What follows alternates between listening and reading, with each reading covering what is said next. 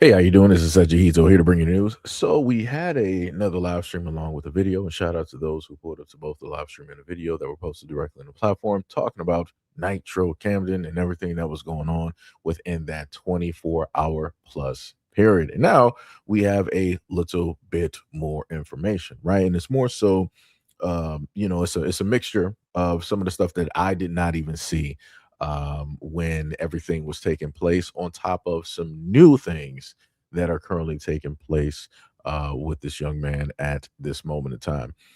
I didn't know, yo, what is up, Tab? I didn't know at the time that the same school, supposedly from his own words, that he goes to, his mom also goes to or works at as well. And supposedly from his own words, his mother has unenrolled him. So the only thing that I messed up on was that from what I was gathering, that he was already pretty much done. He's 18, he's still in school. Right. I'm thinking that, he already, pretty much had his senior year and graduated. Nope, this is his senior year. Right. So then next year, he'll be graduating, should be, class of 2027. Right. So let's take a listen of to a few of these clips and get into it. Hey. This is so Yeah, I know, right? So this is the other streamer Ronaldo, who basically gifted him, not gifted him. He had the whole raid that happened that gave him, the 10K viewers during the time. Like, so the streamer to the right is the one that enabled him to have the 10K viewership, because he entered the stream. He saw that Nitro Camden was streaming. He was like, all right, I got you. Let me toss this your way. So let's listen to this conversation. Yeah. Bro, and I ain't gonna lie, not trying to be like that, but low key, even if I did go to school, I ain't gonna lie.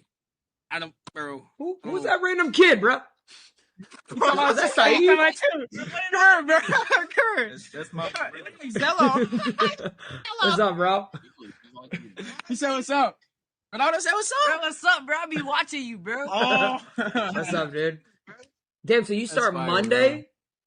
Yeah, bro. But I mean, I think she unenrolled me though. Wait, your mom unenrolled you?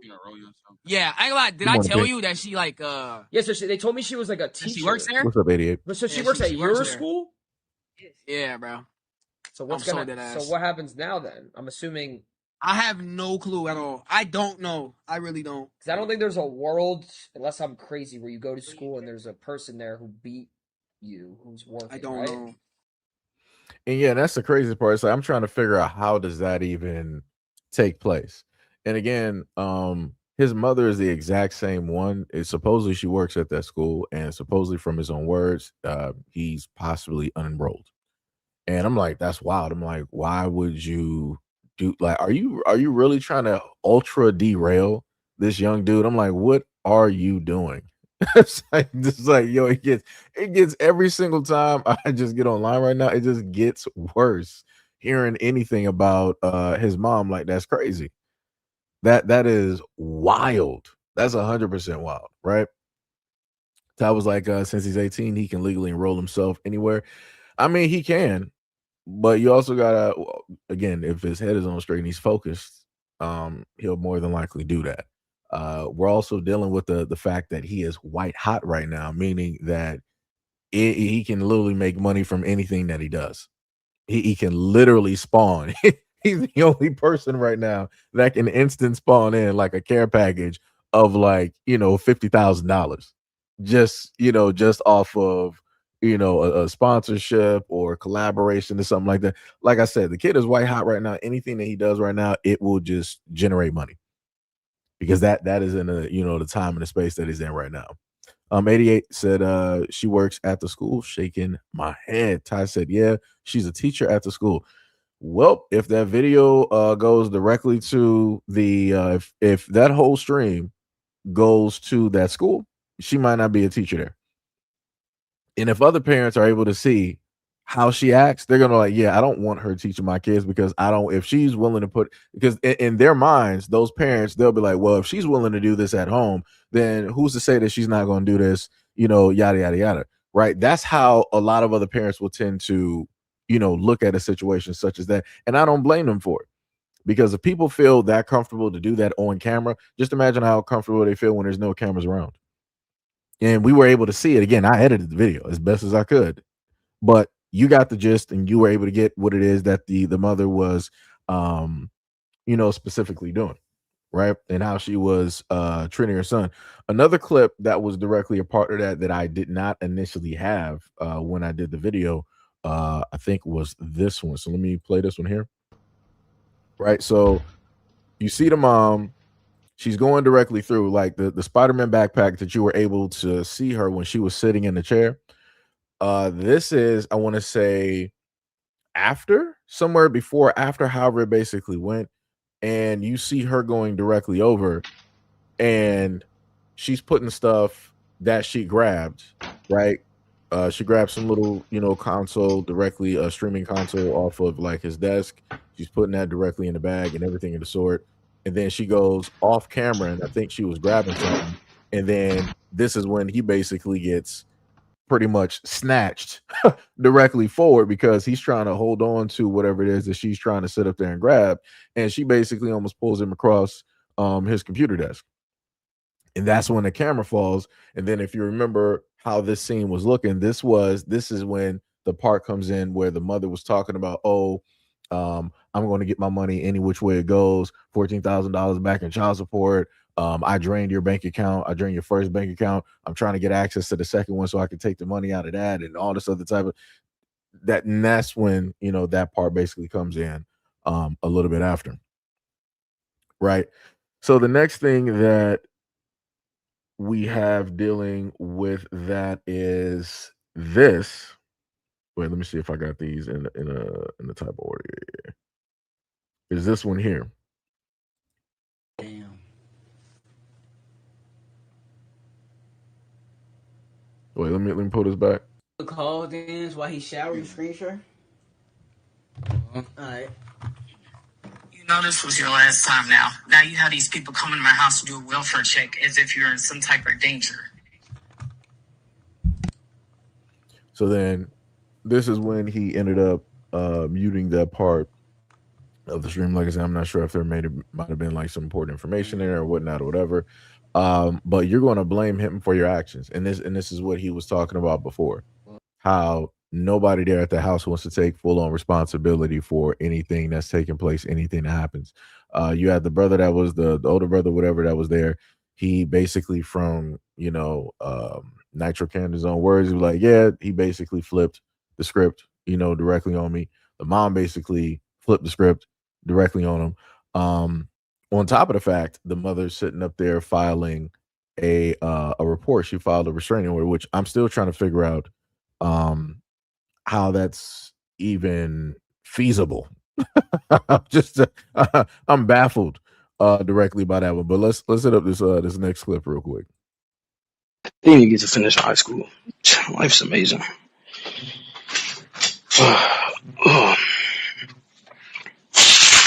So again, this is, y'all want to see how broke I am?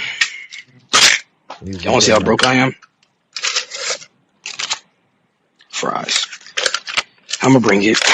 You never know.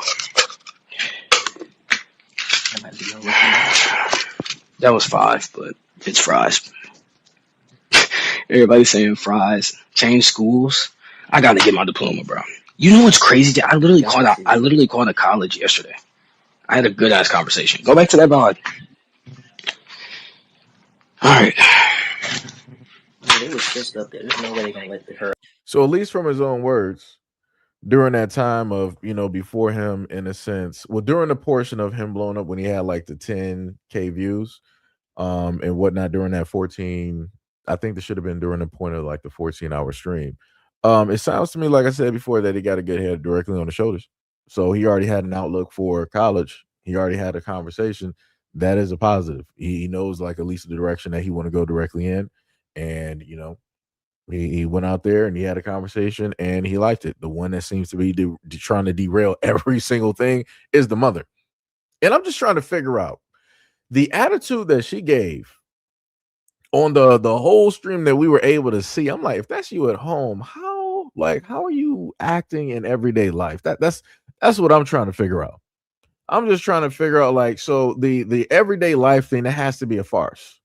That has to be a facade. That has to be a fake. 1,000%. She got to be very great at sitting up there faking and putting on a whole different persona. She got to be very great, or like I said, some type of psychological thing going on there. I don't know. Maybe it's a combination of both. But to me, that's 1,000% crazy. Hey, Shauna, what is up? What is up? What is up? Good morning. Well, technically, everybody, good afternoon.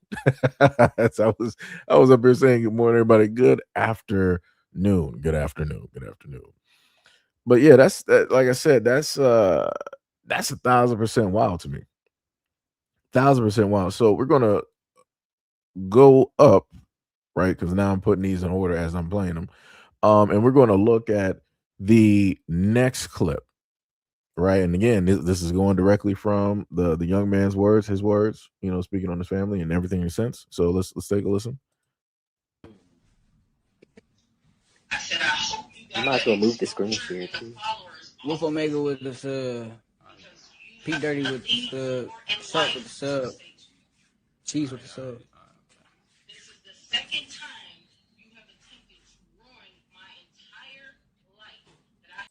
So I want y'all to understand, I don't got the captions on this one because the video that I did for you guys, I actually have the caption. I had to break it up, had to slice it, and then increase the audio. But what the mother was sitting up here saying, because of everything that's going on, she was like, "This is the second time that you've ruined my life." So I'm like, "So when was the first time?"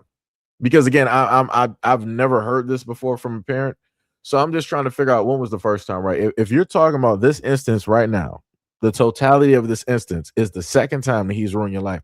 So are you trying to insinuate that the first time he's ruined your life was when he was born? I'm just trying to figure out, because everything that took place was during that 14 hours. That was less than 24 hours. Right? Because at this time where you basically see him like sitting at the computer and his room is like disheveled, that was from that morning around, like, let me say like 3, 4 and whatnot or whatever. Right? And then you can clearly see the daylight, the morning daylight peeking directly through the black shades that he has. So again, it's within the exact same time frame. So I'm just trying to figure out, because she was not very specific on when it is the first time that he's ruined her life. And for any parent to sit up there and say something like that, that's crazy. That's 1,000%. Like I said, I've never heard anything like that in my life. I've never even been around any of my friends to witness or hear anything like that. Like, this is just like, I'm just like, this is why I sit up there and say before, it's like, I'm just trying to figure out why you got women out here that decide to just have kids. I'm like, what is your purpose? I mean, of course, we know it's a money aspect directly attached to it, but you a woman like this and you moving like this and talking like this and acting like this, why have kids? Why not just be single? Why not have no dependence at all? Like, I don't is life that hard? Is life that hard that you gotta basically have kids and lean directly on them so then you can get some money so you can upstart your life and then start doing, like, I'm just trying to sit up there and figure out, because it's not making sense to me. Because why would you want to be the type of person that you are, knowing how you are internally? Why would you then want to share that with a whole nother person that didn't do nothing to you? Like I said, Nitro Camden didn't ask to be here. He didn't ask to be here at all. Not at all.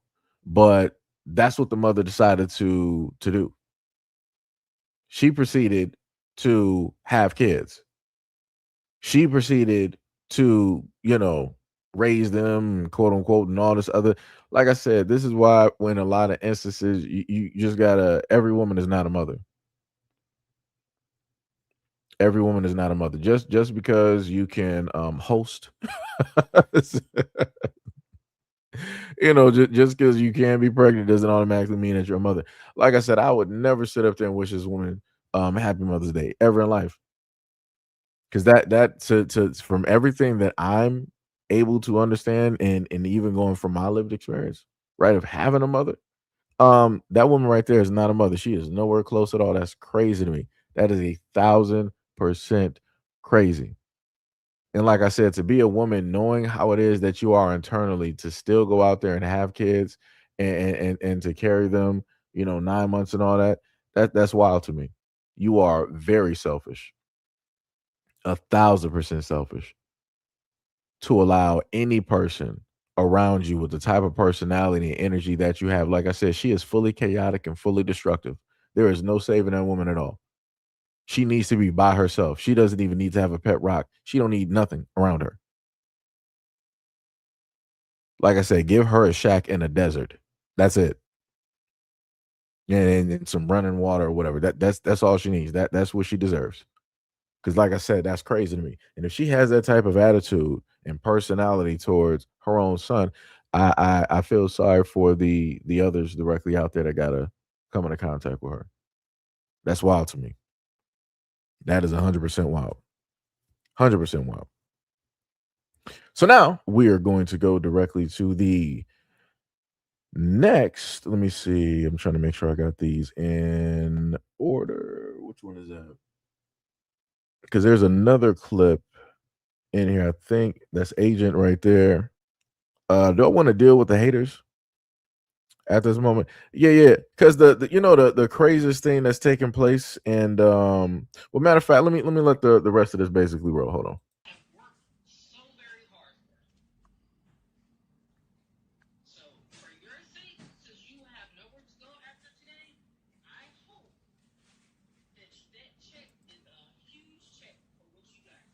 Check.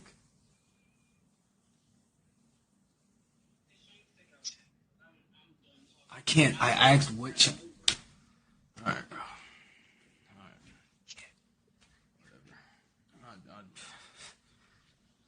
That's the only place I could like Why you go gotta right go to now. Bingo House? Because they're telling me she's trying to file a restraining order on me. So I said, yeah, that's what she said. And they said they're trying to kick me. But I'm saying I need the number so I can go somewhere. I need to go somewhere. Cam. Bro, you're not listening. I need Bingo's number so I can get my. Just stall. Bingo sleep. We need to stall. Man, go. And y'all can't even. Thing is, y'all can't even hear it.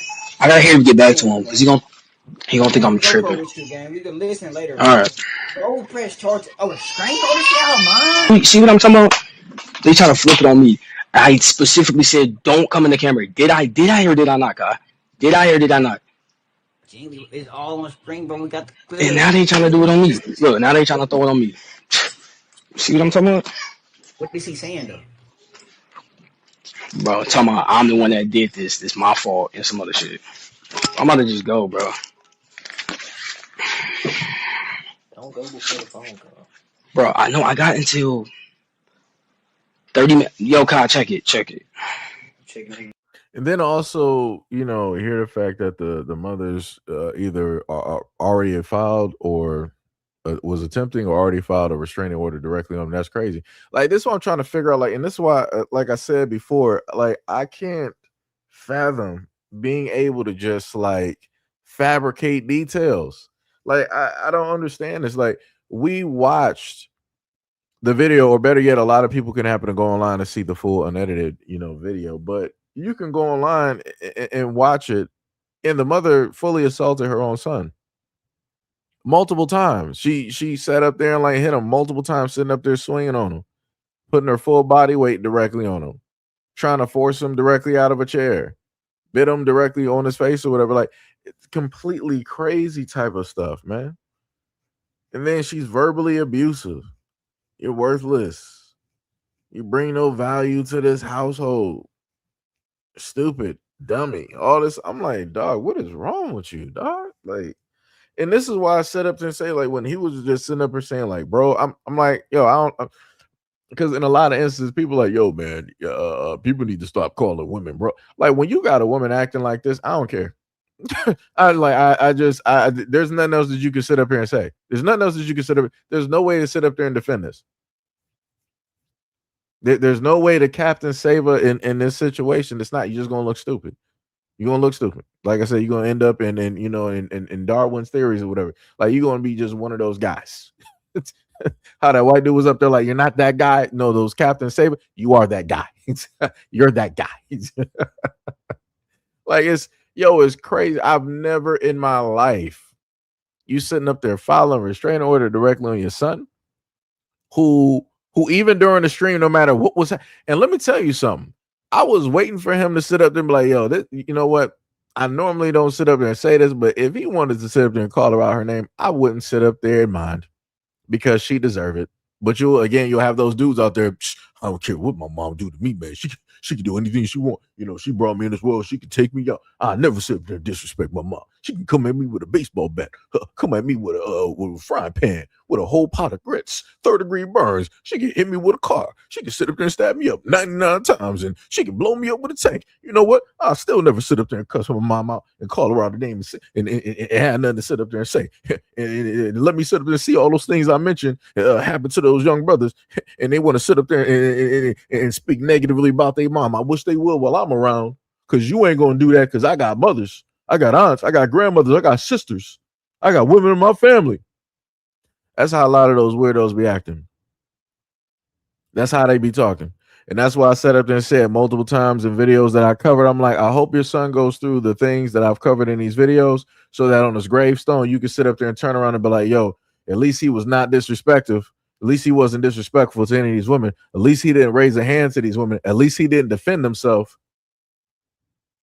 Like I said, that better be on that gravestone. That better be directly on that gravestone, since you want to sit up there and like big up folks not defending themselves when nonsense is happening, when women and girls and whatnot want to throw hands and this, that, and like I said, man, you got a lot of dudes out here that's weirdos. You got a lot of dudes out here that's weirdos. Like it's crazy. Man, oh man, let me tell you. Yo, what's up, Mahoko? What is up? What is up? What is up?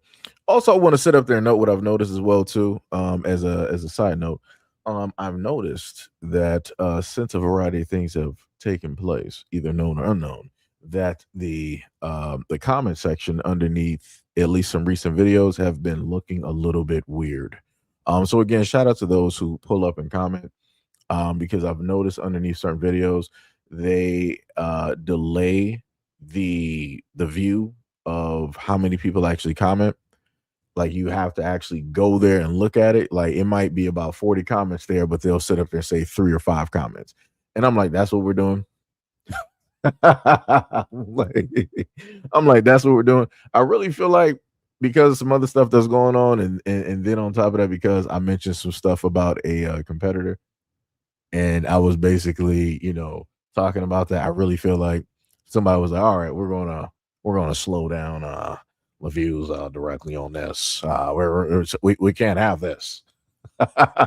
we can't have people on our platform making content and talking about competitors and this, that. We can't let that news go out. We can't have that. We're gonna turn the faucet down. We're going to turn the faucet down. So like I said, y'all watch this stuff happen in 4K. So when you see low views directly on some videos, especially the ones that normally would have a lot of views directly to it, exactly what's going down. You know what's happening. It'd be like that though. It'd be like that. So now we're going to go to, let me see, do I got another? Wait, let me see, which one is this? Like, it's not. Okay, yeah. Okay, so we're gonna put this right up here, and I'm gonna put that one there. I'll save the hater one for later, right? So you got another streamer that's going to talk about this instance, and he's going to bring up a very great question. Fair, bro, that, like, you know what I noticed? I'm gonna say this. As the black community, bro, like, I'm gonna be honest, like, why is it normalized that your parents are so quick to kick you out? Like when it comes to other races, they sit here and they set up college funds, they do all this and that. But the parent is so quick to be like, oh, you turn 18, pay rent, go kick you out, go do this, go do that. And it's like you fend for yourself. But like, that's the reason why a lot of these people have head starts, is because their parents didn't get that head start, so they feel like their kids don't need to get that head start. It's like, oh, I had to pay rent when I was 18, so you have to pay. I'm like, why do that? And I'm not saying my mom does that, but I'm just saying, like, I do notice that in terms of race wise, why do they do that? Like, if you want to break the curse, you have to start somewhere. That's why, me personally, like, I do appreciate my mom, like, understanding, like. So for Bobby, right? Let me know I know you're probably sitting up here trolling, but just for conversation's sake, what do you mean that the parents want you to go to work for a living? Let me know specifically what that means for for everybody here, because it's only a few of us here, so it's just us. You know, let me know what you mean.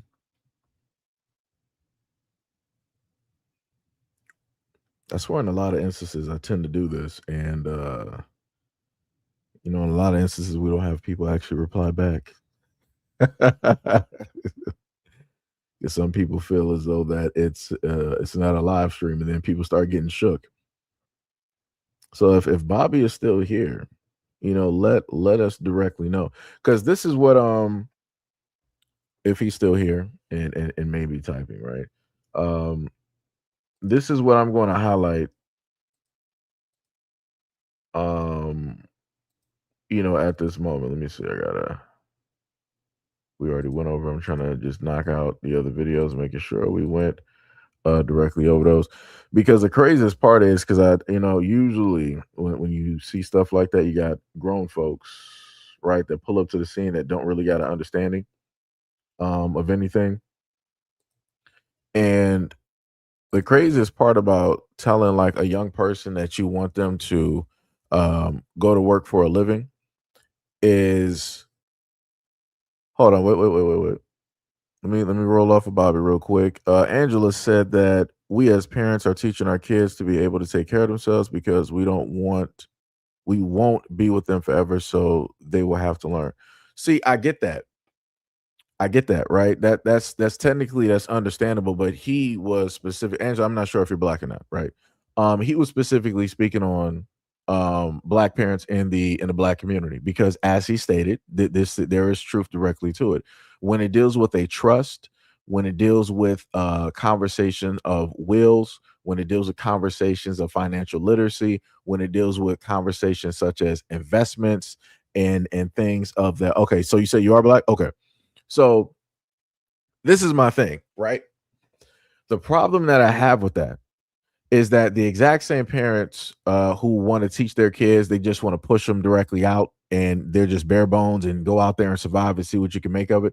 Those are the exact same parents that want Trevor example is oh those are the same parents that as they get older, they was like, I don't want to go into a home, and they want the kids to basically take care of them. And I'm like, I'm a little bit weird. That's a little bit weird to me.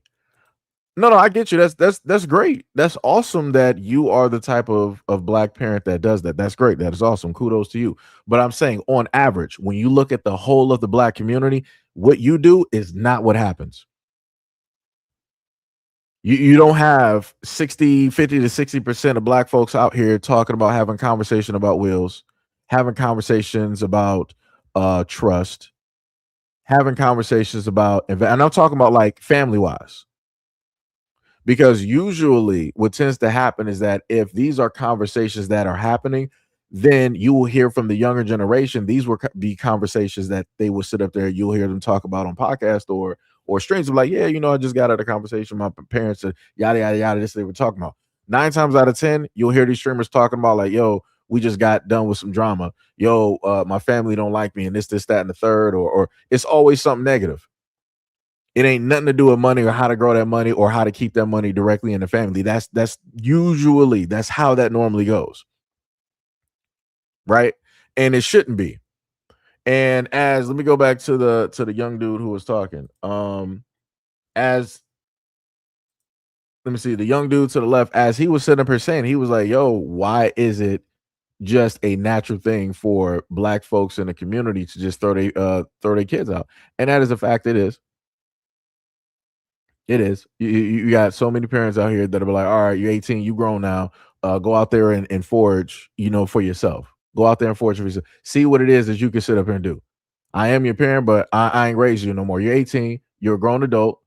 Go out there and get a job. Go out there and get an apartment. Go out there and get a car. And then, matter of fact, on top of doing that, while you're still in the house, if you're still going to be in this house, matter of fact, you're going to be paying. Go out there and get a job real quick so you can put 600 directly on this mortgage. So I'm like within that, I'm like, how are you teaching the kid any type of responsibility? You're not even teaching them financial literacy by enabling them to save. They can't even save properly because as soon as they get a job, whatever little bit of money that they're getting, like this $600 check, that's pretty much all of their money, right? You be like, all right, you got to pay this 600 on the mortgage, and then you're gonna have to give me like 100 a week for gas because I'm the one taking you to work. I'm like, dog, all of their money is gone. All of their money is basically gone. As soon as they get it, it's gone. And I'm like, okay, so if they're giving up pretty much like $600+ right towards the house, so I'm like, so where is that money that you would be pulling out from as an adult? Where's that money that you would normally put there? Where's that going? We're like that's what I want to know, and nobody ever has that answer. But this is when you start to see a lot of those parents be like, all right, I'm about to sit up there and go to like a vacation. I'm about to do this. I'm about to do that. Now, I'm like, oh, you able to afford that stuff now because you basically forced the hand of your child to who is still new to life. You're forcing them to basically pay for some stuff and do this and do that. But then at the same time, if they're paying bills, you still don't respect them. You still treat them as a child. I'm like, yeah, this ain't working. This ain't working. This ain't working. Like I said, the same parents who put their kids out like that early are the same ones. Once those kids become successful, they got their hands out talking about like, yo, I made you. I gave birth to you. I raised you, your whole life. You owe me. You owe me everything. You wouldn't even have this if it wasn't for me. Like, I'm like, what are you talking about? I'm like, every species of whatever on this planet is a parent naturally. Ain't none of those other species with their hands out begging and telling their kids like, oh, you became famous, you owe me money, you owe me payback. Run that back real quick. Like I said, that's 18 years. So you basically rich now. So you should be giving me like $18 million. That's the least that you can do. And even with that, you still can't pay me back for what it is that I did. Invaluable. I gave you life. So really all of that money is mine. Actually, I'm just being nice by, just asking for a little bit. You can't give me a little bit after I gave you life, after I raised you, after I did this, like I said, that's what black parents do. That's what black parents do. And then they wonder why it is that they kids don't pull up to the scene to, really be there for them. They wonder why their kids ain't trying to, buy them a house, buy them a car, take care of their finances and, and all this other type of stuff, retire them early. That's because a lot of black parents out here don't deserve it. And that's the God's honest truth. A lot of black parents out here, and matter of fact, I'm sorry, let me just go over that generalization. A lot of black families do not deserve it. When it deals with, I'm putting it like this, when it deals with this young dude, this Nitro Camden, his family don't deserve none of that money.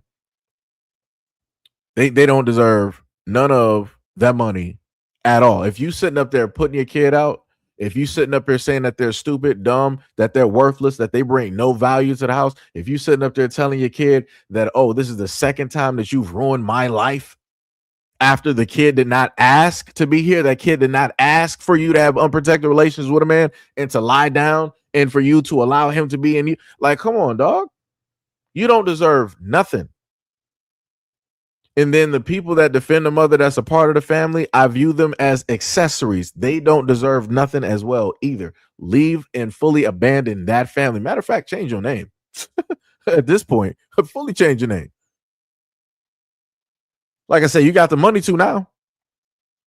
You are officially out there on your own. You got put out to the point where your mom then put a restraining order directly on you, which is crazy by itself because she's the one that physically attacked him. And then on top of that, she's the thief because she stole money directly out of your account and admitted to it live on a stream. And then actively admitted to another crime, which was trying to get into the other account so that she could siphon the money out of that. And then she had, from what I'm able to understand, his identification. He said he don't got no birth certificate. He don't got no ID because she got his stuff. The important paperwork, she got that. So she had his phone, his ID, and his birth certificate. And then on top of that, leaving him broke. So making sure as soon as he left that house, he was going to be nothing. The exact same thing that she claimed to him to be. She was going to make sure that he was. And like I said, she's supposedly a teacher. That's wild. What he needs to do is fully abandon that family. Everybody up in that family. I don't care if he got like little sisters and brothers. Abandon everything, because anything that's a link to them is a link to her. You gotta abandon everything. It's the hardest thing that you'll ever sit up there and have to do, but you will be happy that you did it. Because like I said, if she is the person that she is, and she done made herself and did this and do that, she don't need to have no connections to somebody that she threw out, to somebody that she viewed as worthless, that's not valuable, that's stupid and dumb. And like I said, she's supposedly a teacher saying that to a child. Woo! If she's willing to sit up there again, if she's willing to sit up there and say that to a child, she's willing to sit up there and say that to somebody else's. Like, that's crazy. But like I said, shout out to Miss Angela for, having those conversations and those plans, directly with your family that you got. Like I said, a lot of folks ain't like that. You got a lot of folks are not like that. Yeah, you said those aren't parents, those are opportunities. That's facts. 100%. John Cherish, what is up? You said that is very true. K-Van, what is up? Said facts and darn. Shay, chosen one, said I told my children don't be quick to run into debt, stay home, build savings, get a car, go to college. I never would do that to my babies. I show how to be responsible and how to pay bills. Like I said, that's dope. I just wish that was something that would happen on average when it deals with black families out here, because it's not. Because if it was, then you would see a lot more wealth in the black community, especially by the way of wills, especially by the way of trusts, right? And having like shared equity and different things like that, having financial literacy and such. Like I said, the black community would be in a whole different shape, at least for 40 to 50%, right? Like I said, I ain't saying the whole, but I'm at least for the greater majority, the shape of how we look right now would be vastly different. And I get that some people say, why are you saying this we type of stuff? It ain't no we. I'm like, all right. When they deal with stats, they're talking about everybody. They're not looking at you as an anecdotal black person, like, oh, this one Negro here, he's not a criminal. He looks like one of the good ones. He's the great token. Let's shake his hand and pat him on the head and give him some biscuits. Hello, Toby. Like I said, move yourself directly to the side there, brother. We're talking about everybody else that we know, that when they talk about numbers, when they talk about like the 40 plus million black folks here, they're not talking about like, oh, well, I'm not a part of that 40 million black American. As a matter of fact, I don't consider myself black American. I just consider myself American now. Well, what's up with all this color nowadays? Why can't we just be human beings? What's the blacks? So as the blacks don't want to focus on the color. Like I said, if you listen to those black Republicans enough, y'all know exactly who I'm talking about. Y'all know the folks that I'm always talking about, and they always want to put on the greatest show known to man to basically prove that they belong, that they deserve to belong in a lot of white spaces, which again is crazy to me. 100%. It's just it's crazy to me, But what was it? Black said, like, my parents used to discipline me when I didn't understand my homework. They didn't break it down or nothing. They just magically got a belt and thought a belt would make me understand the subject. Yeah, I know what you're talking about. Yeah, I know what you're talking about. I didn't exactly have that, but I had people in my family that would just yell. I'm like, dog, why? I'm telling you that I don't understand. Like, you're obviously the adult. Like, are you frustrated because I'm frustrated, which is making you even more frustrated because you don't understand this either? Like, for me, I'm like, I'm just not understanding. I fully don't understand now. I'm like, how are you getting angry at me because I don't know something that I wasn't born to know? I have to learn this. You're older than me, so you should know this. So you should be able to find a way to break it down to me, that a child can understand so that I can progress and move past this. But like I said, again, within the black community, discipline be used for everything. And I'm like, yeah, this is why a lot of kids don't even possibly even like education. Or a lot of kids are like, all right, let me just get done with this education stuff. So I'm just done. Like, I don't even want to deal with it no more because of how I was basically taught and treated as a child when I didn't understand something. Like, I'm pretty sure a lot of them, they got a PTSD and everything in the sort. A lot of them got PTSD and everything in the sort. But going back to let me see.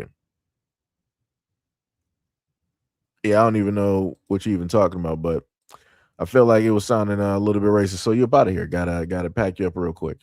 Yo, third, what is up? What is up? What is up? Like I said, as a gotta pack that troll. At the moment in time you start talking about bananas, we're gonna start throwing you to the darkness of the caves, to the cavuses, to the Caucasus, to that deep shadow realm of which you had no candles, no lights. Before the Moors decided to intervene and make your lives better. And like I said, people can try it if we want to. Like I said, we don't really got a lot of people here that's really chatting in the section, so it's easy to just pack you up. Like I said, so at your own peril, you can attempt if you want to be stupid. But anyways, black. I was getting to that. I was getting to that. But the first thing I wanted to get to is this, because I had somebody earlier. Let me see if I can go back to that comment.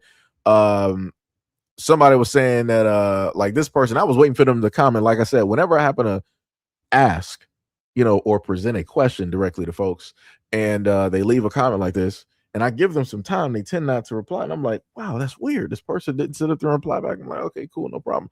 And then I was bringing this up, right? So for this Bobby individual, probably a troller now, but I'm going to use them for an example.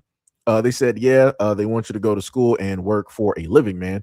And I wanted an explanation specifically on it because I was just trying to get the grasp. I was trying to get an understanding of what it is that you meant, and they didn't want to, right? And this is what I like to tell a lot of people, that sometimes it's good not to go the route that everybody else wants you to go. This young man right now, in about I think during the time that happened, that was about a little bit over 24 hours during his stream. He ended up generating 20K. I cannot give you an average working adult that is working one or two or even three standard issue jobs that within a 12-hour period that they're putting in 20K. You're not showing me nobody. That's a fact. that is 1,000% a fact. You are not showing me no normal average adult. I'm not talking about no somebody with a college education. I'm not talking about somebody that's an entrepreneur running some Etsy or Shopify or selling some clothes or design. I ain't talking about none of that. I'm talking about somebody working at some Burger King, some McDonald's. You working at a grocery store, a gas station. I'm talking about normal jobs that anybody can walk in and get. You're not showing me none of those adults that are pulling up within a 12-hour period, sitting up there making that much money. You're not showing me that. It doesn't exist. It doesn't exist. So for anybody out here trying to tell a lot of these kids, don't chase your dreams, don't do this, don't do that, I want you to understand that you yourself as an adult, you are a failure, and you'll always be a failure. You got a failure type of mentality. These kids right now, 18 years old, pulling in more money than you've ever seen in your life. Matter of fact, the amount of money that Nitro Camden is pulling in right now, a lot of grown individuals, this is their debt when it deals with college. This is how much they owe somewhere in back taxes or whatever it is. A lot of them could not even fathom being able to chase a dream, being able to like do something for 7 years and then it finally pays off. And now this is going to be your career. They could never even fathom that, because in their mind, they'll be like, okay, I go from school here, I go to high school here, I get my diploma, I go to a college, I get my associates, maybe a bachelor's, and then from there it's going to be a little bit stagnant. So I'm going to have to wait it out and work a standard issue job. Maybe it might be a little bit higher paying because I have some degrees to basically state that I deserve this type of money, but I'm not going to be able to actually get a job in my field at this moment. I got to wait it out, but then I'll finally get that job, and it's not going to be the money that you're looking for. You're still going to have to climb up the ladder, and you're still not going to be pulling in 20K in 12 hours. Well, I'm sorry, less than 24 hours. You're still not going to be doing it. You're not going to be pulling in 20K like that. You're not going to be pulling that in. Like I said, this is why at certain points in times you need to start clowning a lot of people. I did, like I said, especially when it deals with older people, you need to start clowning a lot of older people, because a lot of older mentalities need to die off. It needs to go the way of the dinosaurs. They are not the ones that are going to push the future forward.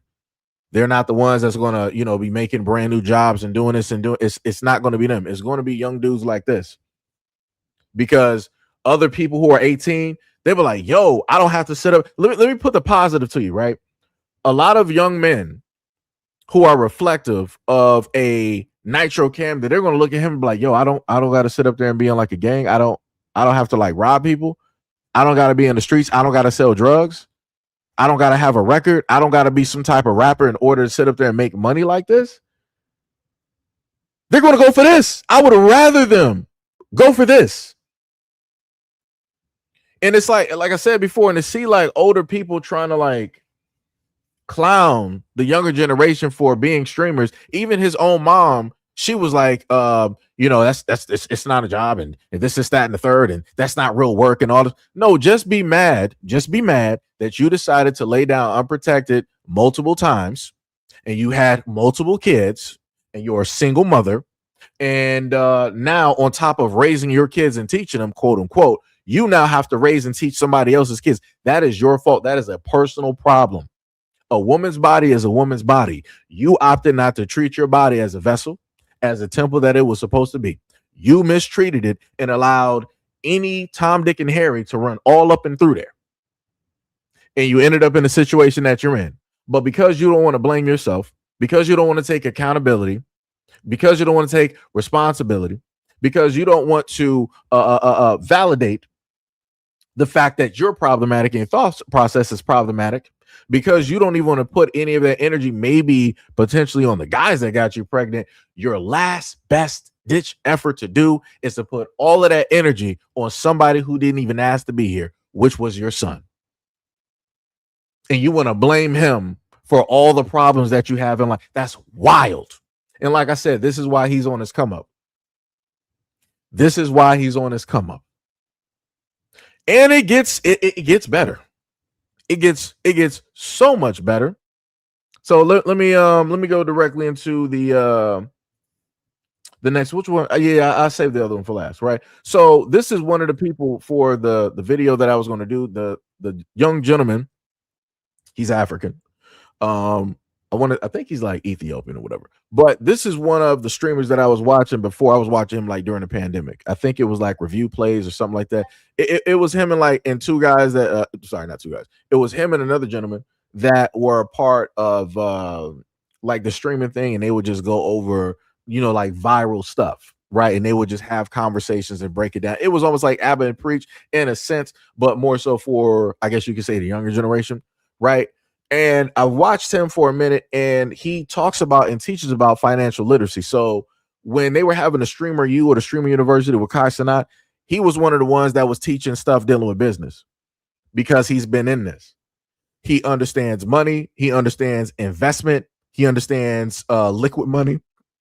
He understands how fast money can go. He understands the how slow it takes to the rate of which it takes in order to gather and generate money, and where you should basically put money in order for it to grow. He had a class directly on that. Now, a lot of people don't know nothing about that, because again, the positive stuff they don't tend to show, because it's not going to generate the views. It's not going to generate the noise. It's not going to be clippable and all this other. It's nothing for people to be excited about. So when you have actual people there who are also streamers that are knowledgeable, and they can actually give a wealth of information, positive stuff, nothing that's chaotic, nothing that's drama or anything like that, it tends not to get showcased. Agent is technically one of those people, right? So you're going to listen to Agent, who is the gentleman to the left, have a conversation with Nitro Camden, and we're going to hear what he got to say. When I get back, I have a brand deal lined up, and how about we find a way to do it together, and then we feel me, we could just split it half, and that should at least set you up, good enough to where like you don't feel too afraid of like what might happen tomorrow. You at least have some sort of like, you feel me? So I hit you up, and then also then you could use that as like now when brands hit you up and stuff like that, you could be like, I did that with Agent and it went really well, and the brand loved it and stuff like that, and then you could start building your portfolio that way. So like it's one thing to rely on ads and shit like that, but which is nice, but it also is nice to, you know what I'm saying, you do a little brand deal in this department to do, so you do some gaming stuff, so the gaming brand deals hit. I'll be honest with you. Yeah. Actually, hold on. See how that works?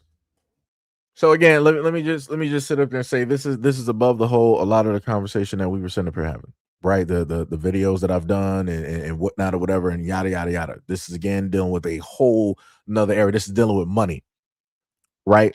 And this is the other thing that I set up there and told people before. When you got people that are about money, they talk about money, right? There are levels to what it is that people conversate about and talk about every single time.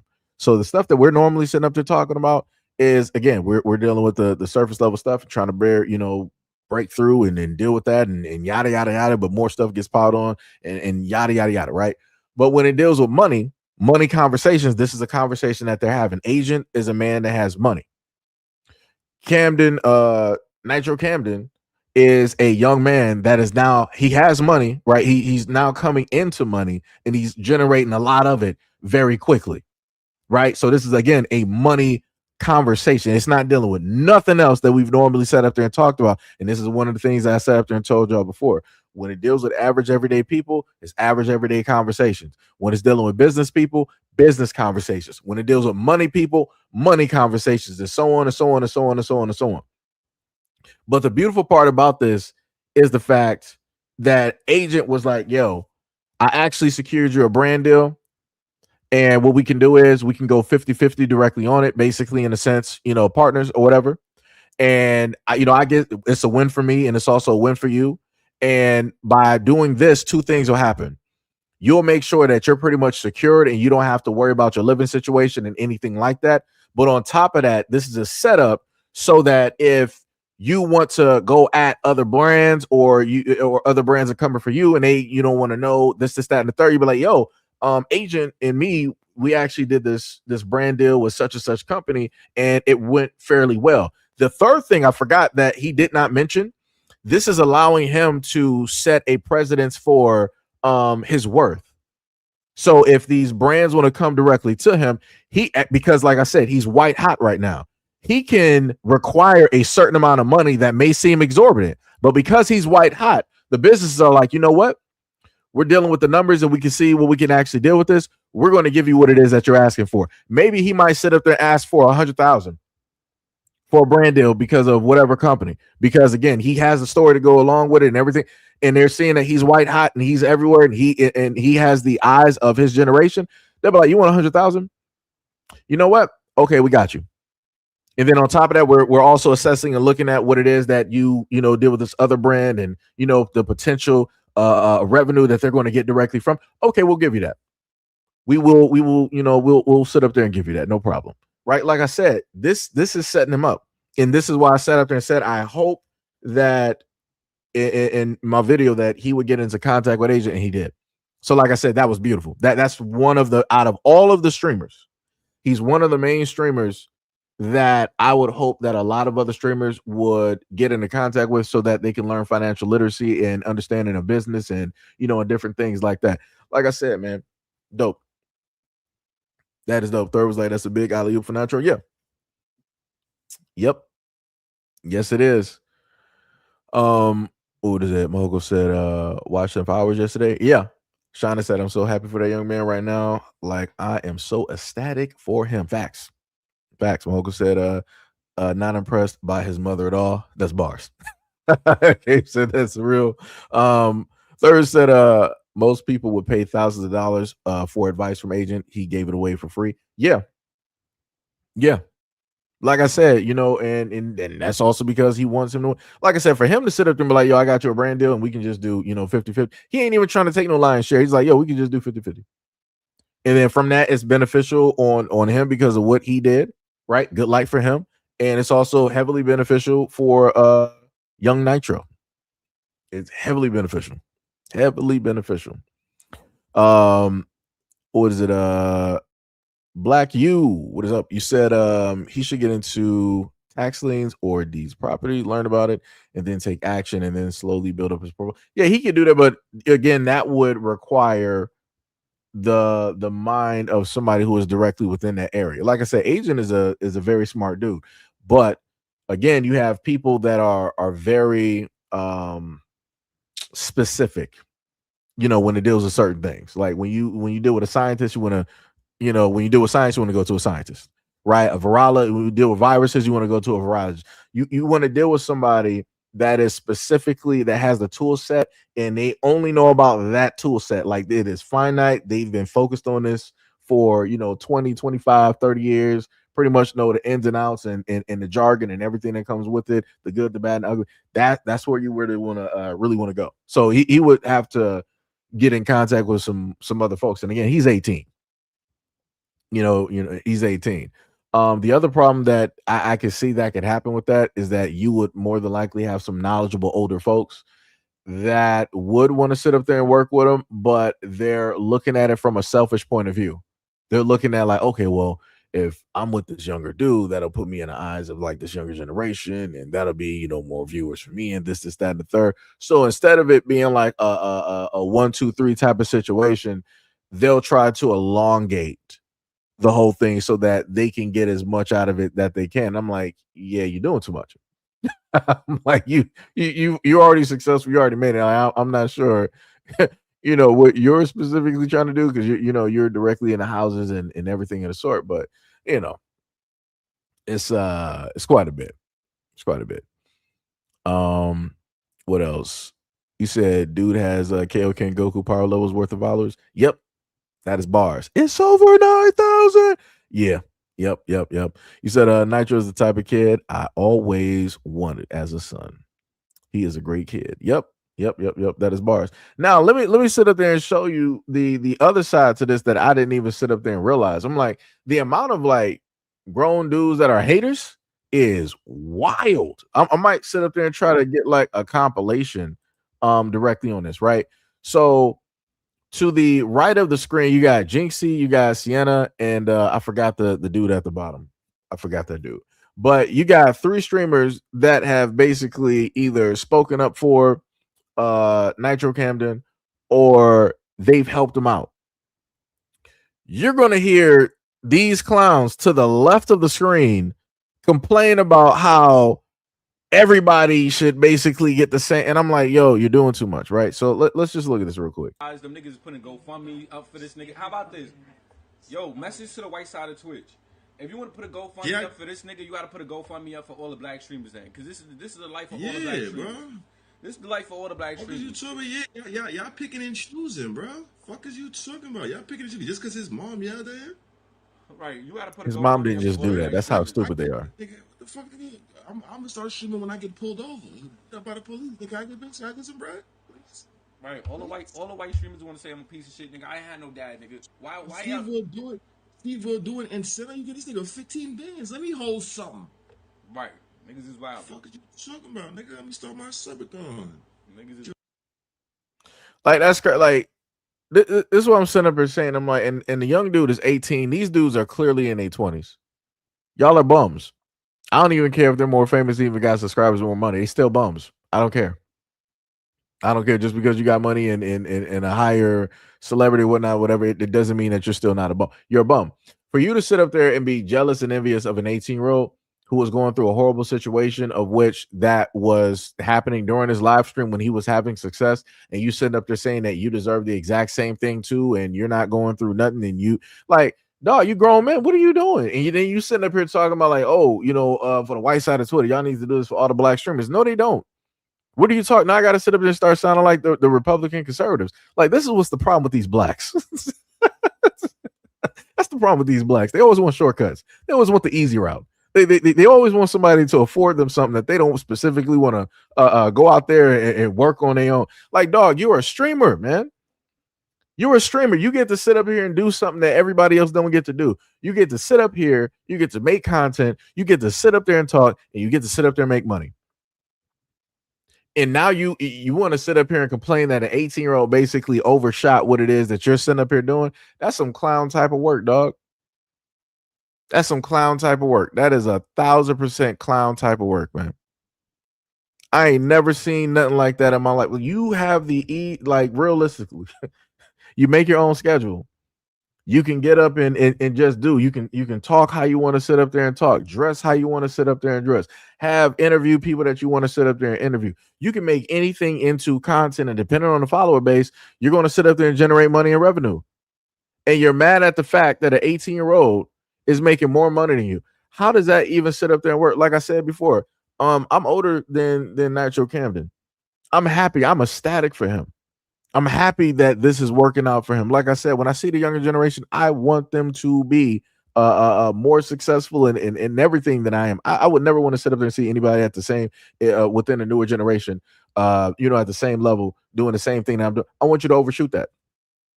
I want you to sit up there and do better. Maybe it might have been a time that you might have looked at me, but like, yo, I want to do the same thing. I want to see you overshoot that because now it's my turn. It's like, yo, I see what you're doing. I want to do what you're doing. I want to be where you at, right? Because you sat up there and overshot it, and you put it into a whole nother field that I wasn't even focused on at this moment in time. My eyes are now open. That again, like I said, I can only speak for myself. That is my mentality, right? For these clowns right here to be, doing this podcast, whatever it is, and this is how you talking on an 18-year-old, like, yo, y'all bums. You are straight bums. And the people that follow them are bums as well, too. Like, if you subscribe to that type of nonsense, like, dog, I don't know what to sit up there and say for you. Our outlook on life is bleak. Like, that is 1,000% wild, dog. You really out here getting mad and you sitting up here talking about like, yeah, one of the streamers, like you just sat up there and gave him some money to hold. It's like, yo, give me some money. It's like, yo, what you mean? Yeah, like, what? What are you talking? So you mean to tell me at your grown age as a man that you couldn't sit up there and figure out a way to get like 15? You mean to sit up there and tell me that you've been sitting up there doing all of this social media stuff and you ain't never seen like, 9, 10, 15, 20, you ain't never seen nothing like that? Or at least over time, like you're doing it wrong. There's something about your content and specifically what it is that you're doing. If you ain't seen that, you're doing it wrong. You're doing it wrong both ways. Number one, you sitting up there talking negatively on a young up and coming dude and the money that he's making and being jealous and envious of that. Like I said, that's a personal problem. You're a grown man. You should be able to figure that out. Work on that. Work on yourself. Work on your content. Get that better or go into a different niche. Start doing something because hating ain't going to sit up there and do it. Like we're not in. There used to be a point in time on social media where people can pull up and just automatically make a channel where they just start hating on a lot of people, and that'll generate a lot of views and money. Now it's a very niche area. You got to be in like some gossip column type stuff in order for that to really fly. It's not even really flying when it even deals with corporations and businesses. Like people really ain't caring about that. People are, as a lot of people want to overuse the word, they're fatigued when it deals with that. So you better sit up there and figure something out. Like it's not going to work. It's not going to go how you think it's going to sit up there and go. It is not going to go. And especially you're dealing with an 18-year-old who is up and coming and everybody was able to witness for that 14 plus hours what happened to him. Yeah, you're going to end up having a lot of haters directly on your side. And that's not really going to generate the money that you wanted to generate. It's not going to be as beneficial as you want it to be. Like that's crazy to me. Yo, third was like my Twitch account, still getting followers, and I haven't streamed since 2022. Those guys just suck at streaming. Yeah, like yo, it's wild, and this goes back into the other thing that was stated before. Like on top of the fact that you got black parents that want to push their kids out of 18, you got folks. This goes back into something that I mentioned before over the years. You got black folks in the black community, but more specifically, you got black men in the black community that will hate on the success on either other black men or younger black guys out here. And I'm like, that's just weird type of behavior. And that's dangerous type of behavior because all of that that jealousy and envy will start turning to violence real quick. Because these will be the type of guys that if they were even around him, they would try to sit up there and try to clown him or try to make him seem small or try to knock him out of his square or something like that, so that they can be directly in the light. Like it's weird type of behavior that dudes like this will commit directly to. Even if it's not dealing specifically with streaming, you can even take it to real life. Like too many instances, you got older dudes out here, they'll see somebody young, they'll want to, bump directly into them, shoulder check them real quick. And then when a person doesn't respond because they deliberately decided to shoulder check them, they was minding their business, then the older dude want to turn back like, you're not going to say, excuse me, you didn't see me, here walking, you're not going to apologize, you got a problem with something. Like it'll be that whole, like I said, they like to sit up there and start a lot of stuff because they don't got nothing. A lot of them are bums. A lot of them are bums. And like I said, the women that deal with those type of dudes, y'all bums too. Straight bums. Y'all might as well come together and create a homeless shelter for other bums. Bum-minded and bum-like individuals. Like I said, it's completely chaotic energy. It's complete negative energy that we don't need. This is why it is hard to see a lot of folks in the Black community actually flourish, because you got too many folks out there that want to try to like cover or snuff out that flame. Like, it's wild. It's 1,000% wild. Like, never in my life. Like, yo. Mahoko said Nitro Camden is a litmus test. Tons of goofy Negroes hating on him is hella weird. That's bars. Shauna said why they hating on him. They are grown men, and what in the world with it? No. This is why they hating. That's why they hating. That's that. To Shauna. That, hold on. Let me highlight you real quick. This is why they hating right there. The question as you presented. This is why they're hating directly at the bottom. They're mad. They're jealous. They're envious. They be like, yo, I never sit up there and seen money like that instantly out of all the time I've been streaming and yada yada. Yeah, I never seen money like that just instantly just like fall into my lap after out of all it. But I mean, it be like that. It is what it is. Like I said, glory to the winner. Like I said before, I'm ecstatic for him. 18, and you sitting up there, you basically about to, you're not even 19 yet. And you got 19 on the screen. What? It's like, dude, like, do you understand? Like, yo, that's powerful. That is powerful right there. And like I said, he's partnered on 2 platforms. They literally let him know, told him like, hey, you partnered. We got you. Keep going. Like I said, yo, as well. Like I said, I know why they mad. I know what they meant. And that's why I set up to say a lot of grown dudes like this, they're goofies. A lot of grown dudes like that, they're the reason that a lot of these young dudes, they're no longer here at this moment in time. Because those will be the main ones. They'll sit up there and see them and be like, he think he's something about to sit up there and show him. We about to fight about this. Huh? What you talking about? Fight about what? I don't nobody know no anybody. What we fighting for? What are you talking about? Or then they'll take it to the real end of the example and they want to sit up there and take somebody's life. So like, yeah, we about to fight over, this popularity. We gonna really sit up there and see how popular you.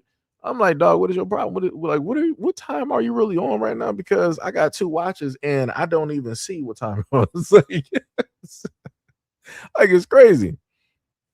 Yeah, it was like they have the mentality of OG gang members recruit children for a dead end lifestyle because you see their light and potential. Yeah. Yep. Sean was like, says you're so right. It's very much a clown type of work. Yep. There was like, if you're charismatic, you will get viewers naturally. If you beg for followers by hating on Nitro, they deserve to lose their followers. That's facts. Shay Chosen said, people like that, I call them crabs in a barrel, just hating for no reason. It's called jealousy. That is facts. What was it? Black You said, I don't trust dudes like them. They're the type of dudes that you need to keep at a distance. You need to keep them light years away. It's a light year. I'm talking about like the Andromeda Galaxy. I'm talking about deep sea in a Mariana Trench. Like, they don't need to be around nobody. And watch, just because a light is shining on you and they're in the dark, they will throw a rock and have you in the dark as well. That's true. Yo, what is up, Gail? What is up? You said, now do y'all see why slavery was so successful? That is facts. Gail also said, as hard as we have it, we ought to take any win that we can get, whoever it may be. Bars. What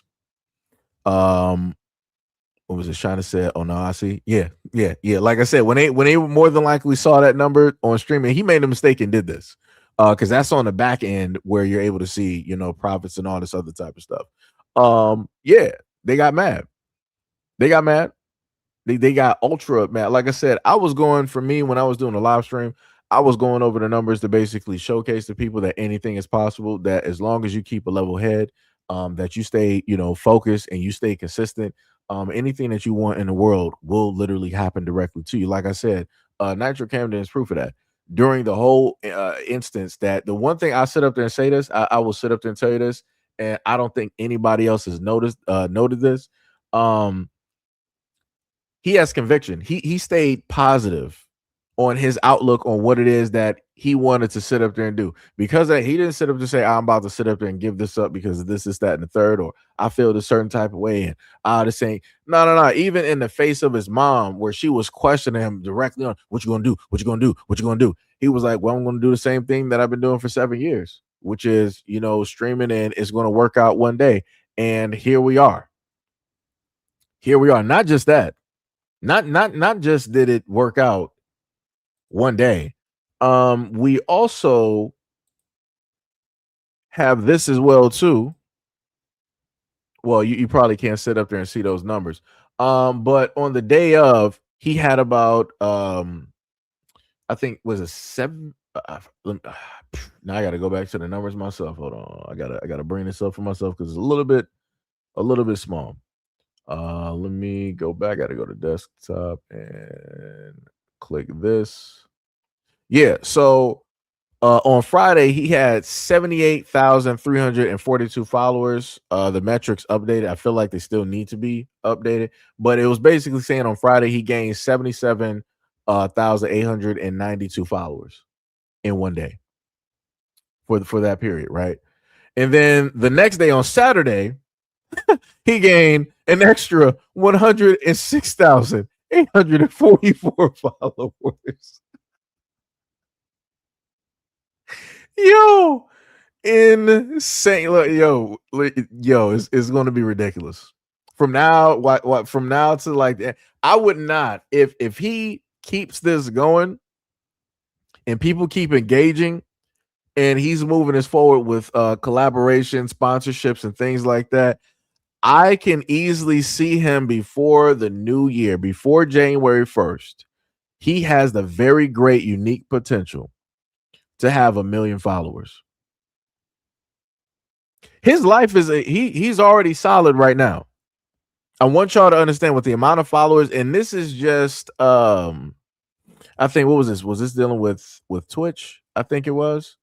I forgot. I think it was Twitch. But he's already with this much on Twitch, he's already solid.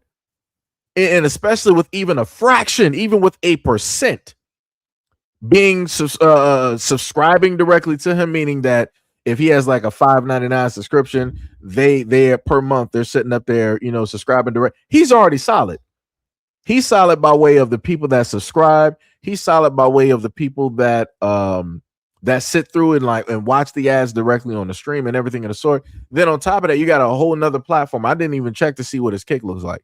Like it's like I said, this is it's insane to sit up there and see this. But I'm saying it's insane in a positive way. But it's going back into what I stated before in that live stream where, no matter in the face of whatever negativity that you got to deal with in life, as long as you stay positive, you look for that silver lining, you stay focused on what it is that you want to sit up there and do, even if it's like your own family, it can be a girlfriend or boyfriend, it can be a fiance or a wife, no matter what it is.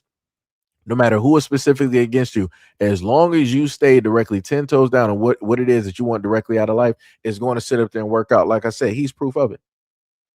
He is getting everything that he's more than likely been waiting and wishing on for 7 years, and slowly but surely walking towards it. This is when I told people before, where I tried to explain to people, right? And again, not getting like religious and none of that other type of stuff, right?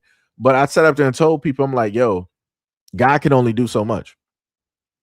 And when you explain it, you tell people that, they try to assume or make it seem as though that you're saying that, oh, you're making it seem like God's power is limited, that he's not the whole end all to be all, that he's not. I didn't say that.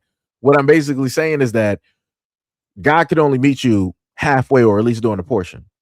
The greater majority of the walk of life that you got to do to get to any success, to get to any money, to get to your dreams, your aspirations, or whatever it is, you have to do the greater majority of that walk in order to do it.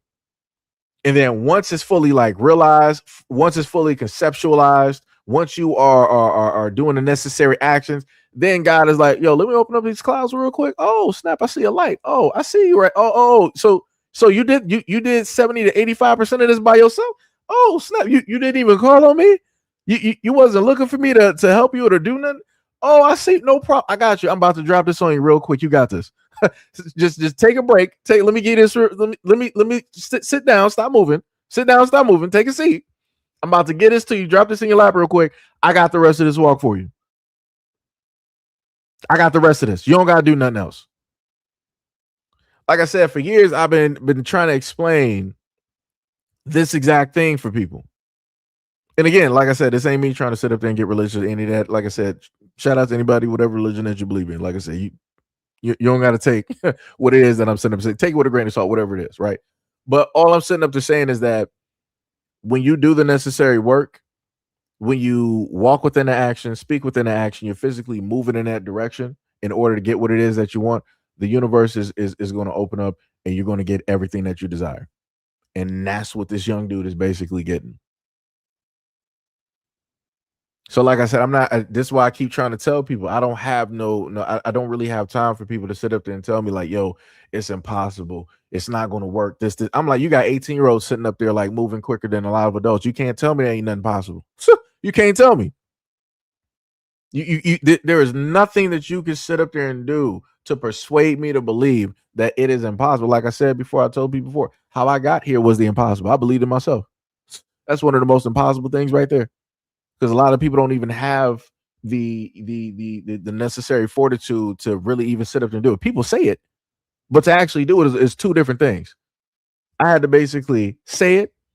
I had to do it. I had to walk within it.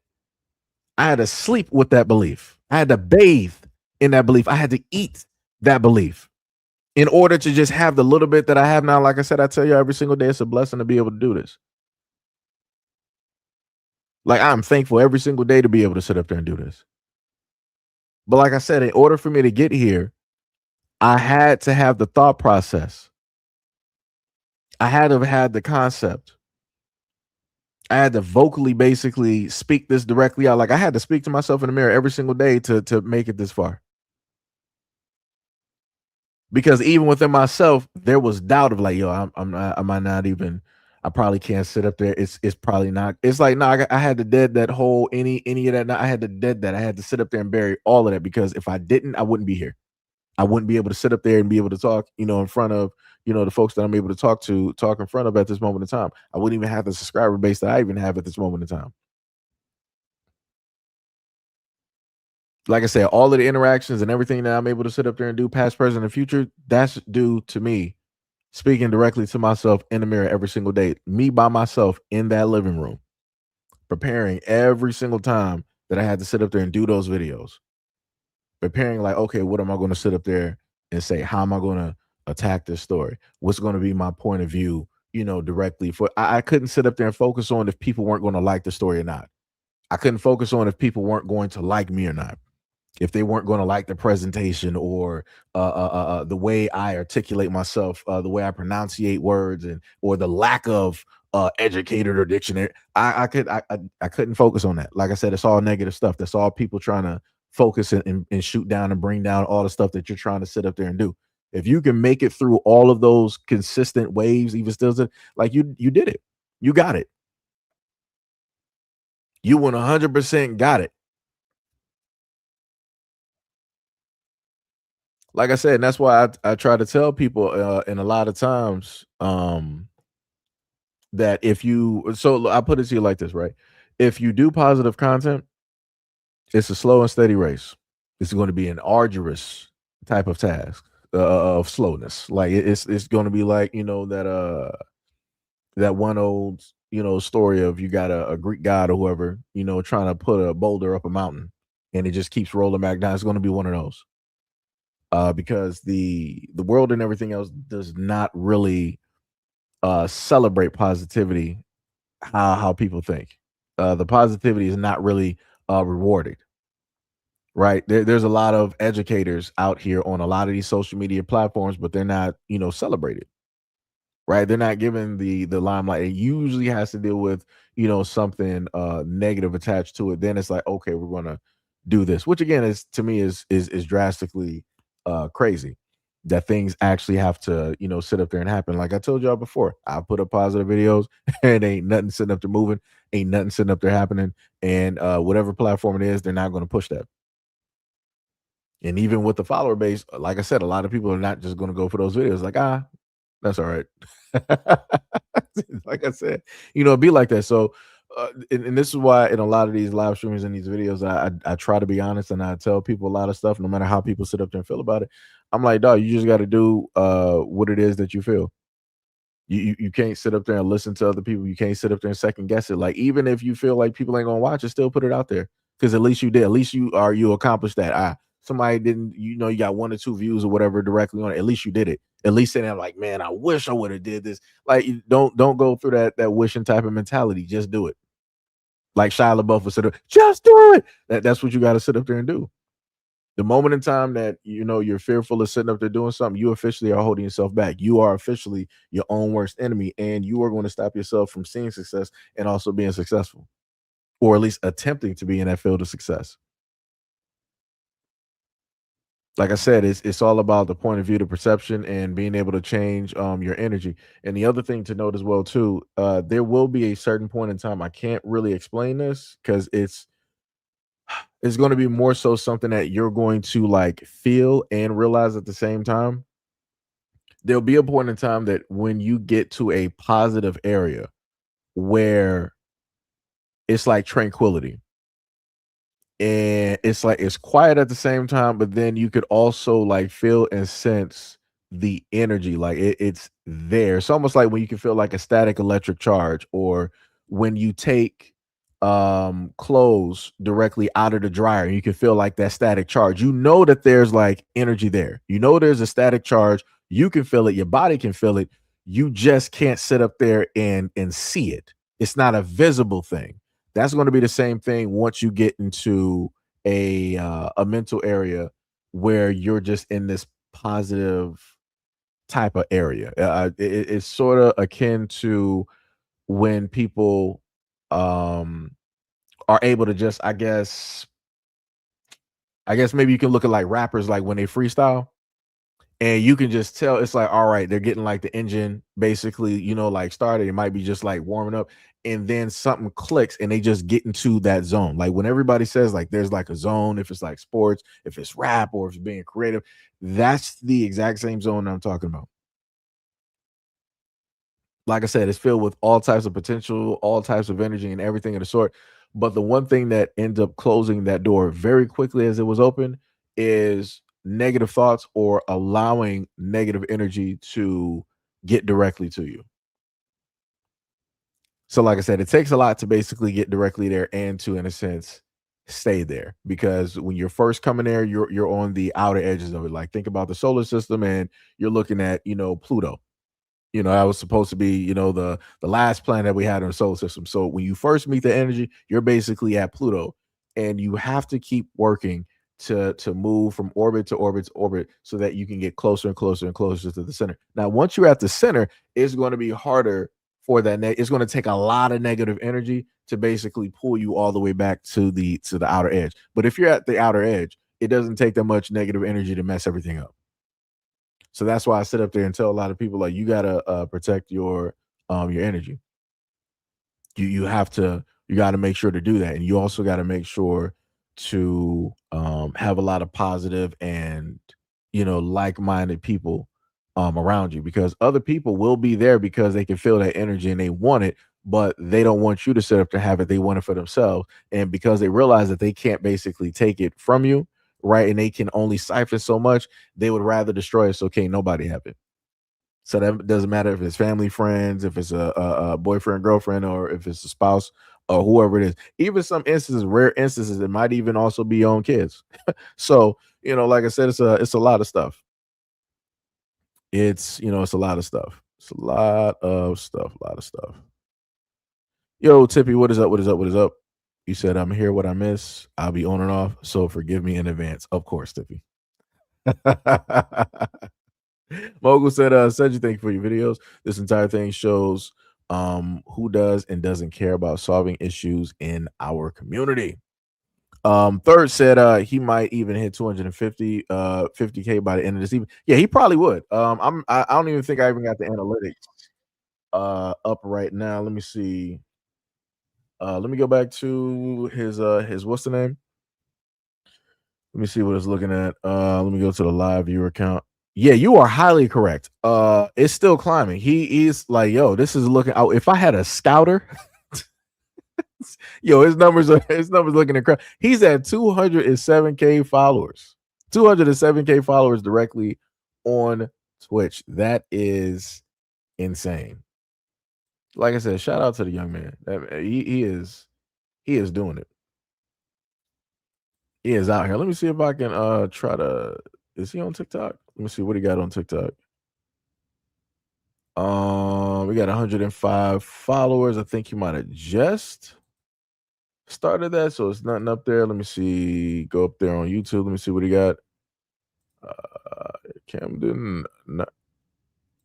Wait, somebody literally made a channel called Camden Nitro News. That's crazy. That is wild.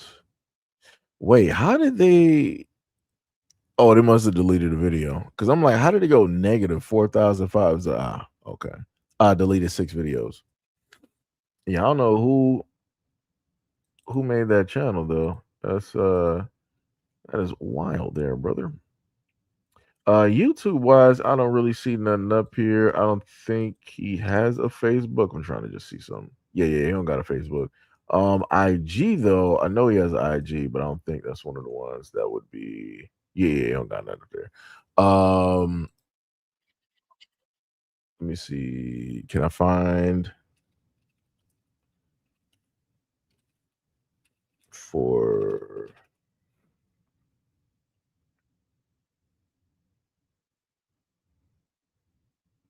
Let me see. I'm trying to find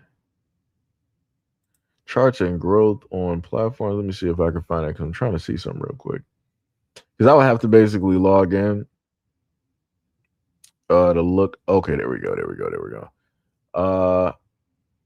Oh, this is just like growth charts. Huh. Free analytics. Funny enough, I actually stumbled on something. I can use this a little bit later. Let me make sure to bookmark this. I just found something. All right, we'll have to look at that a little bit later. I'm trying to. Well, maybe let me just type in kick. Let me just do that.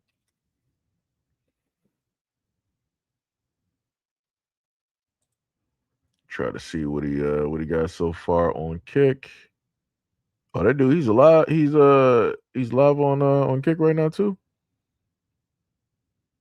This man. This man, yo, just he got 16 point. He basically got like 17K on kick. That's dope. This man sitting up here just getting like dressed and everything. That's crazy. Yo, that's wild. Let me tell you. So yeah, third, you are correct. He'll probably have 250 by this evening. Yeah. Yep. Buffy said, "Y'all do know that the game is rigged." So what game are you talking about there? What game? What game is rigged? And he said he got over 3K. Let me see. Tippy said, "What's going on? What I miss?" Sure hope so. 3K subs and climbing, and he'll be all right. Angela said she mad at him, worried about him getting money and jealous. Oh, you talking about the mom? Yeah. Hey, what is up, Miss Griffith? What is up? Much love, respect, and appreciation. What is happening?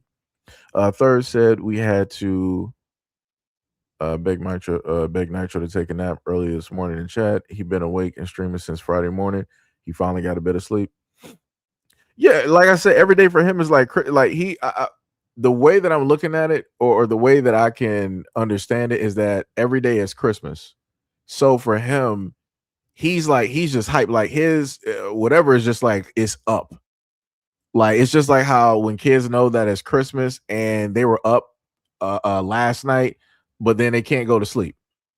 Like it's impossible for them to sit up there and go to sleep because that excitement, like everything is just running at that moment. So they're just up. And a lot of parents are like, yo, you need to go to sleep. It's hard for them to go to sleep with all of this adrenaline and whatnot basically going. It's like, yo, it's Christmas, it's happening, da da da da, Santa Claus and rah, rah, rah, rah, that type of thing. So I feel like that's how it is for him. Tippy said, who's hating on the white folks? Nope, it was black folks. Ty said, and it came at the cost of your hairline. Ty was like, for everything that you ended up getting, Cedric, what did it cost you? Everything, include my hairline. This man making it seem like I'm Professor X. Now, if you would have seen me prior before, it was like, yeah, I sat up there and just like, shaved off, and I was walking around, bald, for a minute. So it's like, yeah, I was walking around like that for a minute, which I didn't mind. It's like it was fine for me. Like either which way, hair or no hair is, it's fine. Ms. Griffin said positivity only. Shauna said, and I hope that his mother's seen all of that and he got that money doing what he is doing. I hope his mother seen all of it. Bars. Shout out to D Love. What is up? What is up? What is up? What is up, D Money? What is happening? What is happening? What is happening? Let me see. 88 said, just do it. Yep. Shia LaBeouf. Black U said, yep. People, the majority of the time, follow people who talk well versus the people who are doing the work. That's another problem with the community.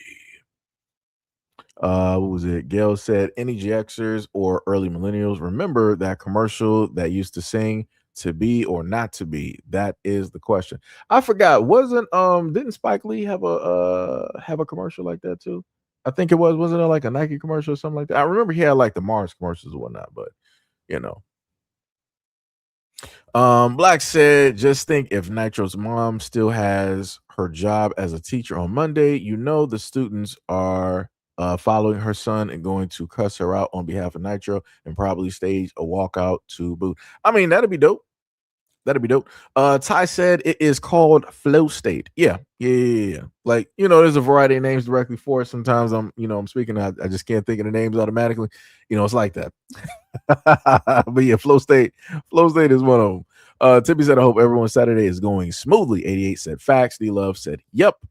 Shout out to 305 Iceman for the 10 jewels. Much love, respect, and appreciation. Much love, respect, and appreciation.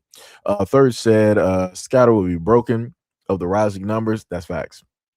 Ty said, my day is very slow. How about you, Gail?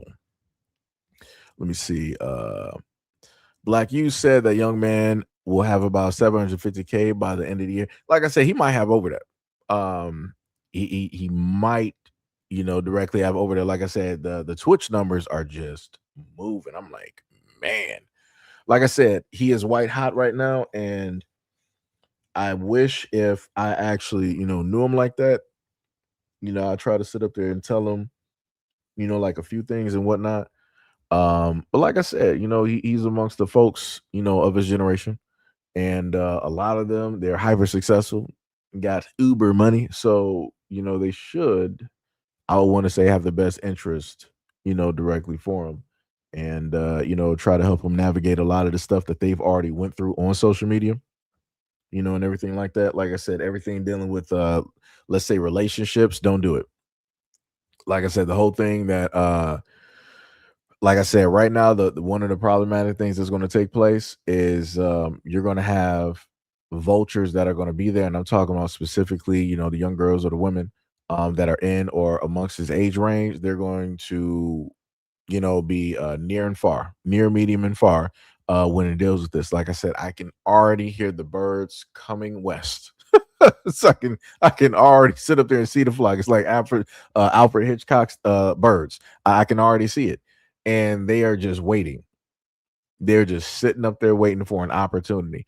And it's like I'm hoping that he just stays focused and he ain't messing with none of these girls about here because they all trifling. There's, like I said, the only ones that's different are the ones that are level-headed, that are about business.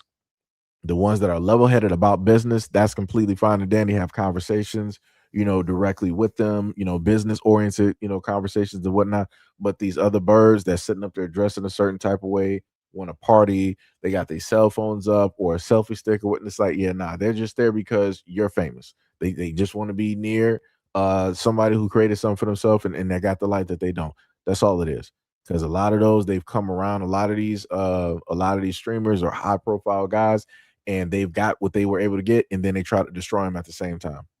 And then they want to turn around and play victim, and now they want to come out with this tell-all type of like podcast and these parts 1 through 3s on TikTok and all this other type of like, yeah, dogs. It's not even worth it. The other thing that I said up there and said before is that tighten up his circle, and that he needs to make sure that he don't got no type of like knuckleheads or whatnot directly around him. Because what can easily happen is that an associate or a friend of his can end up doing something, and then what the headline is going to read is that Nitro Camden did such and such, and it was this friend, and then they'll sit up there and put the girls right. They'll sit up and start putting titles like that, trying to make it seem like it was him, but it was not him. But because the person is associated, they're going to line that directly up because they know it's going to draw the eyes where people are going to come for the headlines directly for and everything of the sort. So you got to be very careful of that. Tighten up your circle. Anybody that is detrimental to the brand, you got to sit up there and part ways real quick. It may sit up there and hurt, but you got to sit up there and do it. You got to sit up there and do it. You cannot have risks directly up out here, especially when money is directly on the table and you got a nice amount of time to sit up there and go directly for it. The other thing I said up there and stated before, because I'm thinking about the video, is that this would be a time to start up for the like-minded guys that are amongst him, like a RDC type of thing. He could like start something up like that. Like I said, he is white hot right now. This would be a great time for if he got some friends that want to be content creators and they funny or they got some entertainment factor, start doing some collaborations so that they're streaming with him, and then they're also streaming on their own platform and stuff like that. Like I said, throwing lobs everywhere. You get a lob, you get a lob, you get a lob. Everybody, get a lob. So that'd be a great way to sit up there and do that, to share, that type of thing. So everybody is invested and everybody knows what's up and what's happening and how it works. And everybody's learning together. Sort of like what Shaq did with like his friends, where he literally paid so that everybody can go to school, I think, to get like a master's or something like that, like something crazy that Shaq did. And I'm like, that's wild. I'm like, that's incredible. Like I said, Shaq has done like it's a lot of stuff beyond the stuff that people want to normally say about Shaq. There's a lot of things that I respect about how Shaq moves with business and money, that I wish that other folks would basically implement, and happen to do. Let me go back up because I was missing comments. Let me see. Scott will be broken. Productivity, young man. Let me see. Shauna said, and thank you for putting this out there for us to see. Thank you for making us aware of it. No problem. No problem. You said Tippy said black folks his age. Yeah. No. Those the men that were jealous of him, they were older. He's 18. Those dudes got to be like mid-20s, probably almost to like late 20s. Like something crazy. Like they too old to be doing that. Too old to be doing that. Ty was like, said you want a feel good story? Not at the moment, because we got some more stuff that we about to look directly at real quick. I mean, I'll still take it. I'll still take it. D Love said his mom needs to be arrested and she assaulted him. She did. The 88 sent up here rolling in chat. Shout out for the 30 jewels. Ty said clutch, and this man threw like a happy poop emoji in there. Shout out for the 10 emojis. It's like I know exactly what the happy poop looks like because I've seen the emoji directly on my phone and on Discord, and I'm like, this man really put that one out there. It's crazy. Luckily, it's not the animated one. That'd be even, like funnier. Third says someone said Nitro is IShowSpeed alt account because their life is so similar. I bust out laughing. The craziest part is the dude Jinxie, he broke down one thing. He said the main difference that took place was that it was like, IShowSpeed's mom, she wasn't supportive, in a sense, not really in a sense like their form like that, and threw him directly out. But she didn't sit up there and put hands directly on him.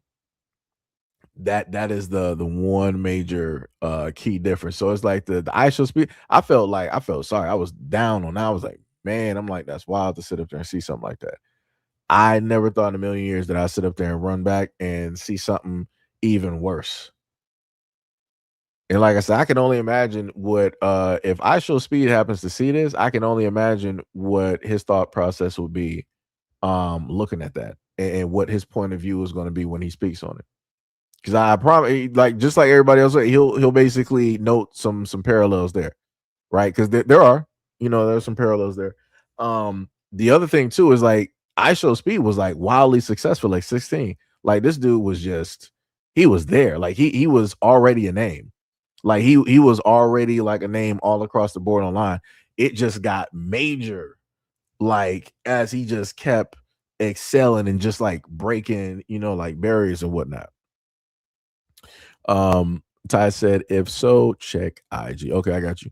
Black said it was bad for real, but people was roasting with love. I mean, I didn't see like the I'm not sure if you were talking about I Show Speed or if you were talking about Cam. I think you might have been talking about like I Show Speed. It was like, yeah, if you're talking about the I Show Speed, I think I might have seen a little bit of that, so I understand what it is that you're referring to and talking about. But yeah, you said what happened to him was bad. Yeah. So now, let me see, making sure that we went directly over these videos. So now we're about to sit up there and look at some nonsense here. This was going to be a standalone video that I was going to have for you guys a little bit later. Let me take these videos directly down. So let me tell y'all something right quick, right?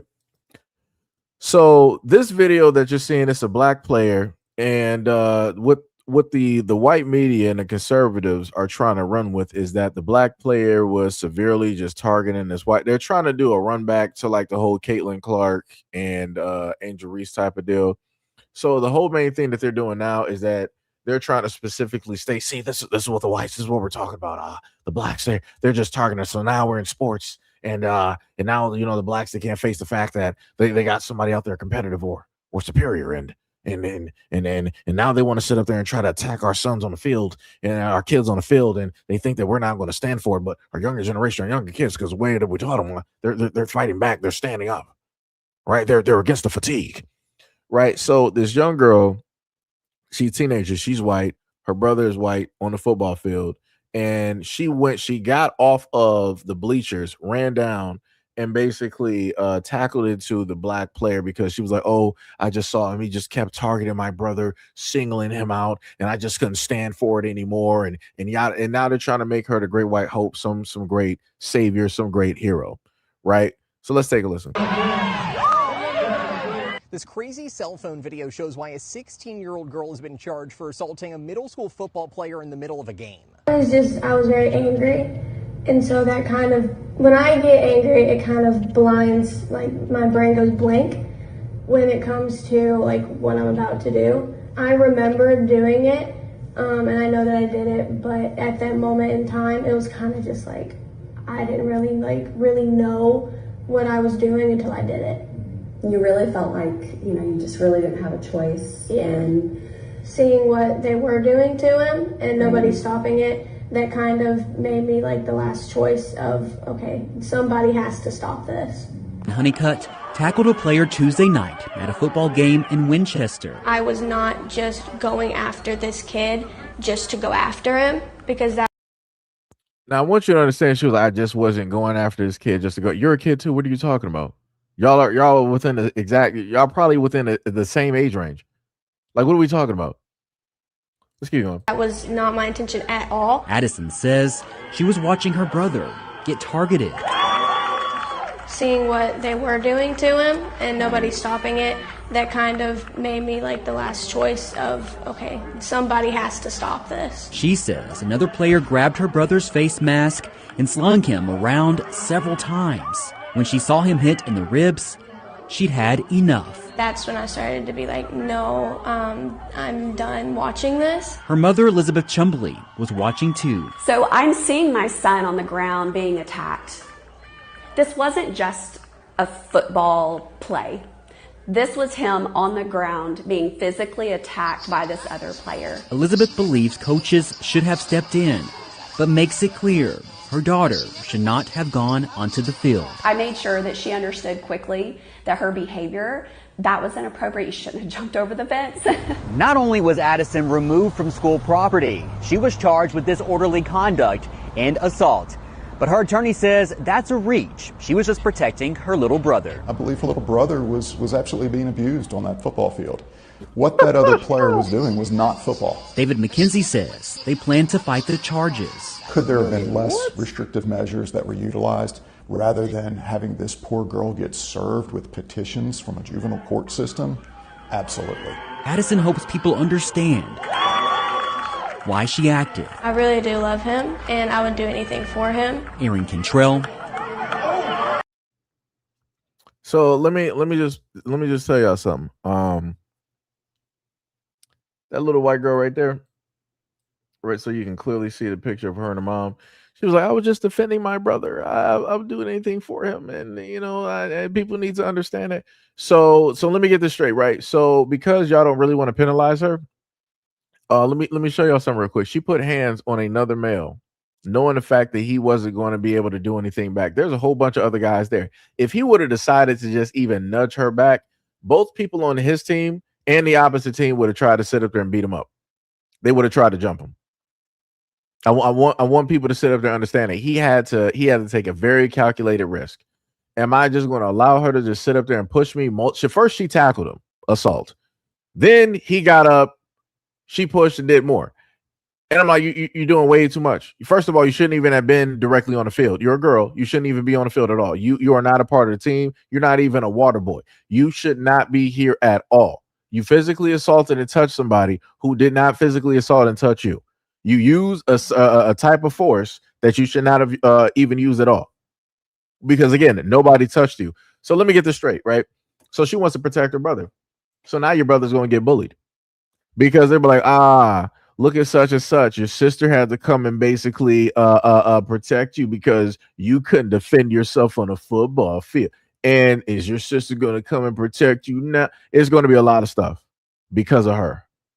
She thinks she did the right thing. You did the complete opposite. You're going to make it worse directly for him, especially when it deals with the other guys that's on the football team. They're going to be sitting up there clowning him, whether you know it or not. You've just made this worse. If he was sitting up there getting singled out, like this happens all the time in sports. Like I said, this is how dumb she is. She's a bird. She's an early bird, and her mother is a bird too. It doesn't matter what sports that you look at, guys always get singled out, and especially if the guy is great and is good, he will frustrate the other players.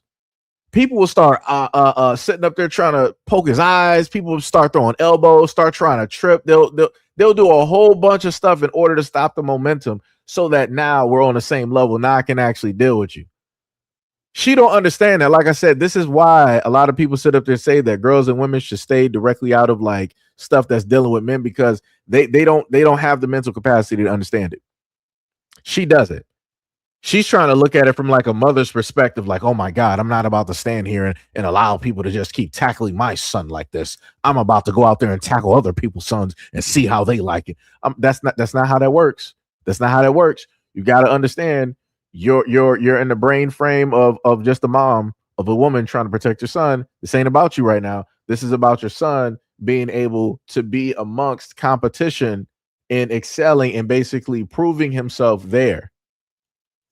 But y'all ain't trying to let him do that. You're trying to sit up there and come through and save him. So inevitably, what's going to sit up there and happen is that, so let's say he goes to the NCAA and he's playing football at college and he's getting singled out again.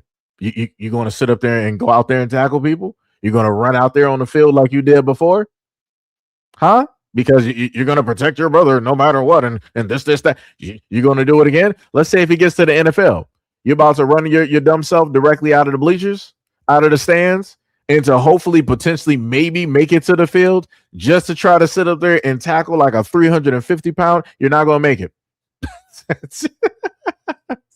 You're not going to make it. Like I said, this is why this is exactly why people sit up there and say like, yo, there are areas for men to be and there's areas for women to be. This is exactly why, because people don't have the specific capacity to understand what is going on here when it deals with males competing with other males. You can't have a woman coming in here. You can't have a girl coming in here trying to sit up there and save you, trying to make everything all right. That's going to make everything worse. That's going to make like I said, women don't understand it.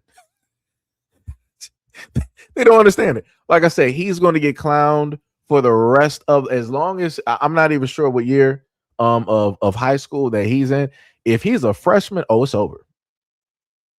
And you plan on playing football the whole 4, it's over. They're going to be riding you the whole 4 years. Even if it gets old and it's stale, somebody's still going to bring it up. And then let you sit up there 10 or so years down the line, have a high school reunion. People going to bring it back up. They were like, yo, that's number such and such. Like, yeah, that's what's the name, sister. Right? She's the best. She's a better tackler than him. Like that, he shouldn't have even been on the team. It should really have been assist. Like, yo, it's gonna be so much stuff. There's gonna be so much stuff. Yo, like I said, and like I said, the mother ain't really sitting up there giving no type of energy, but like, yo, you were really in the wrong about this. I'm pretty sure she hugged her, kissed her on the forehead. You did a good job. I would have done it too if I was your age, but I'm not, these bum knees and this hip and all. I can only imagine how the mom was sitting up there talking. I'm pretty sure at home she was sitting up there praising her daughter. And like I said before, what I also note is I don't see a father. Why is that? Because when I first saw this video, I didn't sit up there. That didn't ring to me initially, but I'm just trying to sit up there and figure out where's the father now. Because the funniest thing is, all of these social media platforms are trying to run with this story and trying to make her the great white hope, trying to make her this great like savior. But where's the father? Where's the father? I would love to sit up there and hear the perspective of the father about, that's my daughter. I raised her with family values, to love the family, care about the family, protect the family, the same way that I do as the man, the head of the household. She only did what was taught. I don't see a problem with it. I think any man out here will want their daughter to go out there and try to put hands on somebody else, on another male, try to get in his face, rough him up. Like I said, my daughter isn't scared. It doesn't matter, what type of male it is. If she sees an injustice, she's going to jump out and act. Like I said, I would love to sit up there and see. I would love to see what the father's insight. Matter of fact, where is the father? That's my question. Everybody's all of these conservatives and white platforms are running with this story. Where is the father? Because let me sit up there and tell y'all something. If this was a black mother and her daughter, they'll be calling her all types of Shaquishas, Shaquanas, Bonquisha, Sharkies. They'll be calling every stereotypical name or made up name that they can think of and calling that woman a single mother. And be like, single house welfare behavior, EBT behavior, urban behavior, black fatigue behavior. Like they will list it as everything that they can sit up there and think of as a negative. Even though she's doing the exact same thing that this white girl set up there did, it'll still be a negative because, again, they can't see themselves within a black family, within black kids, within black people. But when it deals with this, because they want to push and portray a certain type of narrative as if whites are under attack by the blacks, like I said, this is the main selling point. This is all that they have right now. They're trying to, let me add another layer to this as well, too. With all of the things that's been going on down south, and again, I got to be very cautious with my words because YouTube has had videos, issues with videos that I've done covering these topics.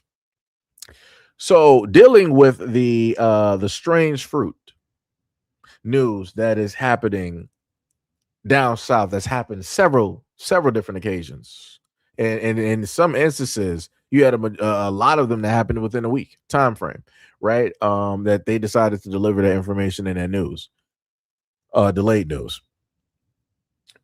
This is what white folks want to put directly out there because I want people to pay attention. In order to distract or to change the viewpoint or the perspective of a lot of people to get them away from other news, they will specifically wait and they'll push certain types of news directly up out there and make it seem like, see, look at what they do here. Look what they like. Look how the Democrats and the liberal left, they'll never talk about stuff like this where it happens to the whites. We got to defend ourselves. We're on our own. We gotta progressively, forge forward. Because society, our own country is turned against us, anti-white. They don't want us here anymore. So we got to stand up for ourselves and yada yada yada.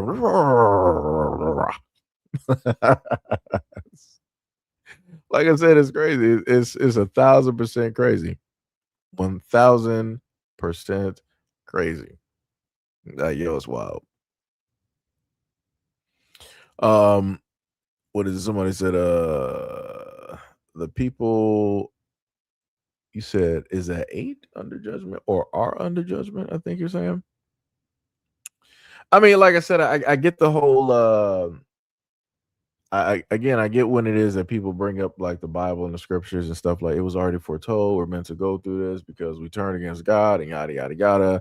And in order for this to basically stop, we all must turn back towards God and go directly with the teachings and the faith and the rules and da da da. And then things are going to sit up there and get progressively better and rah. I get it. I understand it. You said that people are under judgment. Yeah. Like I said, I get it and I do understand it, but people don't use this exact same thing when it deals with crime within proximity. Nobody's trying to use that every single time. You got SIDS, you got all different types of incidences that happen to people and kids directly about here in the Black community, and people ain't trying to use it in every single occurrence.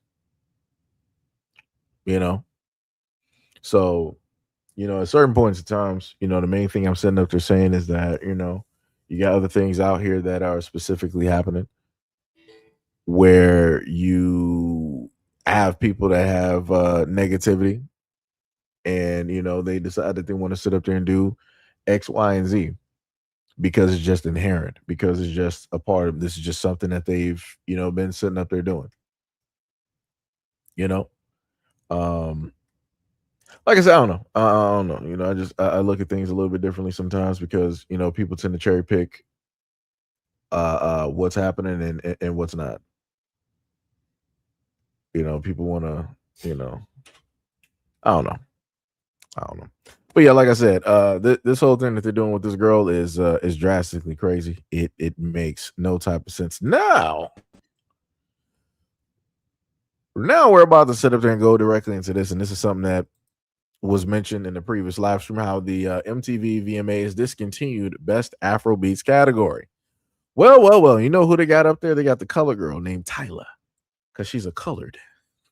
That's her designation, being a South African. Like I said, colored was a thing primarily that we knew about in the United States, and that's what our grandparents had to deal with, colored water fountains.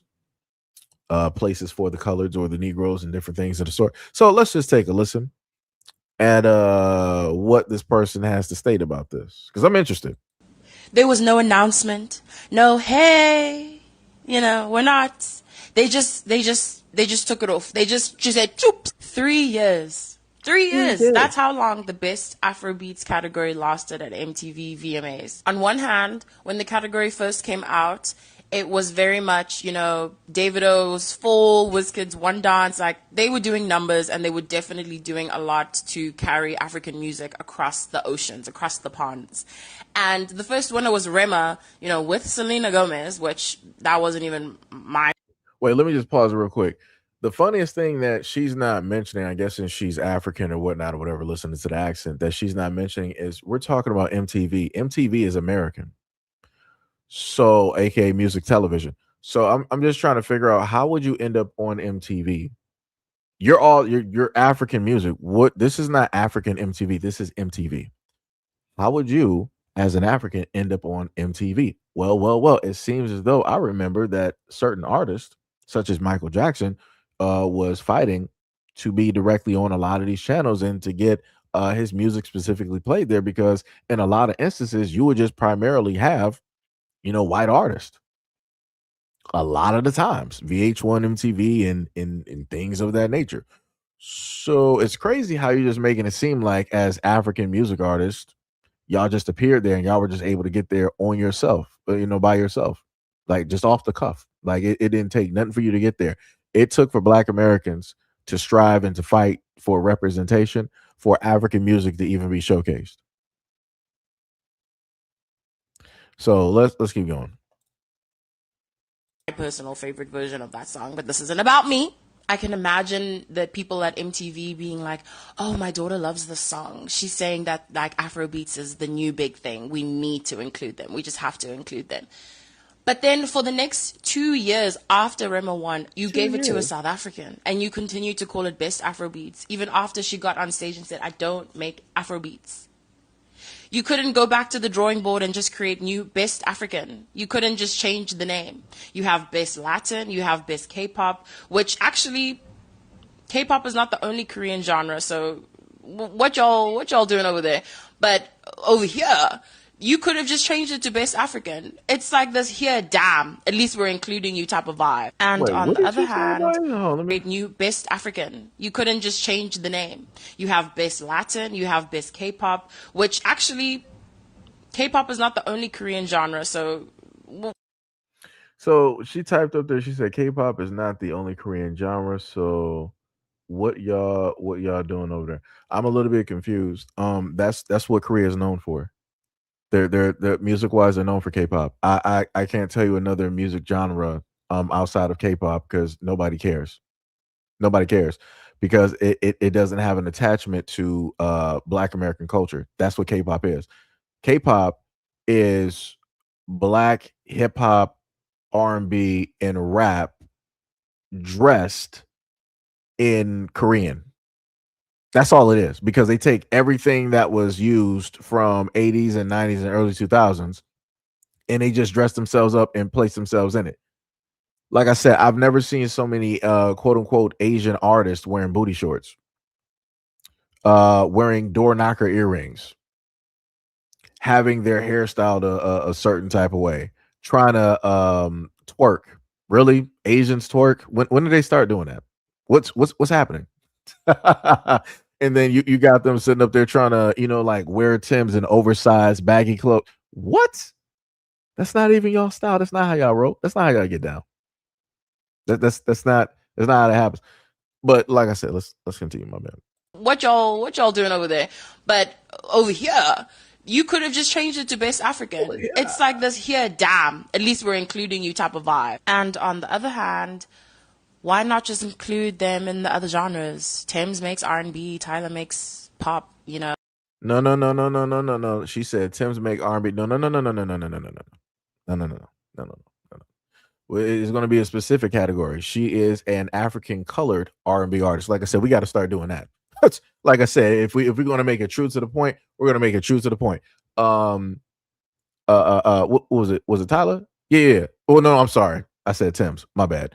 Yeah, we're not doing that. That lady sat up there and swapped up when things were not working out, and she decided that she wanted to start moving into a whole nother art. Like I said, they're not moving into a genre that has nothing to do with Black Americans. They're always waving and moving directly into other genres. And then I remember there were some songs that she was supposed to sing before it was out of her vocal range. And I'm like, why would you try to go for a song of an artist, of a female artist that is not in your vocal range? That's stupid to do. You're not going to be able to match that. It's not even going to have the same effect, the same sound, the same tone. You can't even reach it. That's like Tim's going for like a Mariah Carey back in the 90s. You would be a straight fool to sit up there and even do that. If you're willing to do that, that means that you don't take yourself seriously and you're just out there to embarrass yourself. You don't have a lot of female artists at this moment in time that would not even attempt to do Mariah Carey from the 90s. Like the way that she was sitting up there hitting notes. What? Or even like a Whitney Houston. What? Come on now.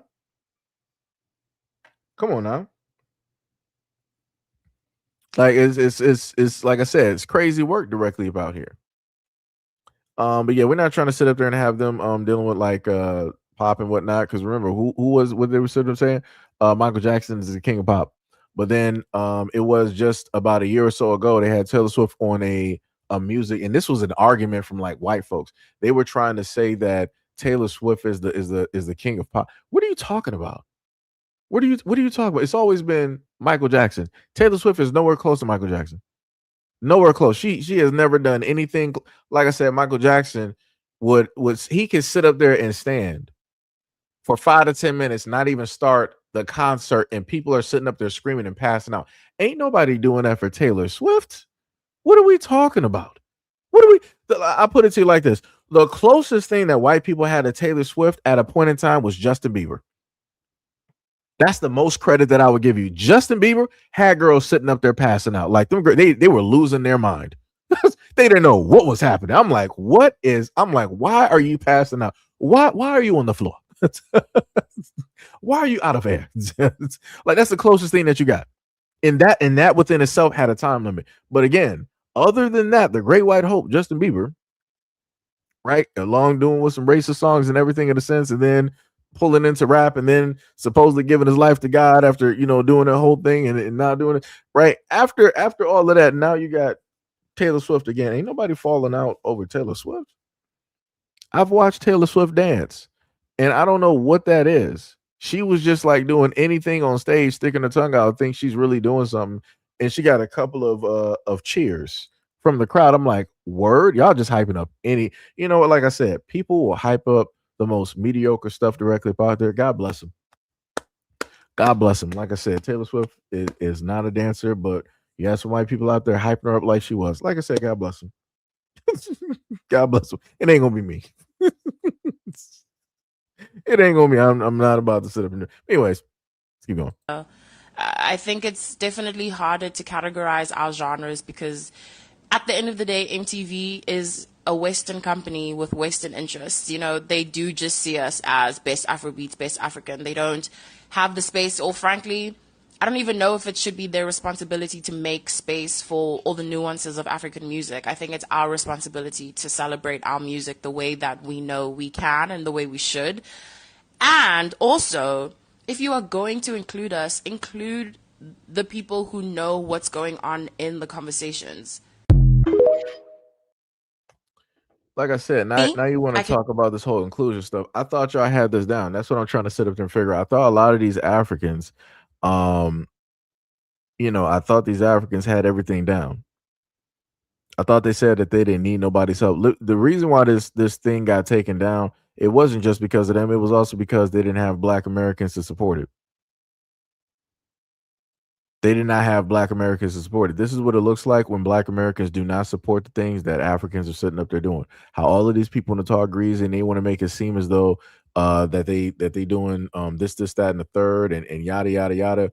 Good luck. When we sit up there and leave, and we tell you that we don't care, and everybody else know that we don't care. Yeah, we want to see how everything is moving. We're going to see how everything is sitting up there moving. And obviously, it's not moving that well. MTV done packed y'all up. The United States legally is packing a lot of y'all up. Other places in Africa are packing y'all right on up. So, like I said before, that's wild to me. That is 100% wild. But you can't tell nobody nothing. Folks don't want to sit up there and listen and pay attention. They think that they know everything. They think that they're the wave, that they're the motion, that they've, caused and allowed all of this to sit up there and take place and happen. That Black Americans had nothing to do with it. Okay. There you go. Proof is in the pudding. Like I said, Tyler wasn't moving around as popular as she was. Now, instead of her doing, press junkets and whatnot and all this other type of stuff, now she's going the route of trying to be with the streamers. Now she's trying to get motion that way, because the other way wasn't working when they dealt with Black Americans. So now she's trying to go this stream route and mix and mingle with everybody else. Like I said, man, like, yo, it's crazy.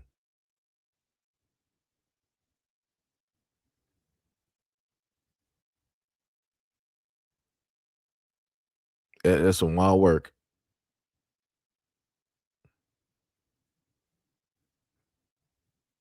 Let me see. Oh, I got another video too. Let me see. I'm trying to look for it real quick while I was sitting up here typing. What was it, Pink? Yo, what is up? You said right now everyone's focused on Michael Jackson. Don't be surprised of the MTV Movie Awards ends glazing the cast. Yeah, I wouldn't be too surprised. I won't be too surprised. Let me see. Let me see. What was the other video that I had up there? Was dealing with some deportation. Hold on. Let me show y'all that real quick. Let me show you that. I can't show y'all the one dealing with the whole thing with Saucy Santana. Can't do that. Oh, let me show y'all this real quick. So I gotta mute the sound. So this is an African, right? This is clear cut an African, and this is an African. This is clearly his African parents, right? And he got a Black American haircut. Again, the reason that they're acting weird is because they don't do stuff like this naturally over there in Africa. And this is what we keep sitting up there explaining and saying to people. The way in which that Black Americans move, that we, quote unquote, decorate ourselves, the way that we style our hair and everything in the store, whatever you want to call it. They don't actually do that over there in Africa. They don't sit up there and do like lineups and shape ups and this, that, and the third. Look at how they sitting up there petting on them like a zoo animal. Look at this.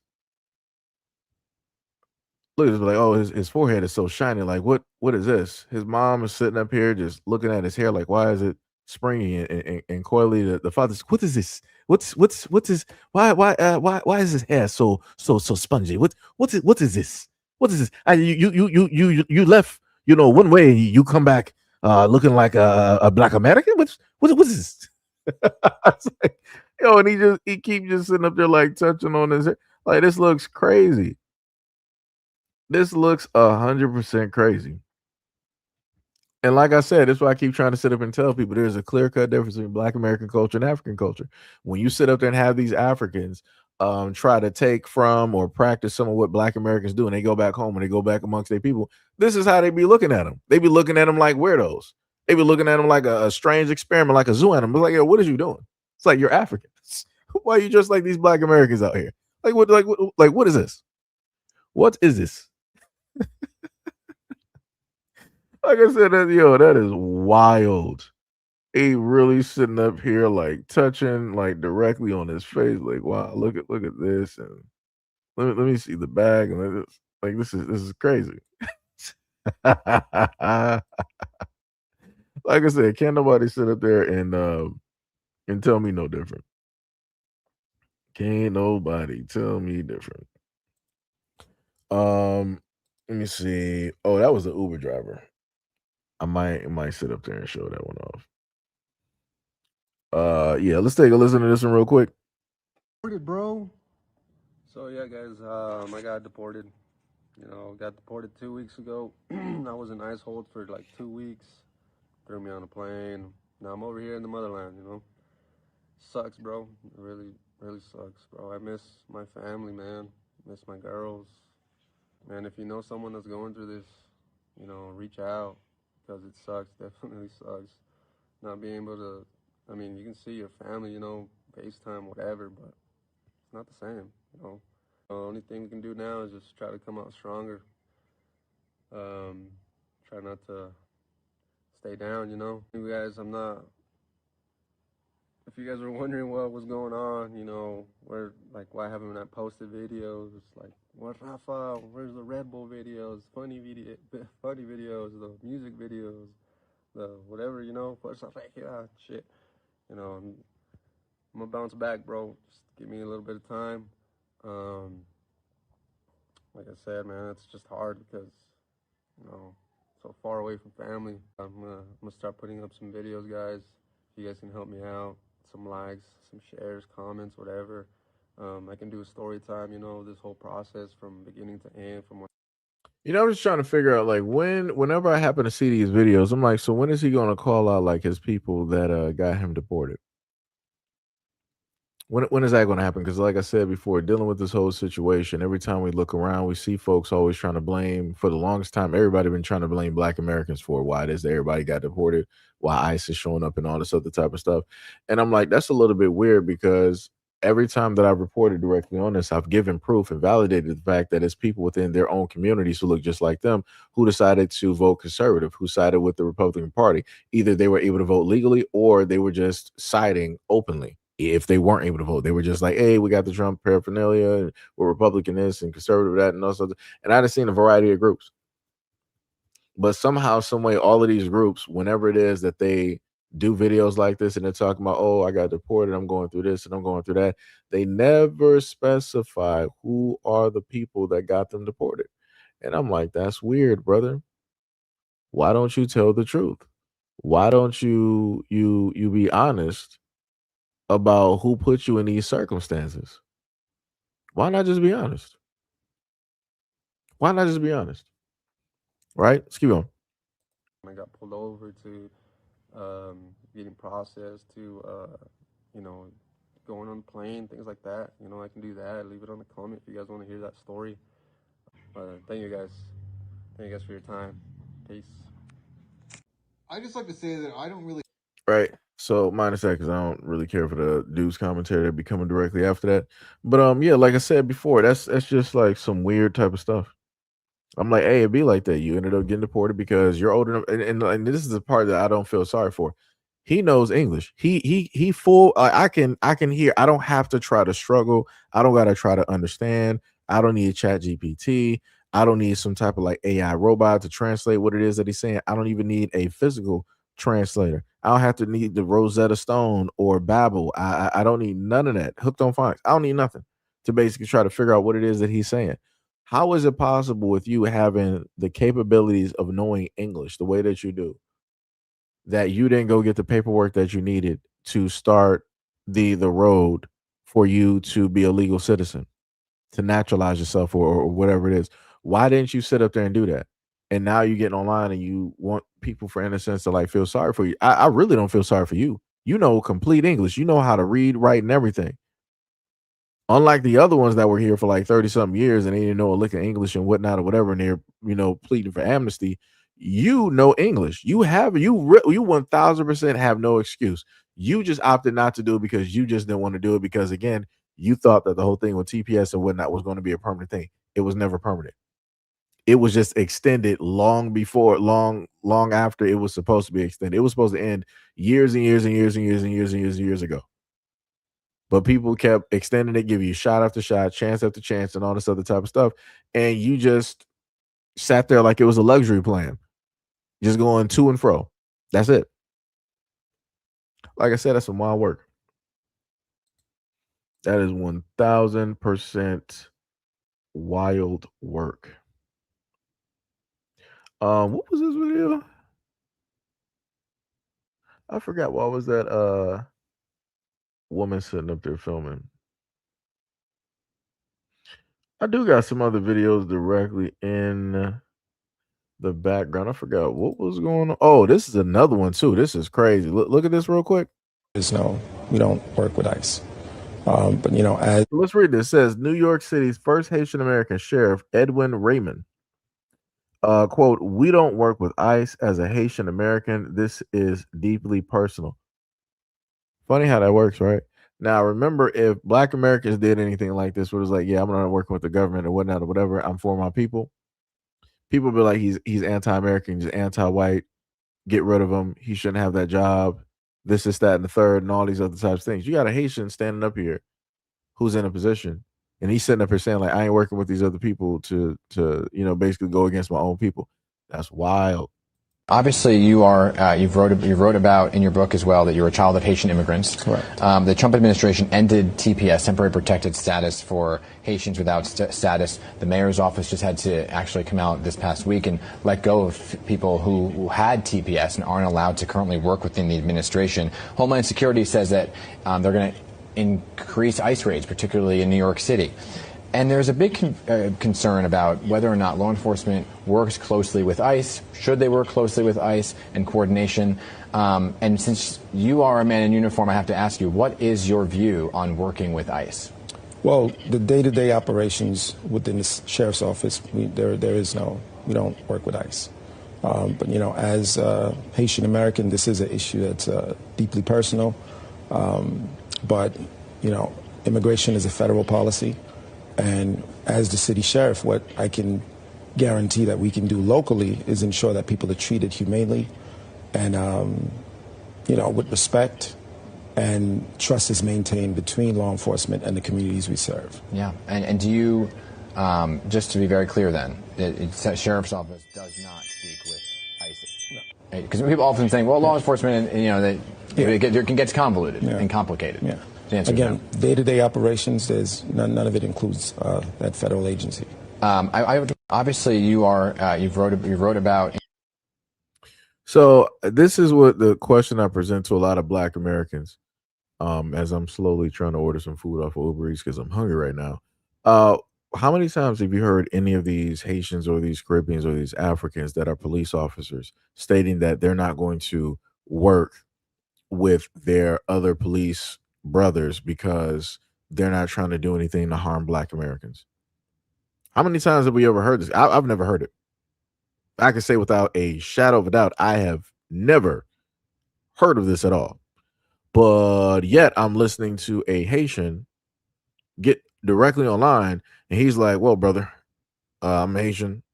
I come from Haitian American parents. And, I ain't about to work with these government, organizations, because they want to harm my own people. I'm not reporting anybody that's illegal. I'm not reporting any illegal things that they setting up there. Matter of fact, I'm not even really going to be policing that community like that. I'm not going to do it. Now, if my people pull up and they call me and be like, hey, yo, word is that, we got ICE and some other people causing problems directly in Little Haiti. We need you to come see about that. Bow. He got a whole, artillery force, up out there. People, pulling up, ready to sit up there and fight war, for the Haitians. It's 1804 all over again. Right. But like I said, these same people will never have this energy when it deals with Black Americans. They'll never, put themselves in harm's way like that or jeopardize their living situation or their jobs. And this is what I'll be talking about. This right here is exactly what I'll be talking about. This is crazy work. 1,000% crazy work, dog. Like I said, it's diabolical. It's diabolical. Like I said, you cannot show me at all, not even one iota of folks like this in this timeline. Like, yeah, we ain't sitting up there about to be working up with the white folks in the police force or even other Blacks that's going against the Black community and causing harm, illegally arresting them and stopping frisk and overstepping their bounds and laws and all this. They're not trying to sit up there and do none of that. They're not trying to see none of that happen, man. They're not.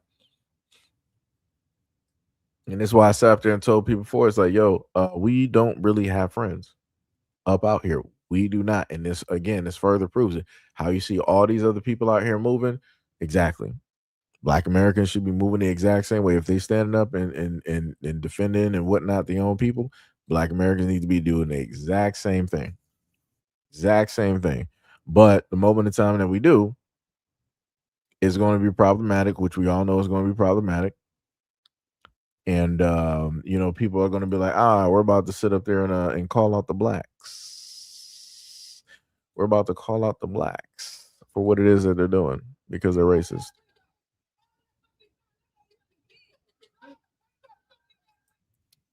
Oh, that was the Asian. I think he like OD'd in his car or whatever. I do got another bit. That one is like, I'm going to have to take some time to edit that one. I do have another video. Do I want to deal with the divester? Let me see this one real quick because this is a famous one.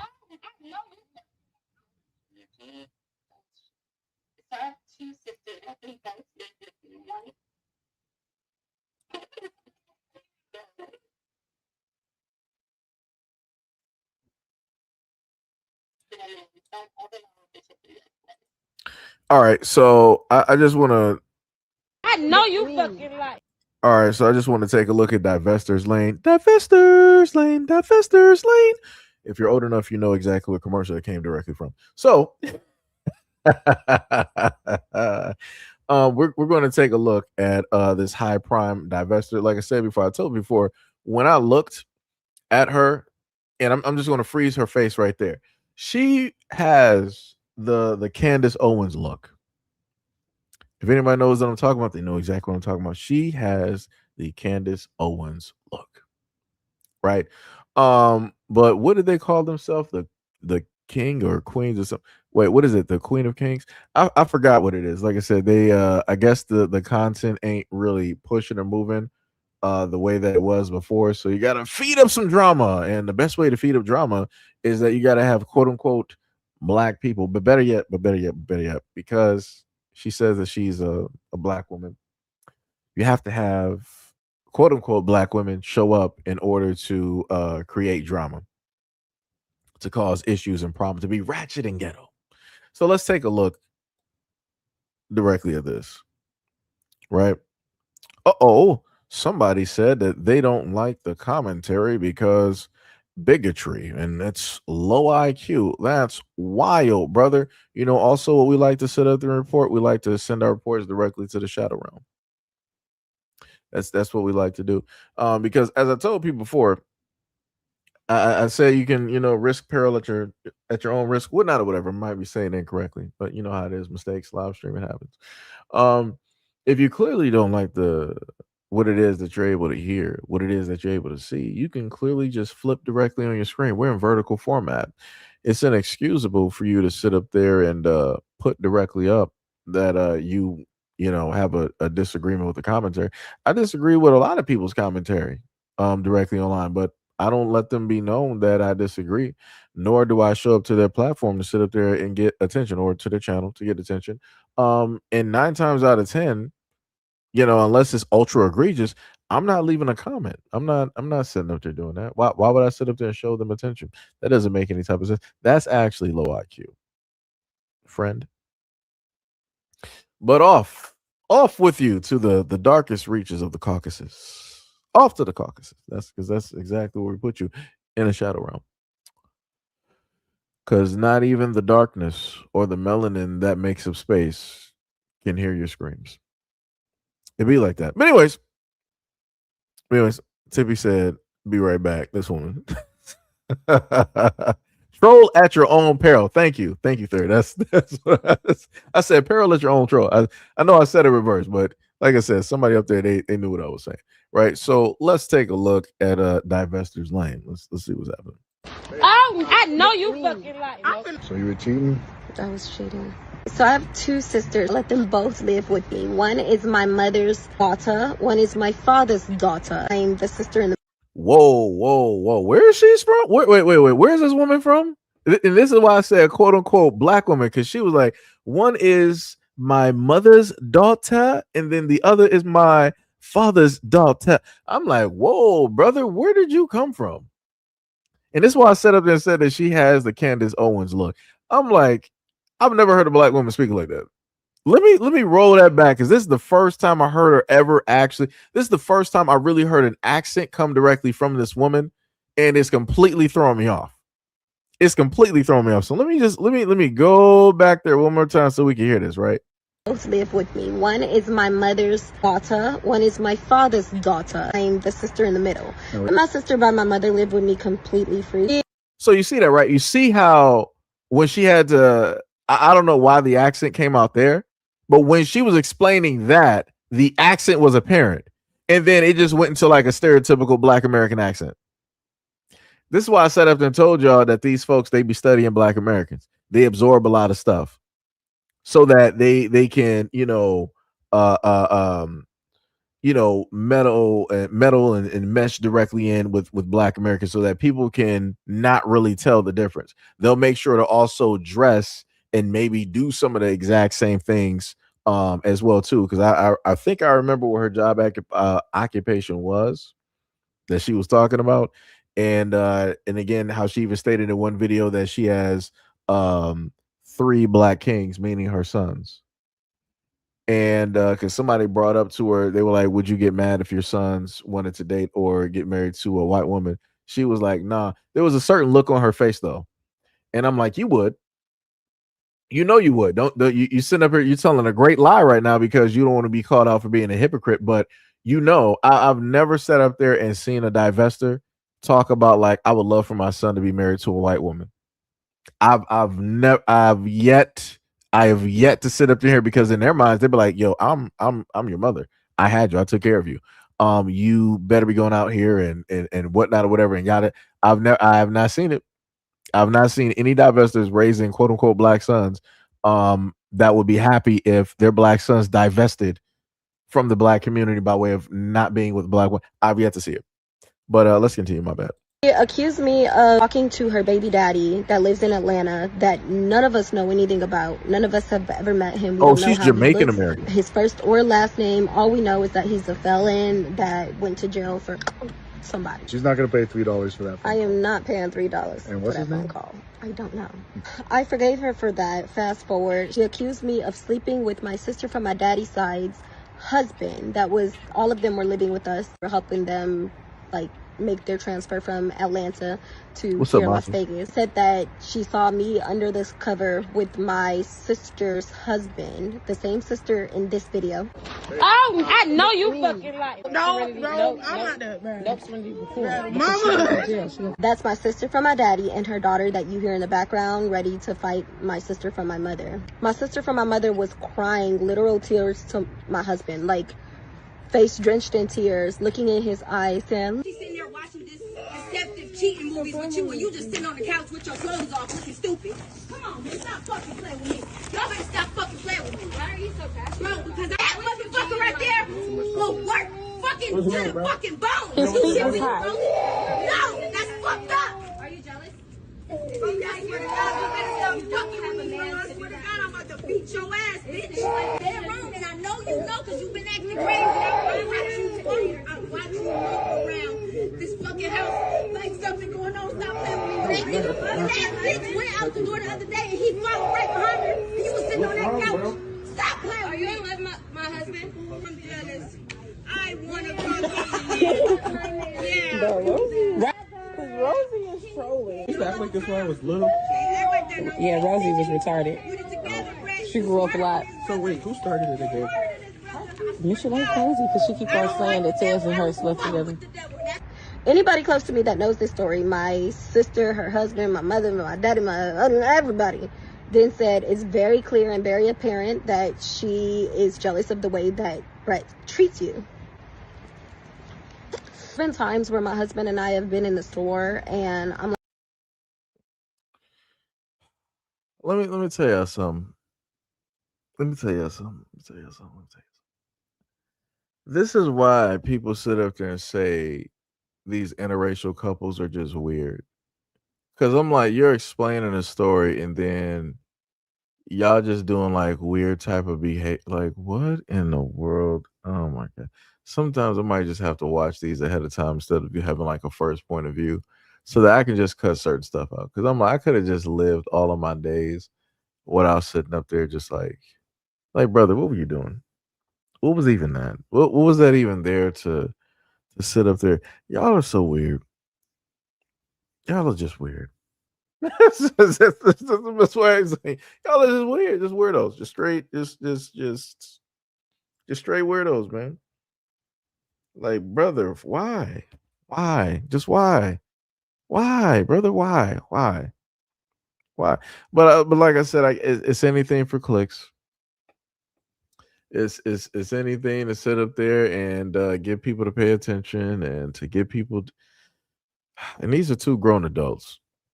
I would understand stupidity if it was like two 18-year-olds that was acting like, all right, cool, you're stupid. I get it. Y'all like in y'all 30s, if not 40s. Like, what are you? like, babe, come on, lock in. He's on the phone with somebody. I'm like, who are you talking to? And it's Michelet, asking my husband to buy her baby some milk, some diapers, something. Like, just always literally like trying to get my husband to cater to her and her baby. This hurt me to the core. I was there in the middle of the night, hold her hand while she was having a C-section. I cut the baby's umbilical cord. I've done everything for her. I've bought her food. I've literally gone broke for her. I think this as a learning lesson. It doesn't matter who the woman is. Don't ever allow a bitch up in your space. Right. So that's what it is. Right. But like I said, the whole thing is just weird, dog. The whole thing is just weird. It's like, why, brother? Like what's even the main purpose at this moment in time to just show y'all just sitting up there? I don't know what type of kiss that was. I'm not even sure from what country. you can even sit up there and say that was like that was just it just didn't make no type of sense. It didn't. It just didn't. It just didn't.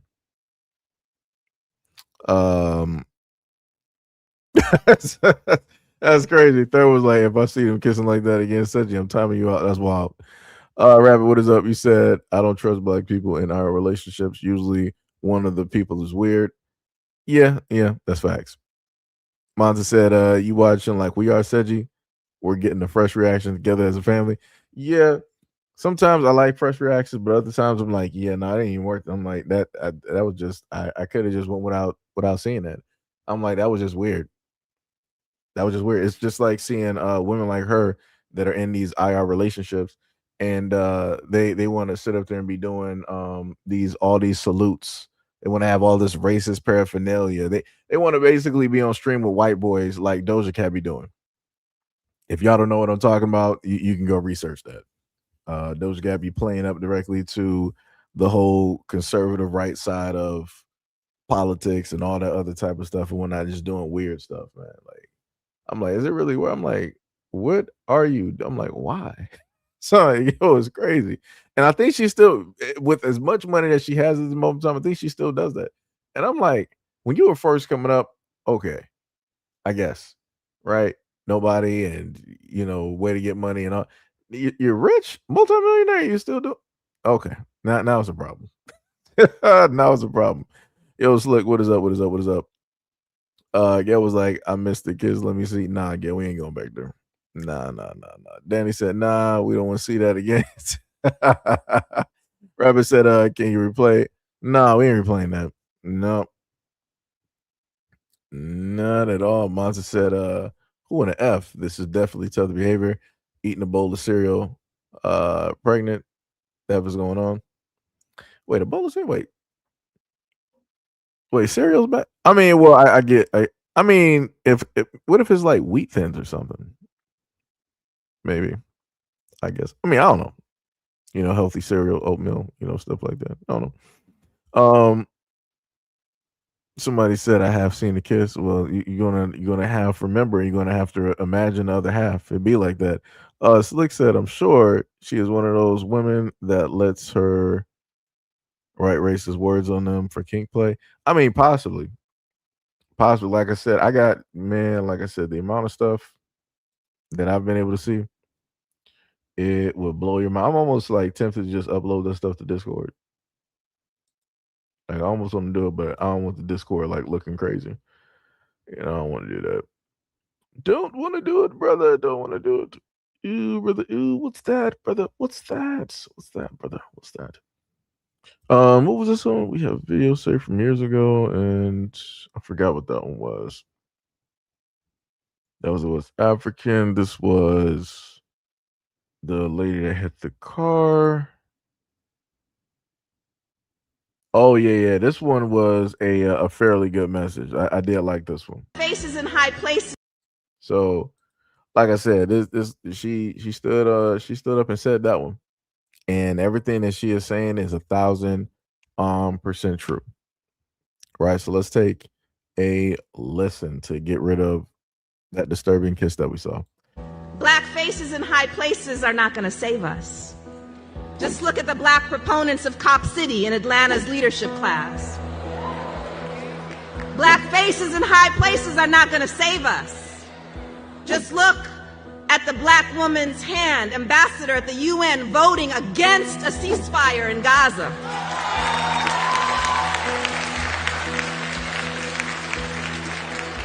That is, our blackness and our womanness are not in themselves trustworthy. If we allow ourselves to be conscripted into positions of power that maintain the oppressive status quo, our blackness and womanness are not themselves trustworthy if we support the occupation of black neighborhoods with so-called better trained police, or remain silent about the genocide of oppressed peoples around the world funded by our tax dollars.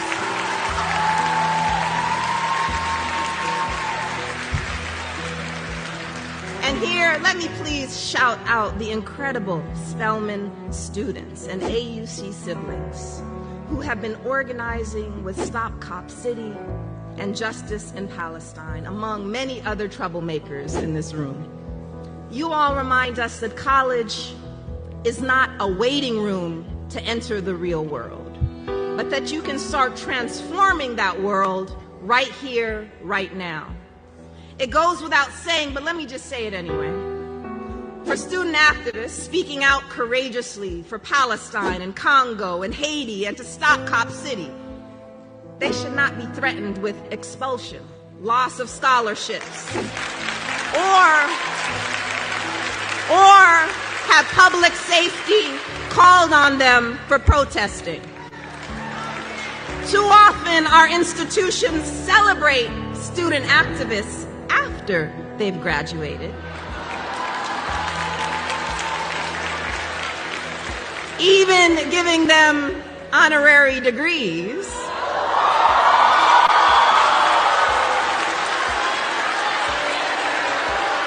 But stifle student activism while we are enrolled. That was tough. That was tough. And like she said before, you can have as many black faces that you want directly in these higher positions, but the question is, are they actually for the people or are they against them? Are they beneficials? Are they going to support us when we need them, when it's time for us to actually step up and stand out and to speak about the things that we're specifically going directly through? If we need to sit up there and protest, are you going to be there for us? Or are you going to silence black people when they decide that they want to stand up against the system, they want to protest, they want to speak out against everything that is taking place? So for me, that reads is that all of those faces up there are just gatekeepers. They're given cushy little spots. They're given, a little bit of money and a Happy Meal toy and a pat on the head, and they're told that all you have to do is do your job and your place is secure. Keep the blacks away. Make sure that they are down. Make sure that they are, everywhere else that they're supposed to be, but make sure that they do not rise up. Make sure that they don't come together. Make sure that they don't formulate a plan or become active. Because the moment in time that they do, your job is in jeopardy. We will get rid of you real quick and find somebody else quick, fast, and hurry that can calm them down if you cannot. Like I said before, so much for having those black folks directly in those higher positions. So much for that.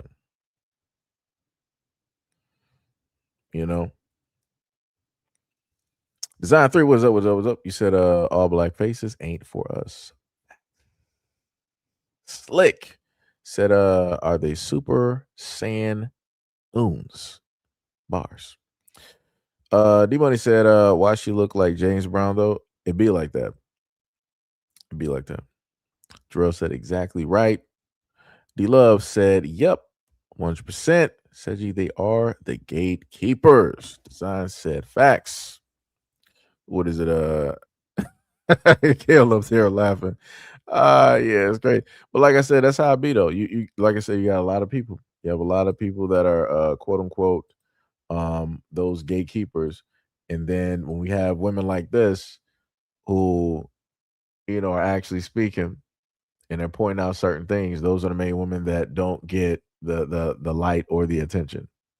Because I promise you, if it dealt with giving somebody like her attention or giving somebody like, let's say, a woman like Nicki Minaj, a woman like Beyonce and many others attention, you got a lot of women that will opt to give the famous celebrity women more attention, even though those celebrity women are not going to specifically show up and really fix anything or to point out a problem and to, in a sense, and point out that problem, have a silent type of solution be stated.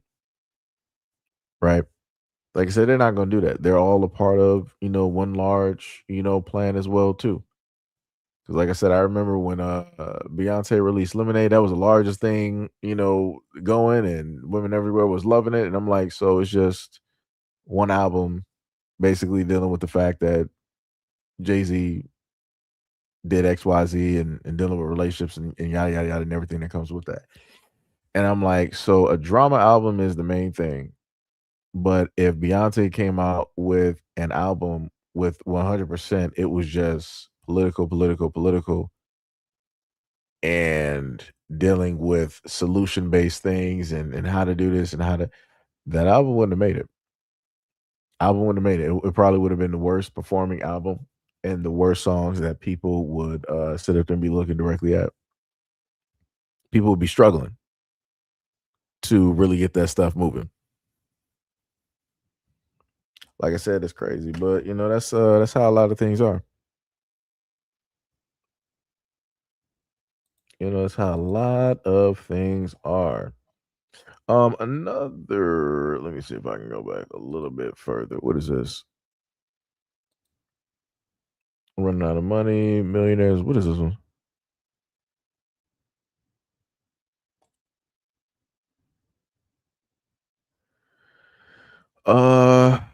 Let me just go through this real quick.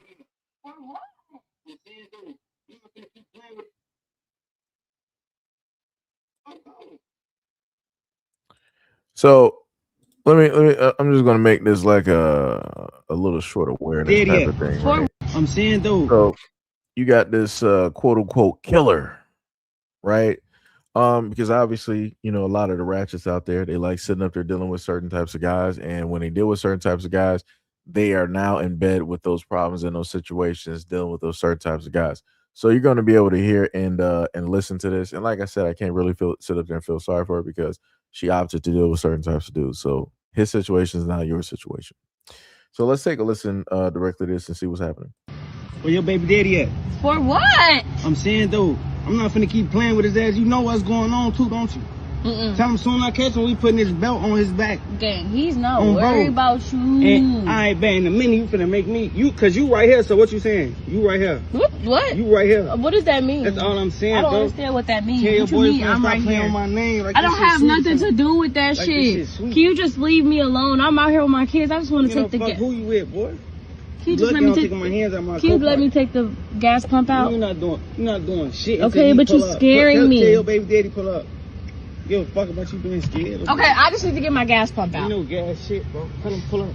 Fuck you talking about? He wanna keep distance saying fuck my homie, right? That's on you and him. That don't have nothing to do with me. I don't even mess with my baby daddy. Now you left your little ass right here by yourself. Call him. Call him. Call him. Call him. Why you sitting there looking slow for? Call him. So let me just reiterate. This is why I don't be feeling sorry for a lot of these young girls out here because they get themselves into situations that there is no need to specifically be in. All you have to do is not mess with dudes like this. That's all you got to do. That's all you got to do. Stay away from this. She clearly said that is her the guy that this hoodlum is sitting up there referring to. I got to go back old school to this hoodlum sitting up there referring to is the baby daddy. Why did you get pregnant? Why did you sit up there and sleep with a deviant? Who told you to sit up there and do that?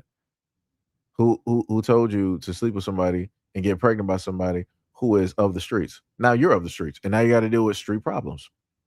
And now you're trying to sit up there and play innocent. I ain't never seen my baby daddy. I don't even mess with him no more. I don't even talk to him. Like, I mean, it'd be like you got kids though, so you do still mess with him. So technically, he has a point. You still got connections because y'all both got kids. So by that way, y'all still got a link. So call your baby daddy. If you value your life, you might as well sit up there and call him. If you valued your life, you might as well call him. Stop stalling.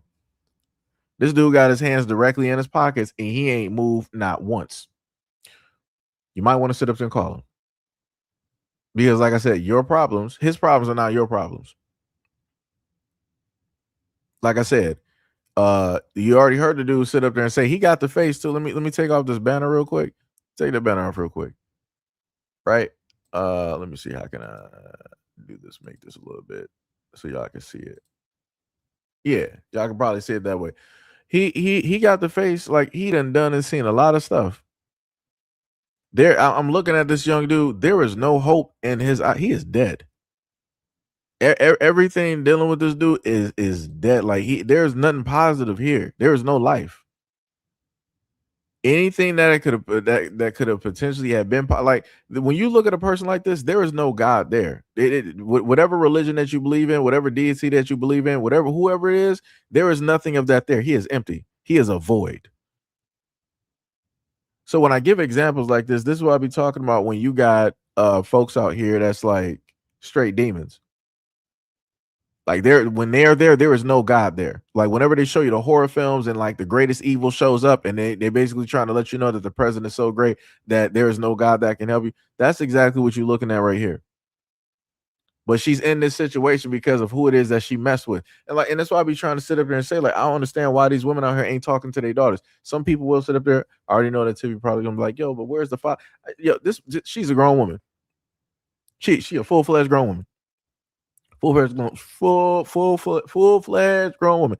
I'm pretty sure that she already had male relatives in her life trying to sit up there and tell her certain stuff.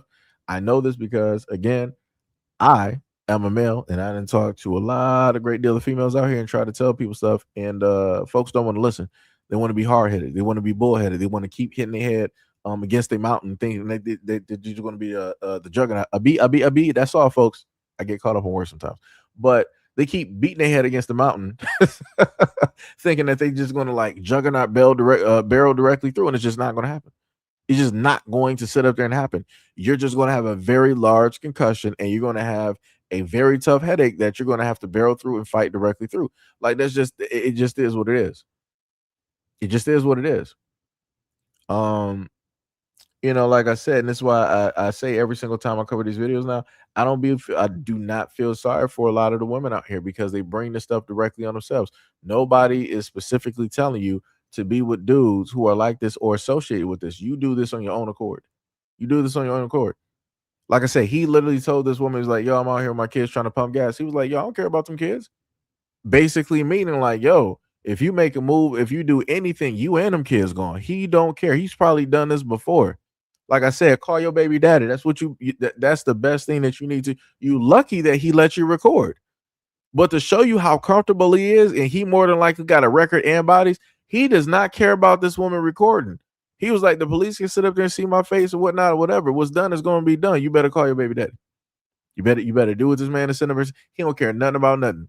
And with the same face that he got right now, that's going to be his mugshot when they sit up there and catch up with him. Like I said before, like, yo, this is crazy. That's 1,000% crazy. Like I said before, I need a lot of these young women and women in general to start doing better. Like this is unacceptable. This is 1,000% unacceptable. And I get comments all the time where women are like, yo, man, you always sitting up here judging the women. Like, yeah, I'm going to sit up there and judge them. Who else is about to sit up here and judge women? You got super simps directly up out here. They don't want to sit up there and say nothing. They want to sit up there and just like let a lot of women and young girls just do whatever it is that they want to sit up there and do. And then they want to be on the same like womanology and feminist ideology. Like, we're just critiquing the black men and black men negative, black. And that's all they do. That's all the content that they do. That's all they want to sit up there and call directly out. And then you got the women that's in the exact same avenue doing the exact same thing. So it's like, who's left to sit up there and call out this nonsense, to call it out the way that it is? It's easy to sit up and say, well, he's a man. He shouldn't be doing this. Obviously, he's dead inside. He don't care about nothing. He will take this woman's life and record him doing it with her own phone and then sit up there and press send and put it on social media. That's the type of dude that you're sitting up here dealing with. And more than likely, he'll probably even call 911 to let them know that something happened, that he's the one to do it. I can see he don't care. So like I said, miss me with the whole thing of like trying to blame men. If you obviously know that somebody is the way that they is, it's best for you with that knowledge base to move in another direction. If you as an individual don't move in another direction, specifically meaning that if you as a woman can clearly see who a man is and you don't move in another direction away from that negative territory, it is directly, the onus is on you. It is your fault for any and everything that basically happens. You can't blame nobody else. You can't, oh, the man. You can't. You walk directly into that door. Everybody told you, don't go down that path. Don't walk that trail. Don't go into those woods. Don't go into that cave. Don't go into that darkness. And you opted as a woman. I know better than everybody else. I'm smarter. Let me sit up there and see what I can see. And then you get caught up. And now you want to turn in the lowest lane real quick. Help, help, Superman, my ankle's broke. No, there is no help. Krypton never exploded. He's still on Krypton somewhere with his plan is being a scientist and worshiping Rao. Like, yeah, nah. You by yourself, Lois. You better figure it out. It ain't no Justice League here either. Like, yo, that's crazy. That is 100% crazy. Tippy, if you don't rewind that video back, this one right here, Tippy, like, Seji, play the video again, please. I didn't see it. So you want to sit up there and see this vagrant? You want to look at death as he is basically sending out subtle threats directly to this woman, letting her know, like, hey, you better sit up there. You better sit up there and call you and call your baby daddy. I got you, Timmy. I'll replay it. I got you. Hold on. Give me a second. I'm just playing with you, Timmy. Where your baby daddy at? For what? I'm saying though, I'm not finna keep playing with his ass. You know what's going on too, don't you? Tell him soon I catch him, we putting his belt on his back. Gang, he's not worried about you. And I ain't bang in a minute. You finna make me cause you right here. So what you saying? You right here. What? You right here. What does that mean? That's all I'm saying. I don't bro. understand what that means. Tell your What you mean? boyfriend I'm stop right playing here. on my name. Like I don't have nothing to do with that like shit. Sweet. Can you just leave me alone? I'm out here with my kids. I just want to take the fuck gas. who you with, boy? Can you just let me take my hands out my Can you let me take the gas pump out? You're not doing shit. Okay, but you're scaring me. Tell your baby daddy pull up. Give a fuck about you being scared. Okay, I just need to get my gas pump out. You know gas shit, bro. Tell him pull up. Fuck you talking about? He wanna keep distance saying fuck my homie, right? That's on you and him. That don't have nothing to do with me. I don't even mess with my baby daddy. Now you left go to last right here by yourself. Call him. Call him. Call him. Call him. Why you sitting there looking slowpoke? Call him. Right. Gail was like, what they mean by putting his belt on his back? Well, you know, I'm not particular with the vernacular, but from what I can assess, I think the young thuggish Negro was saying that the strap, aka his gat, his weapon, that he is alluding to that is on him, he would use that to put that on the back of the baby daddy, aka Bang Bang Shoot 'em Up, and then it would be a murder scene. And yeah, no, that's pretty much. I wanted to use the actually, you know, type of thing when it deals with that, but yeah. So that's what I think that he means, Gail. I think that's you know what it is from the geek or the nerd perspective. You know, because technically, if you don't, you know, if you never heard a lot of this stuff, it'd be sounding real suspect. I'm like, yo, what you mean you about to sit up there and put a belt directly on this dude's back? I'm like, what y'all into? I'm like, what's happening here? You know, our problems are solutions. That my fault. What's up, Seji? What's up, chat? Nothing much. What is up? Let me see. Sota, what is up? You said dude put a baby in her just to sacrifice her and the kid. I mean, possibly it'd be like that. That's crazy. Rabbit said dude looks like a rainbow guy trying to cosplay as a thug. That's wild. That's wild. Ms. Griffith said Richard Pryor. Yeah, I was sitting up around laughing. Tippy said, why do females open the legs for YNs? I mean, because they're dangerous. They're chaotic. They have the energy, Tippy. As you know, a lot of women like to sit up there and say, you know, they want their backs, you know, knocked in between the washer and the dryer. They want to get, you know, pushed through a mattress. You know, they want their wig caps snapped back, you know, or snatched. You know, it's that type of deal.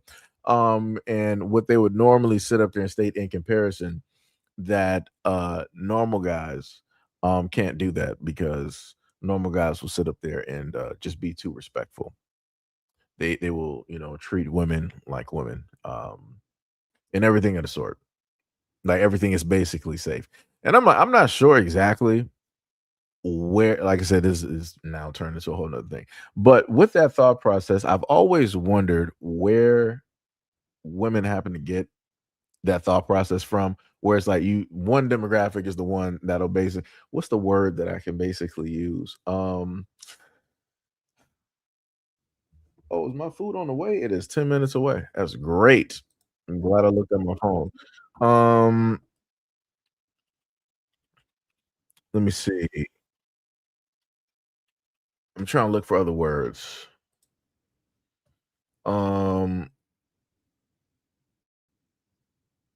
Hmm. So I can't. It's not going to. It's still not going to sound right. But okay. So the terminology, y'all will get what I'm basically saying. So the term that I'm going to have to use is basically hussy. I'm going to go with that one because I just like the way that it looks and sounds. so, if you know what I'm basically saying, so you got a lot of women out here that want to be hussied out, right? So you're going to have to substitute that word with another word, right? That is not hussy, right? So they want to be hussied out, and they feel that normal everyday guys would not be able to do that, which is crazy. Because again, like I said, I'm not exactly sure where people get that perception directly from, which is crazy. Completely crazy. Yo, Kinetic, what is up? What is up? He said, must know him from jail. I'm a little bit confused. Don't know who you're talking about. What else do we got here? Oh, what was the third said? Gary, Indiana, did you hear about them being without power for about like 10 days? Yeah, I heard about that.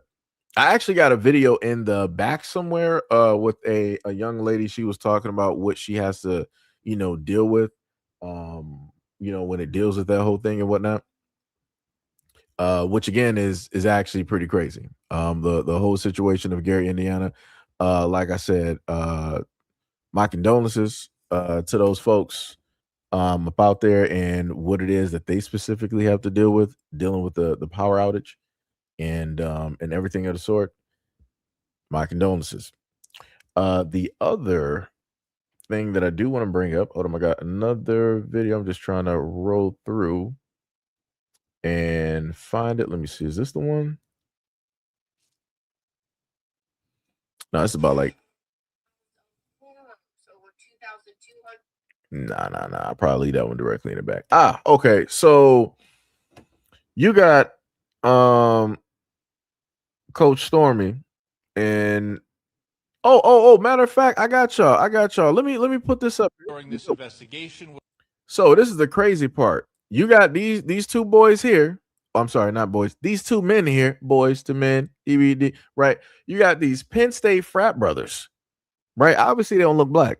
They don't look urban. They don't look thuggish to me, right? It's no black fatigue here, right? You got these Penn State frat brothers charged with running a cocaine trafficking ring. Now, who primarily goes to Penn State? That's what I'm trying to. Is there like a large black population, like from the hood, EBT? Like, are they just like giving EBT away and you're like, oh, let me get some coke real quick? Is that what's happening to government assistance something section? I'm just trying to figure out because that's normally what people like to say when it deals with these drugs. That it's the black community that's doing this. That's about this life. So I'm a little bit confused. But let's take a look directly at it and see what's happening. What we learned during this investigation was that between 2023 and 2024, large amounts of cocaine, kilos, were brought from Philadelphia and New York to State College, where they were cut and packaged for sale primarily to Penn State students. The two main dealers, the top of the chain, if you will, were senior members of the Delta Upsilon and Sigma Chi fraternities. Agostino Abatiello was at the very top of the chain. Thomas Robinson was a rung below that on the ladder. And this poster here shows Operation Drugs Unlimited, and it shows the hierarchy of the organization. The evidence presented to the grand jury led to a recent presentment and recommendation of charges against 14 defendants. The evidence showed that cocaine was primarily packaged at the fraternity houses and that packaging was done by fraternity brothers and oftentimes pledges. In fact, we found a pattern of events that showed cutting and bagging cocaine was, for some pledges, an indoctrination into the Delta Upsilon and Sigma Chi fraternities. Well. There's going to be a lot of white kids that's not going to be graduating this year. The craziest part is with all of the news that I've been seeing that has been placed out there when it deals with the black community and people want to talk negative, I find it very funny that when we go directly back and we look at these two images, we do not, you see your average white male, right? Your average white son directly out there. and they're selling drugs, hardcore drugs at Penn State. And not only are they doing that, they're cooking it up there, whipping the whip. Look at the flick of the wrist. That's what they sitting up there doing, cooking in the kitchen, cutting it up in the kitchen. They're doing snowfall at Penn State. That's the education. That's what they're doing. So, that's crazy. Like I said, I'm just trying to figure out. For all of the white folks out there, when your kids are hooked on these drugs and the dealers or the creators are those in your own communities, I'm just trying to figure out why you guys are so hesitant to bring this up, to mention this. That's why I'm trying to, they got Pyrex and everything. They got weighted scales. Like I said, they drive in interstates. They ain't never getting caught because they got the complexion for the protection. Now, mind you, let this have been going on at like Morehouse or Spelman. It'll be all over the news. White conservatives and everybody will be sitting up there running it directly through the ringer 24, 48, 72 hours, whole week, and everything of the sort. Right. And they would be talking about all types of drug problems, and then they'll bring in the opioid epidemic and everything in a sense, and then they'll start bringing in some white families talking about how their kids OD'd and they lost relatives and all this other type of stuff, and they'll try to make parallels and say that it's because of the black community. But yet, when we're looking directly at this, you can't draw parallels to the black community. You can't even blame the black community because this is Penn State. and I completely understand why this is basically swept under the rug. It's under wraps. Why it's not being talked about? Why people would rather focus on everything else but focusing directly on this. Again, to the white Americans directly out there, this is a drug problem that is prevalent directly in your communities. These are the faces of the folks that take the lives of your families, that break apart your families, that put your families directly in the grave, that are made sure that they are cremated because they're no longer here. They're the reason that your medical bills are so high because you got somebody OD'd and they're now comatose or in vegetative state. But it's like y'all don't want to talk about this, which is crazy. Like, this is horrible. Like I said, for me, I would not wish this on anybody's kids at all. It shouldn't happen at all. It shouldn't. I'm fully against folks out there selling drugs, and especially doing this to impact people's families. Like, this is like I said before, this is wild. But if I sit up there and say it, it goes nowhere. It would actually take for a lot of other folks to stand up and actually say something about it. But chances are very great that they're not going to do it. Right? Just, like I said, it's crazy. And this has all happened right before GTA 6 came out. They might as well add this as like some side content DLC. I'll sit up there and play it. I'll buy it. Rockstar, do it. make this a large storyline. Make it some DLC, and I'll sit up there and buy it. I'll put $60 on it. Yes, indeed. I can play as these two guys as characters and go directly through the white. Yeah. I'll do it. Yeah. Rockstar, get on that. Somebody get in contact with Rockstar right now. GTA is about to come out. We're going to need some DLC. This is the DLC right here. And like I said, it's crazy how they stated that this was a part of the fraternity where newer entries were made to basically cut. They had a whole factory going on, like at their I was going to say dorm, but at their frat house, like in the basement. This is what they were doing. They had a whole lab that was going on, multiple tables, people cutting, people scaling, people saran wrapping and doing all of this stuff. Like I said, that's crazy. It's a lot of white kids. A lot of white kids. Can't blame the blacks on this one, guys. Can't blame the blacks. But like I said before, it shouldn't just be these two that's being arrested. All of those entry ones that sat up there and touched any of this stuff, they need to be arrested too, because they are accessories and they are at fault for any of the potential like deaths or ODs or the addictions that are taking place directly in that white community in and around Penn State, or maybe even outside of that. But like I said, they're not going to go that far because, as they stated with one of the other guys from another news story where he did something horrendous, they were like, we don't really want to charge him because we don't want to ruin his future. And I'm like, wow, that's crazy. That's 1,000% crazy. But like I said, if Rockstar makes this into DLC, I'll sit up there and play it. I will pay top dollar directly for this. Kid you not. I will pay top dollar for it. Wild work. Wild work. Wild. But like I said, shout out to the folks that are currently here at this moment in time. Much love, respect, and appreciation. We're going to slowly but surely go down to some other videos as I'm waiting for my food to get here. Wait, is it here? Not yet. Yeah. Thought I heard a what's the name? So let me see. Do I want to do the story with Coach Storm getting her purses? Let me see.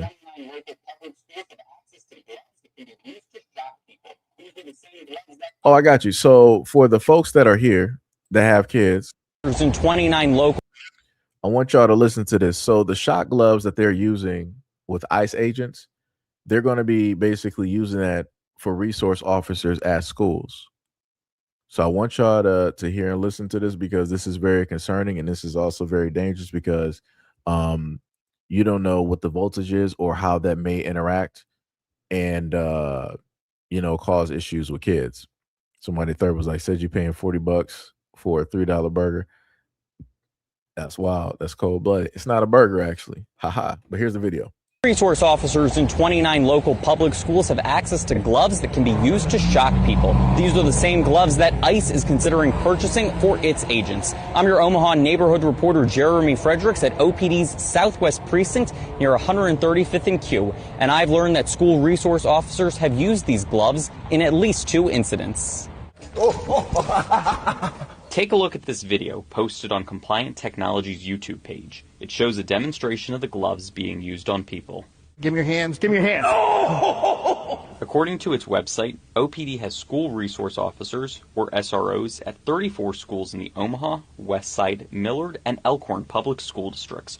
On Friday, a spokesperson for OPD confirms that the gloves have been delivered to SROs at 29 of the 34 schools, with plans to train officers at the other 5 schools. I'm going to apply the glove. Put your arm out to the side. Last warning.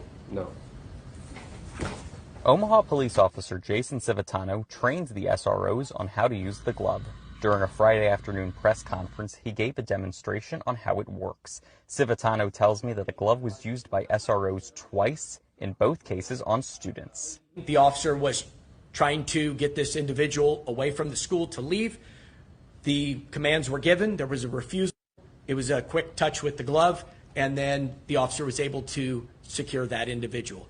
The other one, I believe, was in a high school, and again, non-compliance, and so the officer chose in this situation to utilize the glove. No reported injuries. I asked why these gloves are being used in schools, but not in the general public. I think because of the low level of force. Plain and simple. I don't have taser barbs. I'm not going to spray pepper spray where there's a lot of aftercare. This, as you saw, has lesser effects than each of those areas. Begley. Mr. President. Yes. Motion passed 7-0. Last June, the Omaha City Council approved OPD purchasing 40 pairs of the gloves. According to city documents, OPD said that it was making the purchase to give SROs, quote, another use of force option with the goal of de-escalating and preventing use of force situations. At OPD's Southwest Precinct, I'm Jeremy Fredericks, your Omaha neighborhood reporter.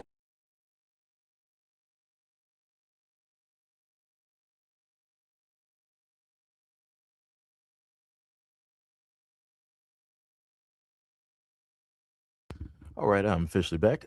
So we were able to hear that video and how it is that they want to use those gloves. And again, that should be something, I guess you could say it should be used specifically for, criminals or whatnot or whatever, to detain, folks like that. Nothing like this, none of this tech should be used on anybody's kids. That's crazy to me.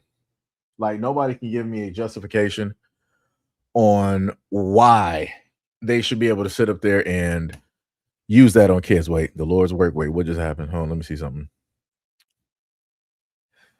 Torture, and they're going to end up taking the life of somebody's kids, and then the police will get sued, and the gloves will be put out of use. I mean, that's true. That is true. Let me see. Let me see. Got another person right there. Give him the banner hammer. Well, at least on my end. Who else? Who else did I miss? Let me see. Let's see. Pull your babies out of those schools, right? They literally copy this from Avatar Core. I mean, yeah, true. What about the kids with heart issues or the ones with seizures?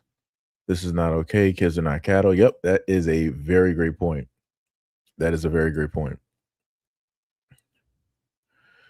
Slick said those gloves killed a man back in 2024. Oh, that's crazy.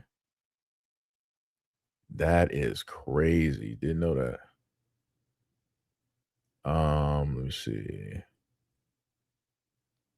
What else? Let me see. Hazing, trafficking, I guess maybe D Money might be it might have been talking about the same comment I was looking at there.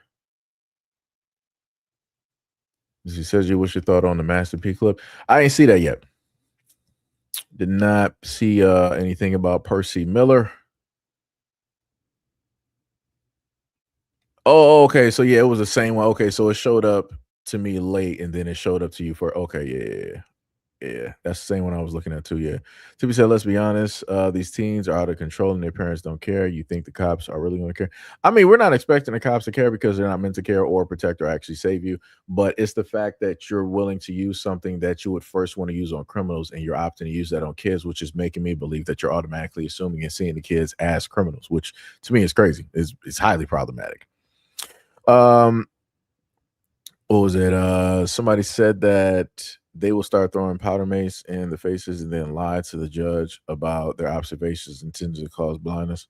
Wait, are you talking about the kids doing that or the cops doing that? I can see cops doing that because cops lie on a lot of stuff. It's just the lies of cops knows no bounds. It knows no bounds, literally. And I've tried to explain that to a variety of folks about here. Let me see. What is this video?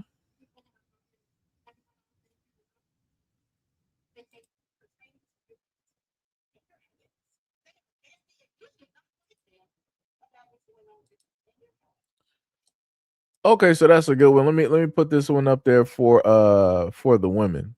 For the women out there that like to go like get like waxed and all this other type of stuff.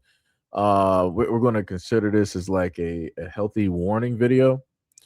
So basically what you're going to see here is that all these packages of wax, she's going to explain how they reuse the wax that they've already used on people. They just like melt it back down and I guess filter it and all this other type of stuff and then repurpose and repackage it.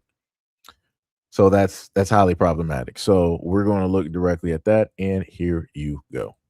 People who have gotten $45 pedicures and up, they take the wax off of your feet and then they come over here and they remelt it. This is what you're paying for. I told you. I freaking told you.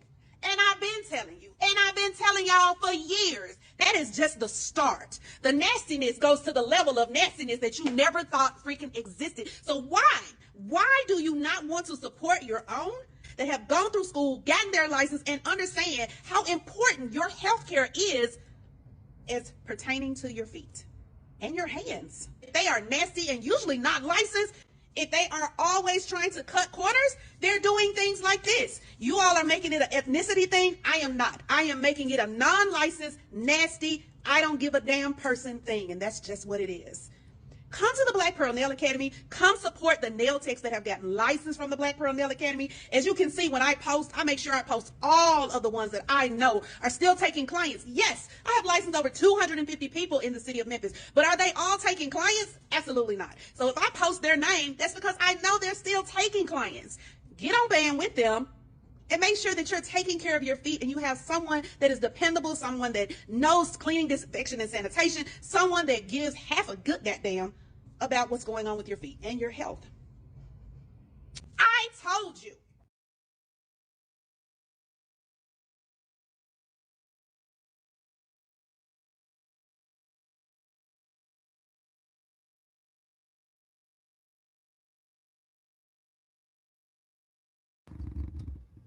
So we heard that, right? And we saw it.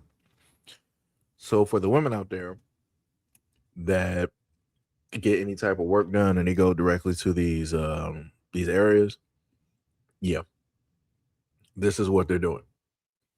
This is exactly what they're doing along with the products. Let me repeat that one more time. People who have gotten $45 pedicures and up, they take the wax off of your feet and then they come over here and they remelt it. This is what you're paying for. I told you. I told you. I freaking told you. And I've been telling you. And I've been telling y'all for years. That is just the start. The nastiness goes to the level of nastiness that you never thought freaking existed. So why do you not want to support your own that have gone through school, gotten their license, and understand how important your healthcare is as pertaining to your feet and your hands? If they are nasty and usually not licensed, if they are always trying to cut corners, they're doing things like this. You all are making it an ethnicity thing. I am not. I am making it a non-licensed, nasty, I don't give a damn person thing. And that's just what it is. Come to the Black Pearl Nail Academy. Come support the nail techs that have gotten licensed from the Black Pearl Nail Academy. As you can see, when I post, I make sure I post all of the ones that I know are still taking clients. Yes, I have licensed over 250 people in the city of Memphis, but are they all taking clients? Absolutely not. So if I post their name, that's because I know they're still taking clients. Get on band with them. And make sure that you're taking care of your feet and you have someone that is dependable, someone that knows cleaning, disinfection, and sanitation, someone that gives half a good goddamn about what's going on with your feet and your health. I told you. So, yep. For the women out there, everything is not what it seems to be. It's not what it seems to be, let me tell you.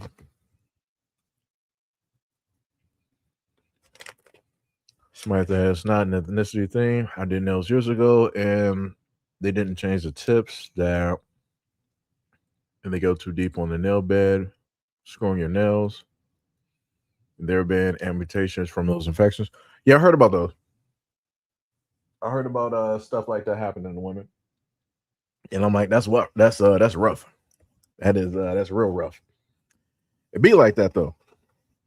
You know, you can't tell nobody nothing. People want to, do what it is that they want to sit up there and do, and go about it the way that they want to sit up there and go about it. So, it's that's tough. It's real tough.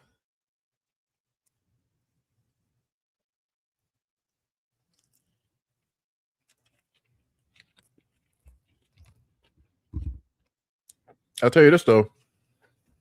This food tastes great. Let me tell you. Tippy said, what are you eating? I'm eating a technically I want to say it's like a Philly cheesesteak, but with some fries. So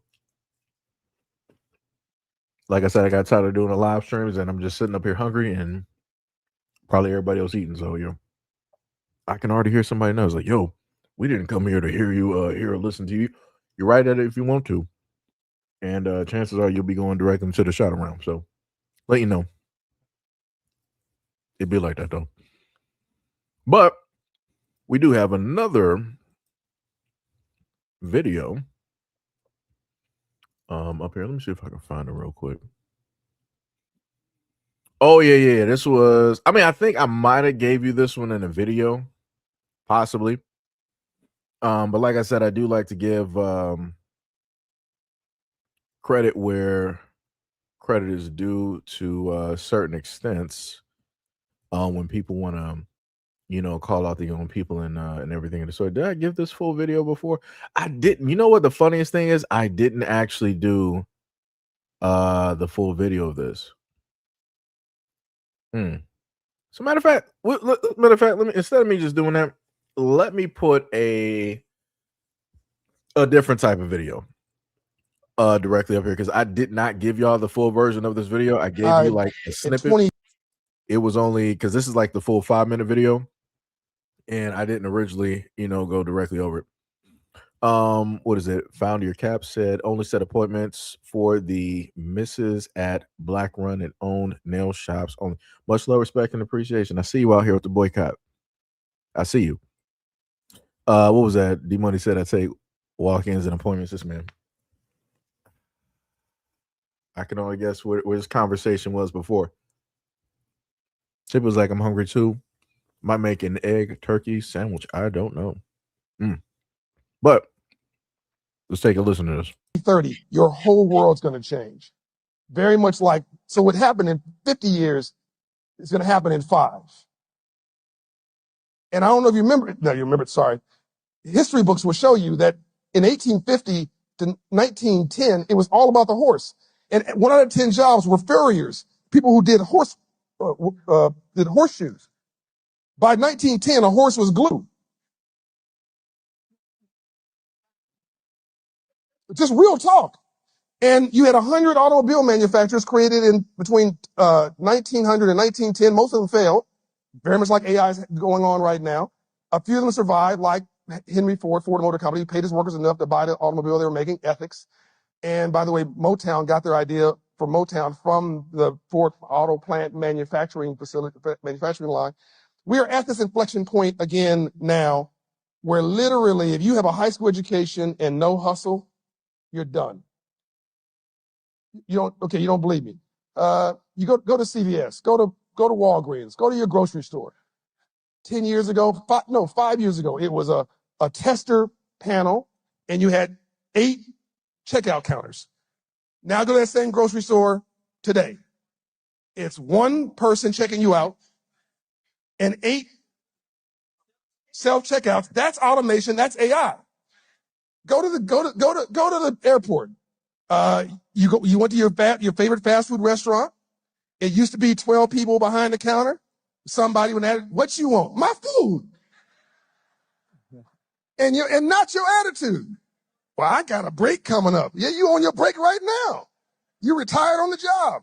Now you got 2, 3 people in the back doing quality control. And everybody's check is pushing. This is happening really subtle. It's right in front of you. Like you put a frog in burning water, they jump out. Put a frog in some water and just slowly heat it up. So everything has changed. But versus seeing this as a threat, we should see it as an opportunity. That's really what I'm getting now around to. And so I'm co-chair of the AI Ethics Council with Sam Altman. I've gotten a bunch of HBCUs on the board with that. Bernice King and Andrew Young, who's 93, is on the board. I love this dude. I mean, that is the Nelson Mandela of our time. And we have this AI LP3 council we put together with all the school districts in Atlanta from kindergarten all the way up to college to reimagine the future of jobs with artificial intelligence, reimagine the future of economies. Literally everything around you is going to change. It's going to be AI and speakers, AI and furniture, AI and manufacturing of suits, AI and jewelry, AI and creative. Literally, just pick what you're passionate about and become an expert in that with AI attached to it, and you've got a future that creates jobs and opportunities versus destroys it. So somebody saying, well, John, isn't this the end of everything? No, calculators weren't the end of math. What calculator did was free you up from spending all that time. So now you had more time to then have highest and best use for your brain. So the internet didn't make you dumb. Well, some of us. Some people use smartphones for dumb stuff. But you have this is a computer. This is a computer in your pocket. I mean, nobody should be complaining about anything. You have ChatGPT. You have the smartest assistant on the planet in your pocket. I do these op-eds, and luckily I'm a public figure. I was trying to do this op-ed. It took me 3 weeks. My staff wasn't available. It was Sunday. I'm at church. I'm going to this. Okay, cool. I respect. How you gonna argue with church? You're at church. Okay. So I call Bishop T.D. Jakes. Yo, man, how you doing? Oh, I'm good. I'm trying to get this dang on op-ed done. He said, John, you're just not very bright. We're boys. You're not very bright. What? And that's midnight. He said, John, I'm going to tell you what you told me. ChatGPT. He said, you're a public figure. It knows who you are. Just simply say, this is John Hope Bryant. I need to do an op-ed or 800 words on this topic in my voice. And here are the framework. And I hit that 3 seconds. And I read it. It was tripping. It's like, this is me. I said, I said, this is plagiarism. No, it's me talking about me. It freaked me out. It freaked me out. I'm telling you, like, and if I was really a bad employer, I'd have fired like 20 people on Monday. Yeah. But so right now, chat is about reducing costs. I'm sorry, AI is about reducing costs.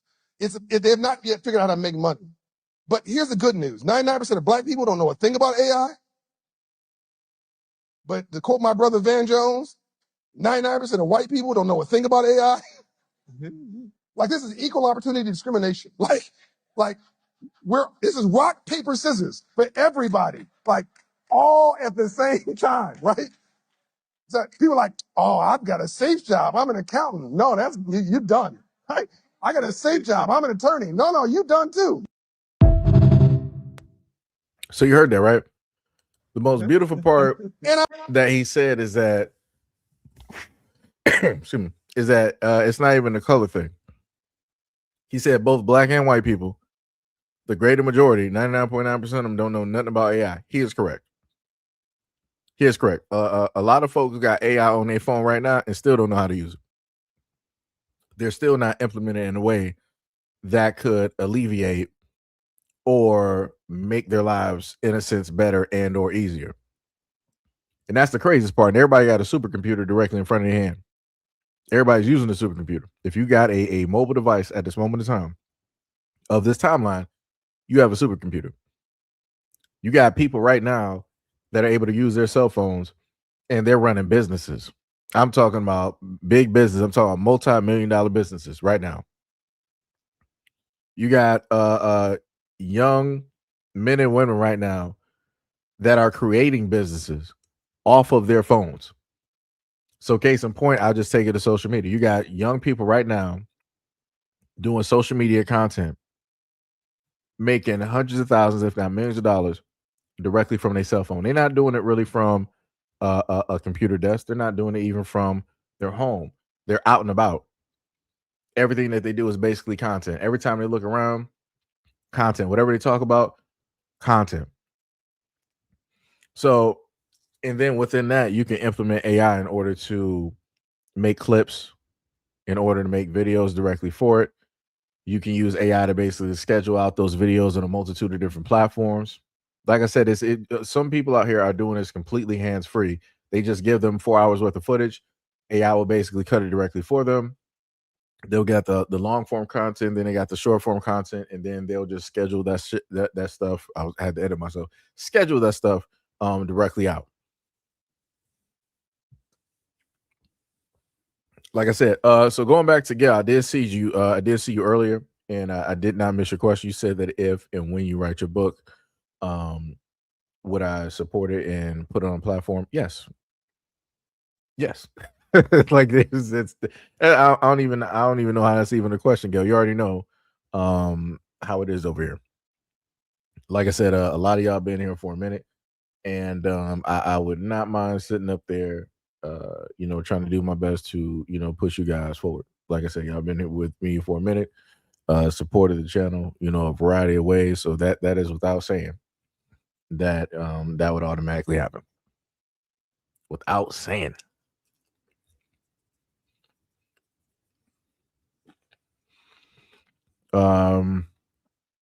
Third said I'm figuring out what type of side scrolling game I want to see on Google Play. Okay, that's a good idea. Gil said I'd rather take the long route. I'm staying grounded and keeping my brain running. Hands-on human touch will become exclusive and expensive, and I'll be there to bank off of it. I mean, that's true, but while you're also on the road to getting there, you can use AI.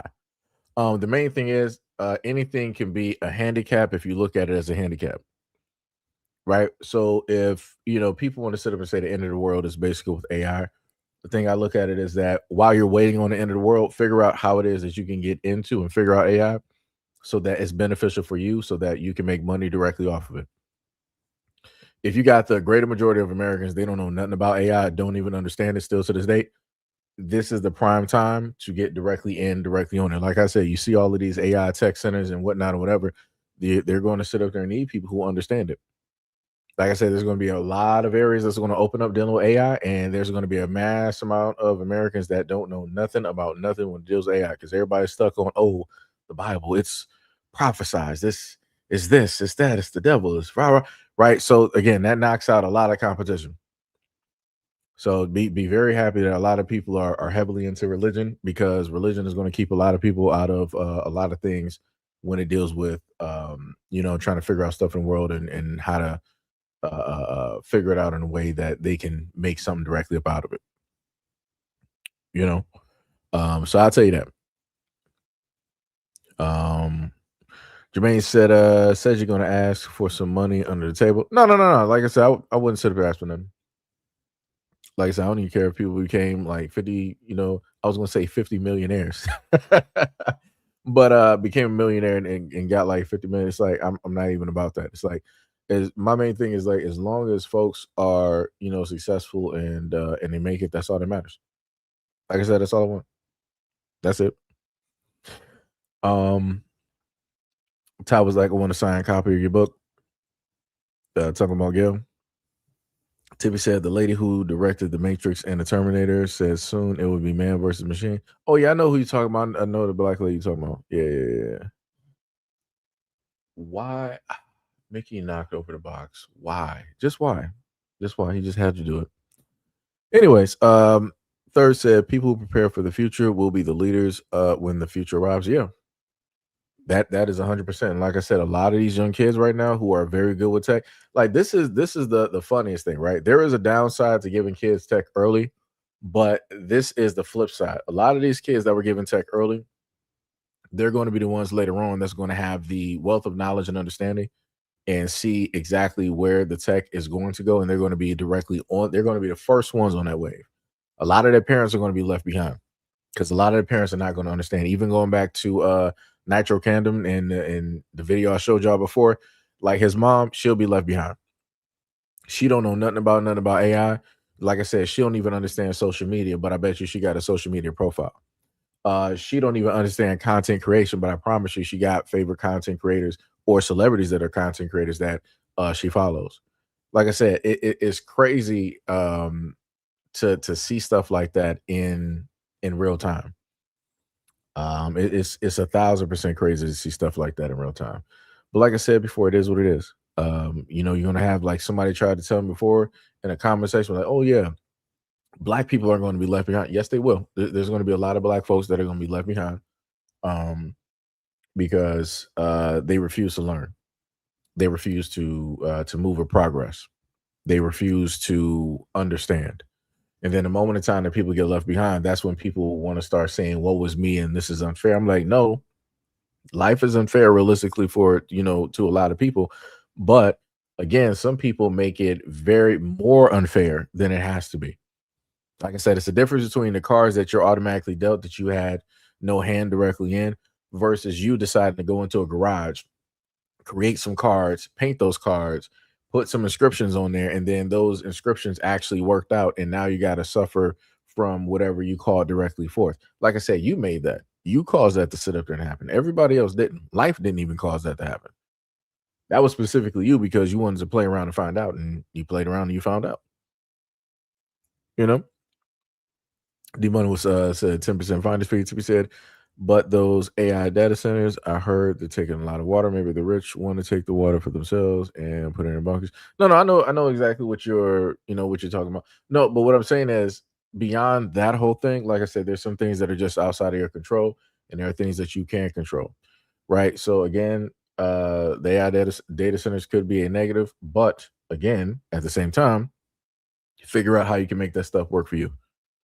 Figure out how you can sit up there and make money. Like I said, if somebody's able to make money off of something, you can also figure out if you got the fortitude and the wherewithal to do it, you can figure out a way to sit up there and make money directly off of it. Gail said, if I become a millionaire because of Seji's help, I would definitely break him off some money. Well, much love, respect, and appreciation. It's the thought that counts. It's cool.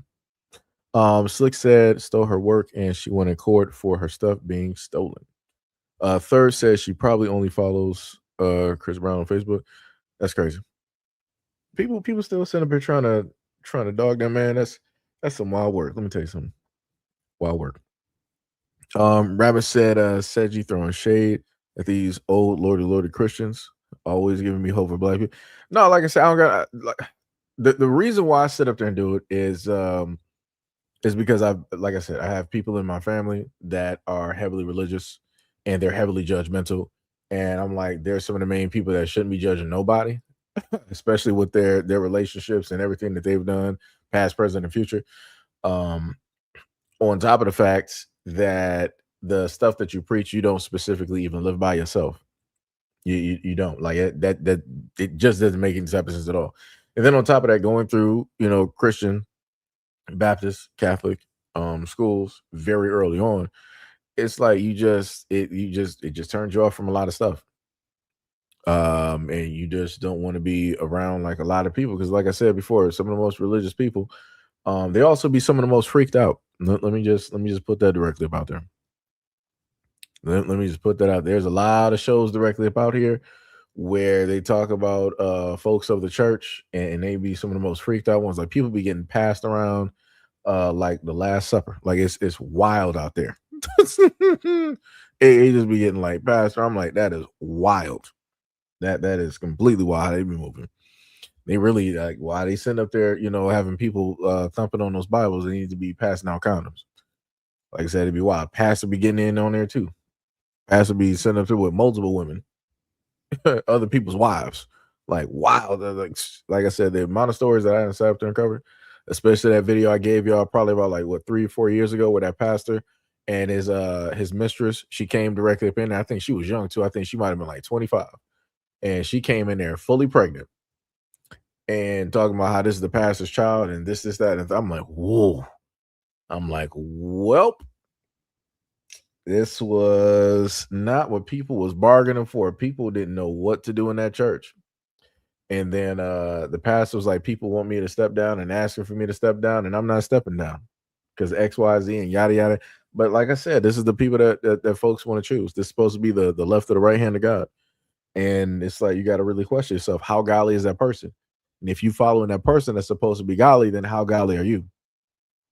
Right? Because that's the person that's leading you. So if that's the person that's leading you and they're corrupted, you already know where you at. Like it's it's a done deal on that. you might as well wrap it up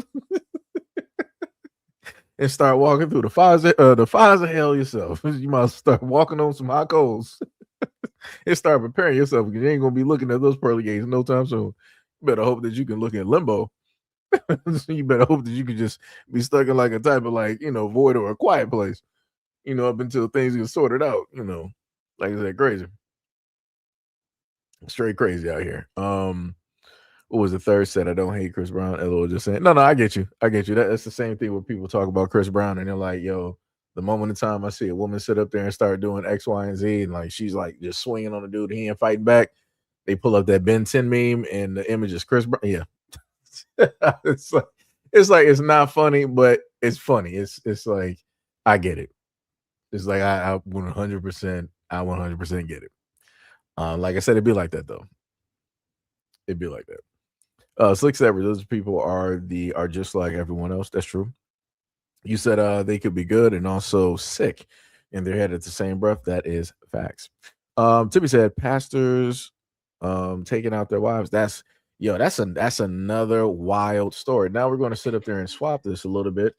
I probably spelled this wrong. Yep, there we go. Fire Team 2. So now I'm just going to swap this to a whole different thing.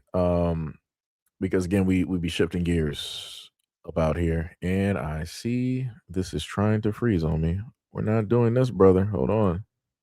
Let me close out a few things. All right, we're gonna make sure to close out that.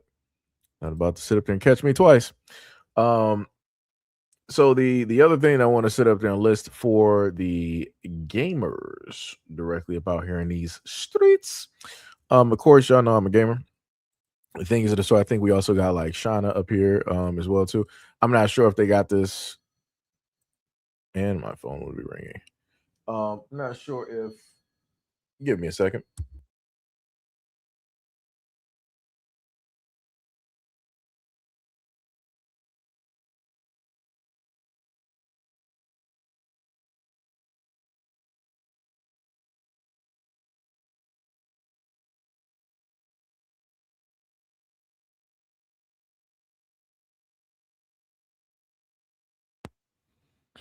All right, so my bad. So again, since I am a gamer, no, I had an order that just came in from what was it? It wasn't FedEx. Was it FedEx or UPS? FedEx or UPS.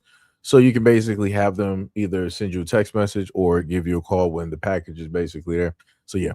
So instead of it being like Uber Eats, where I basically know to look at the map, they'll sit up there and let you know and give you like an automated call and whatnot. So it's Ty up here acting funny. 30 say, yep, I'm getting that.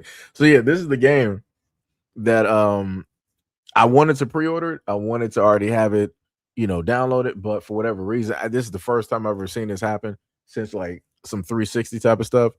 Because normally what happens is that if a game is coming out, you can pre-order the game on top of the fact you can you can pre-order, and then I think a day before you'll be able to download it.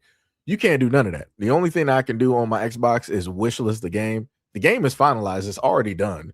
But for whatever reason, they just won't allow you to pre-order and pre-download. So I gotta literally wait until 12 potentially, and then download this full game. I'm not even sure how many gigs the game even is. If it's like 40, it's gonna be a minute. Sitting up to download or whatever. Because this, like I said before, I would love to actually have this pre-downloaded instead of trying to be like, all right, it's 12 o'clock. Now I want to, jump on here and sit up there and play the game and whatnot or whatever. But anybody that's a fan of Aliens, I would recommend you to, and this ain't no type of sponsor or anything like that. This is just me being a gamer. Go out there, check out the first one if you got Xbox or Xbox Game Pass by way of PC. I want to say maybe you should be able to play it because I think it should be up there, potentially, possibly. I think it was there at a moment in time. You might be able to check. I can't really check because I have it. I already bought it, so it's not going to show up for me like it would if somebody didn't buy it. But yeah, check out the first one. It is still directly up there. This one comes out in a few days. So you can check out the first Fire Team and happen to play that. That one is 3 players. It has a lot of content directly there. Quite a few classes as well, along with weapon choices and how it is that you want to set up your class and things of that nature. They also have the Pathogen DLC that is there as well, which gives you, I think, an extra 3 chapters with the multiple difficulties that they have. On top of them, outside of that, they have like a survival, type of thing, like round based, where it's like, all right, you got 5 rounds, survive these 5 rounds, and then after that, you'll get, something that you'll see after everything is said and done, and all that type of good stuff. But yeah, I would say I would recommend people to check that out. It's something pretty awesome to play. On top of looking into Aliens Fire Team Elite 2, I've watched a lot of dev videos. A lot of different gameplay. Game looks great, looks awesome. I like the different weapons that they have directly on there. On top of the fact that you can go through electric, fire, corrosive, freeze, and I think one other one that they did not fully list. As of yet, I guess we got to go through the game and actually find out what that one was. On top of the multitude of classes that they have, and they have a specialist class, which is pretty much a jack of all trades that allows you to mix and mesh different class pieces together to formulate a build that would actually work for you. But in order to do that, you would actually have to go through at least a decent amount with said class in order to unlock what it is that you would want. If not, go to a specific area in a ship. I'm thinking back to Fire Team 1, where you would go to the ship, Asian character that's there, and he would sell you certain weapons and different things that you can use in general or specifically for certain characters. So if things didn't really change like that, you should still have somebody there that's able to do that on the ship or wherever the central hub would basically be. And you'll be able to get things like that as well, maybe a little bit earlier. And retrofit or create how you want the class to specifically be. Shauna said that looks fun. I want to try it. Let me is it on the Switch too? Let me see if it's coming out on the Switch too, because you said that's the one that you're getting. If it is, it is coming to the Switch. Oh, look at that. So okay, so they said that Fire Elite Team 2 will launch on the Switch in the fall, following the primary release on PC, PlayStation 5, and Xbox Series X on August 25th. Unlike the original game, a cloud-only version of the first Switch, the sequel is planned as a local release on the Switch 2. So they do have so I guess they do have the first one on the Switch, so you might be able to play that ahead of time. And then by the time the fall release basically happens, so maybe that might be, let's say, like October, November. They may, try to do something like that. You'll probably be able to get it then for the Switch 2. It should also look pretty great on the Switch 2, because again, the Switch 2 is upgraded and and everything like that. The Switch 2 is actually getting quite a bit of the newer gen games, which I do like, so that people can actually play and try those out and whatnot. So that's pretty nice. Pretty nice. What was it? Ty said Nitro has 10K subs on Twitch right now. That's dope. Oh, Jesus. Wait a minute. I gotta do some quick maths. Lord, I know this is gonna be let me see.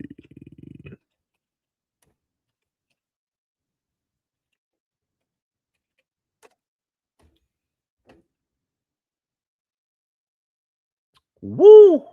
Oh my goodness. Yo, that's wild. Yo, it's Yo. He's making per month what most people make a year.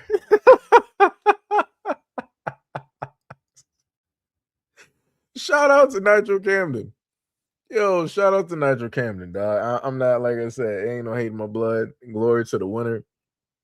Shout out to that young man at 18. He's beating a lot of adults. That's wild. They said that with 10K subs, because his subs is like $5.99, right?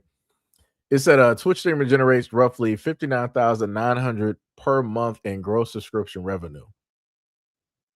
Jesus. Yo, oh my goodness, yo. I'm literally, I'm in tears right now just looking at that. That is, like I said, shout out to Nitro Camden. Shout out to that young man. 18 years old. He's making 60K. 60K. Yeah, somebody was, I forgot who it was. I think it might have been Fuel. It might have been one of the companies. They were just gifting subs. So like when I was showing y'all his live stream, that's when y'all kept seeing gifted subs 10, gifted subs 12, gifted subs 15, gifted subs 5. Like gifted subs were just, being thrown directly. I probably would have sat up there and did it, but I wasn't trying to have credit card information pulling up. So, I ain't do that. But I did sub up directly to his Twitch and whatnot, and following whatnot, like I said, showing love and support. But yeah, that's wild. 60K a month. Woo! I couldn't even imagine. Couldn't even imagine. Let me tell you, if I was sitting up there pulling 60K a month, the setups that people have right now that I know that stream video games, it'd be vastly different. It'll be let me tell you.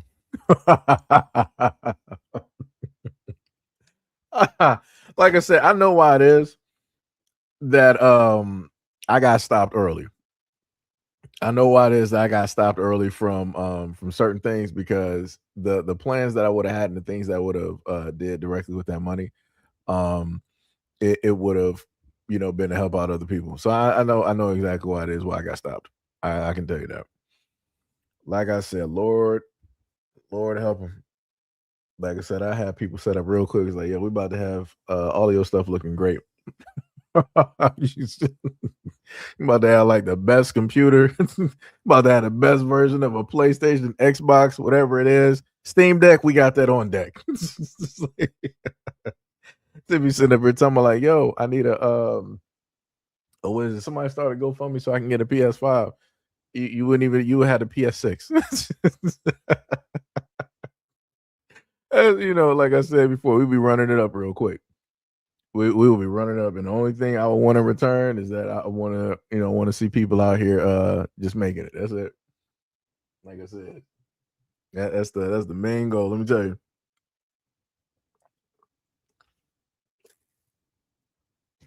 Man, that lemonade is actually fairly good.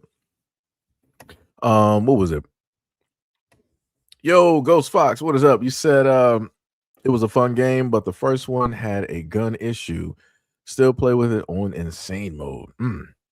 I mean, the craziest part, I really didn't have a gun issue on there.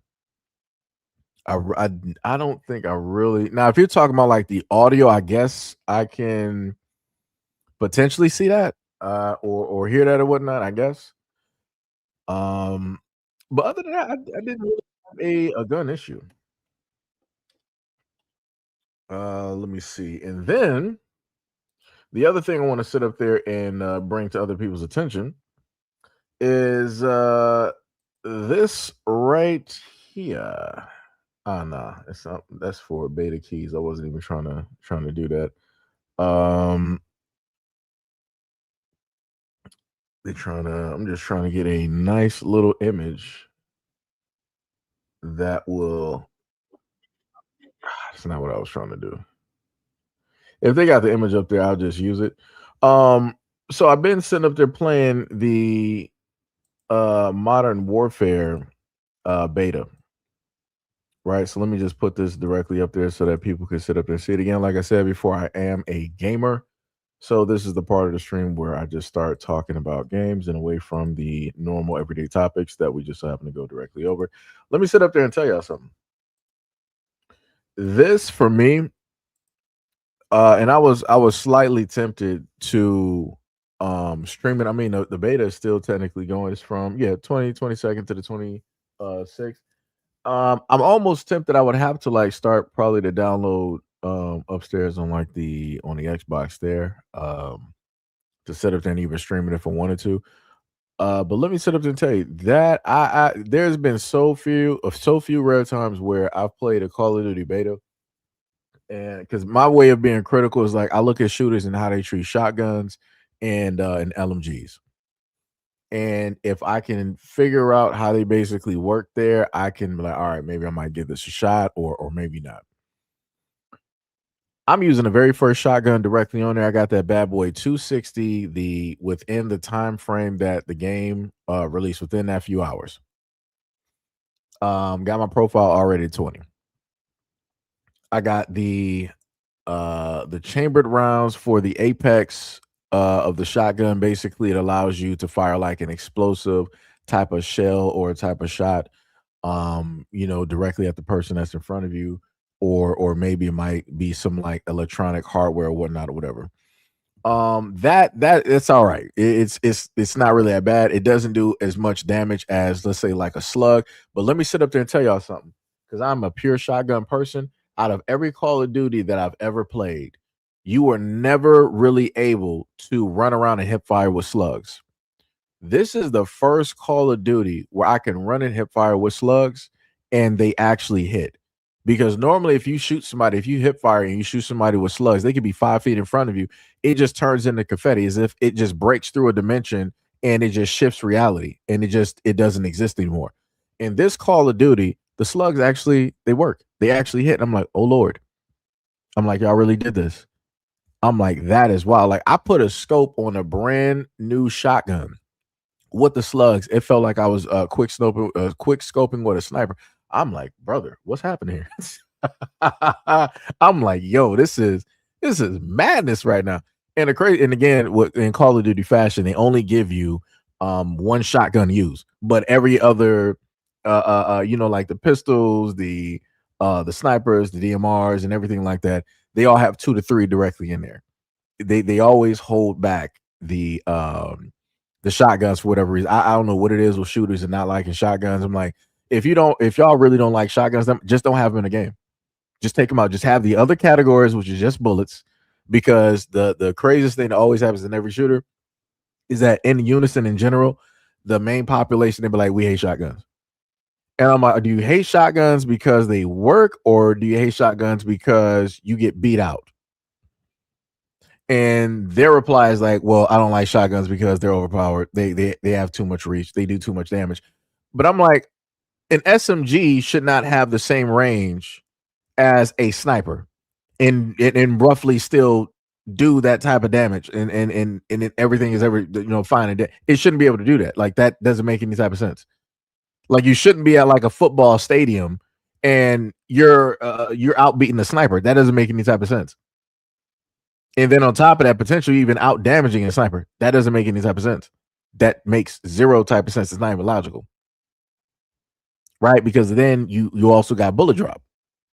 That's one of the reasons that I also like Battlefield as well, due to the bullet drop and and everything like that. Ty was like, don't forget I have a good story. No, I got you.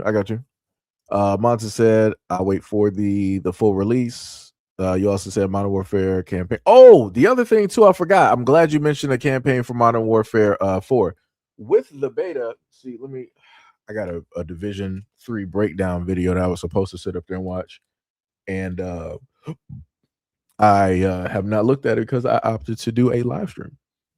I also made sure to download the 2 games that I wanted to sit up there and play. So Tip, you already know what one is, which is Anemo, which is the one I told y'all about before, with like the animal with the sort of like it's the Xbox version of Pokemon. That's their response to it or whatnot or whatever. And then another game which is on PC, which is called Once Human. 2 games that I like, and different things of that sort. But what was it? Let me see. I gotta go to the beta real quick. And the crazy part is, just in case anybody was going to download Once Human, it is 102.5 gigs. So hopefully you got space on your system. That's that's what I'm going to take. Oh, before I forget, let me just make sure I put, where's the Call of Duty beta? Where did that go? Ain't it like 30 something? Brother, hold on. Wait. What is going on? Am I slipping? I know I got this beta up here. Okay, there we go. Okay. Oh snap! I got to swap profiles. I forgot. I can't use this profile and look at the beta. It's not gonna work. It's not gonna work. Let me go back. Let me just do that. The other thing I wanted to list to Shauna as well is that you might want to look online for a micro SD card slot. Now I can't speak for the Switch 2, but for the Nintendo Switch, I think I want to say I got like a 250, maybe like a 500 gigabyte micro SD card slot. You might want to look into that so that you got enough space to keep track of your games, because the greater majority of the games that you will be getting on the Switch 2 will be digital. So it's not going to be, physical anything really, unless they release a physical copy of it. I made sure, and this is from my Switch that I got. I, first got it 2017. I was directly in line the first day that it basically launched after I left work. So this is like after like working Whole Foods, leaving directly out with some portion of my team to go pick up the Switch. Picked up Legend of Zelda. I got a Zelda case, and I think I got like a Pro controller, and I think one more item directly with it. I think it came up to like $400 or something with everything that I was able to get. But going back to what Monta was basically saying with the story, the beta allows you. Oh, they actually put a new map on here too. Oh, snap! So you can play the multiplayer, and then you can also play the campaign. and you can select the difficulty. It'll let you go through a little bit, just like one, part of the campaign or whatnot. And then you got the multiplayer for Modern Warfare beta. It allows you to play Mosh Pit, Kill Block. Now, let me sit up there and tell y'all something real quick. Anybody who has played Call of Duty and you're used to, like, let's say, like search and destroy, or you're used to like those godlike teams, the sweats that always be playing, and it's like they know every single map and this, that, and the third. Yeah, Kill Block is different. Kill Block has a certain number of maps, and what they do is they procedurally generate. They combine those three slabs into one brand new map. So it's like you might know certain things, but it's going to be different every single time. It's not going to be like, all right, you're on terminal for like the 100th time and you got these ultra sweats and they're prestige level 4,499. And they're just at every single spot. They know exactly what's going to happen, how it's going to happen, and Kill Block basically swaps the whole thing up and they swap it every single round. So that's going to be something that's going to be pretty dope. And I'm hoping that they would implement a TDM version of Kill Block. I think that would actually be pretty dope, where the map could potentially swap, I guess, a portion of the way to the score or something like that, like something crazy. Like they could literally do it to like switch it up. But the other thing I like about Kill Block is that it forces you to use other weapons. Like I primarily like using up until I get them diamond or whatever. I like primarily using LMGs and shotguns. Then once I'm through, getting those to like whatever max level that I want to get those directly to, I'll then go to the SMGs or the assault rifles or things like that. But no, actually, walk that back. Usually it's shotguns, LMGs, and DMRs. Usually it's those threes. If it was Modern Warfare 2, I'd be heavily using the riot shield because I like to get people mad and angry. Because I'm that type of guy. I'm that guy. Which they do have the riot shield in here as well too. So if any of y'all like actually using the riot shield, you will be right at home with this brand new Call of Duty. But game mode wise, they got open mosh pit, kill block. They got a mobility course up there. Inflation. I don't even know what inflation. What is inflation? Let me see. What is that? Kill enemy operators and collect the bounty, and the team with the most cash at the end wins. Oh, okay. I got that. And then they got team deathmatch, and then they got domination. So they got all of those things. And of course, as in Call of Duty fashion, if you make it to level 4, you sit up there and level up. Then you can make a class and everything in the sort. The other thing that they allow you to do as well too is that you can max out the weapon at 60. So I'm guessing that's the level for the weapons naturally, the natural progression and the max level directly for them. So you can get the Apex attachment directly up there, and the Apex attachment counts as a sixth attachment. Let's see, 1, 2, 3, 4, 5, 6. Yeah, it counts as a sixth attachment. So it's not like the pick 10 that you used to be able to do. I'm not sure if you might. I'm trying to also look through here as well too to see if I can let y'all know if they have a through the perk system if you can add more perks, and I don't see that. Combat grid. What is that? Spot enemy equipment, field upgrades and streaks, cold blooded, right? Bird's eye, ghost, and kill chain. Yeah, I don't see anything up here that basically allows you to put multiple what's the names on weapons anymore, which technically that sucks because I did love that.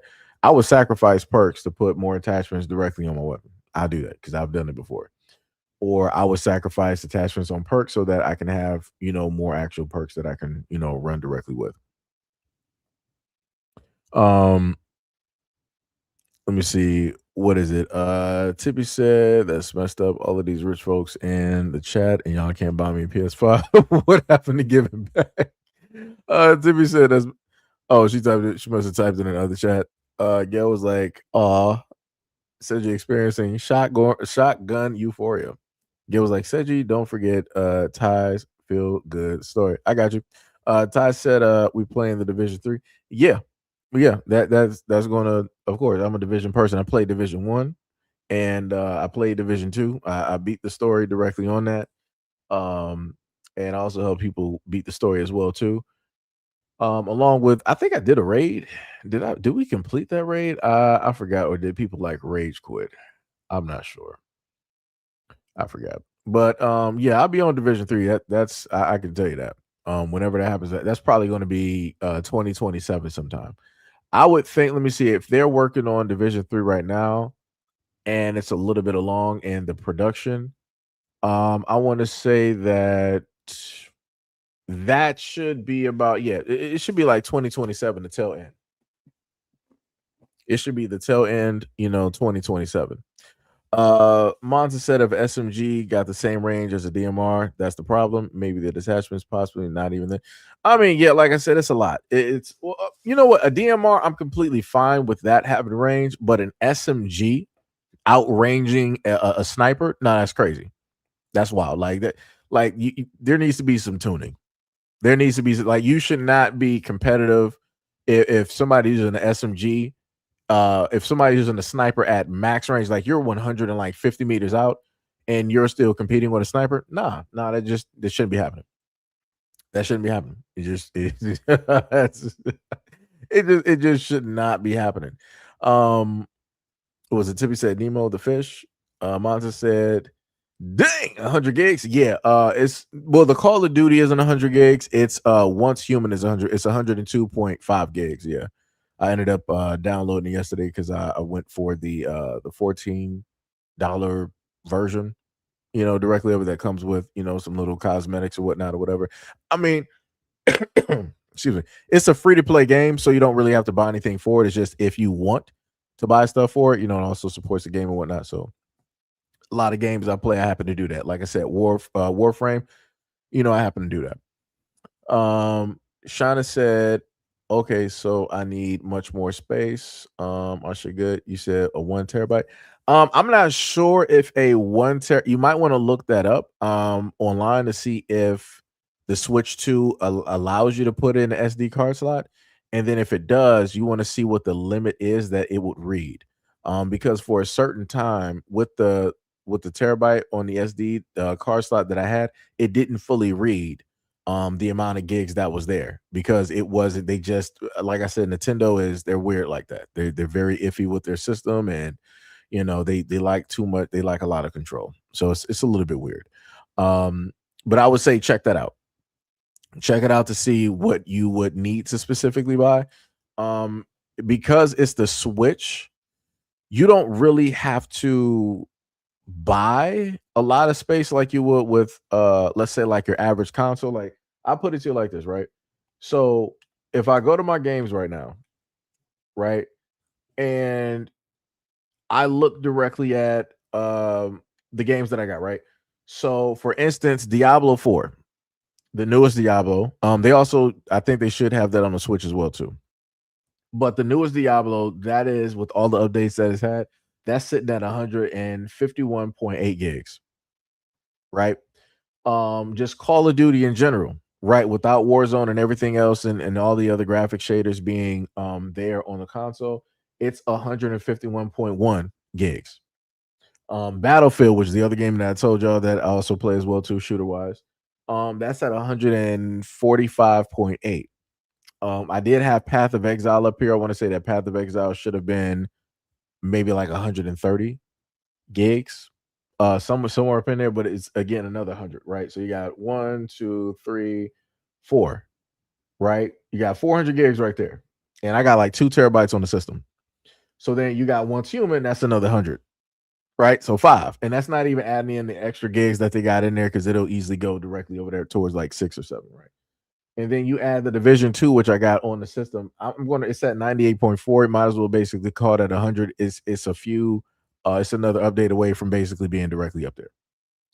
And then every other game other than those are at like 70 gigs or lower. And all storage wise, I got like 86.9 gigs free out of 2 terabytes. So yeah, it's you say you're waiting for a Wulong 2? Yeah. Wulong 2 is gonna be dope.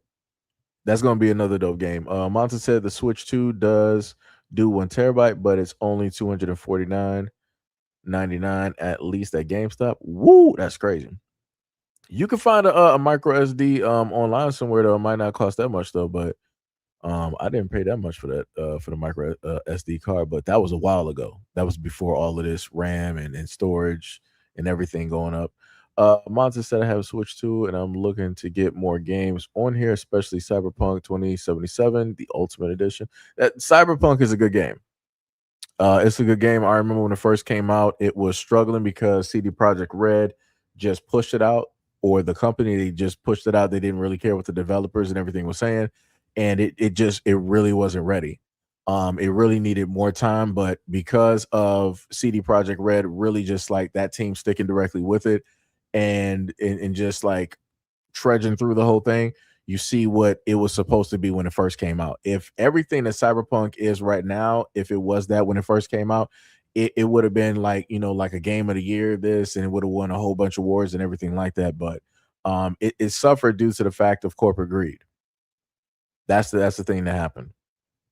Monza said Elden Ring Tarnished edition for the Switch 2 is 40 plus gigs alone. Woo, that's crazy. Yeah, I did see that. I did see that update up there on the Xbox as well too. Hold on, give me one quick second.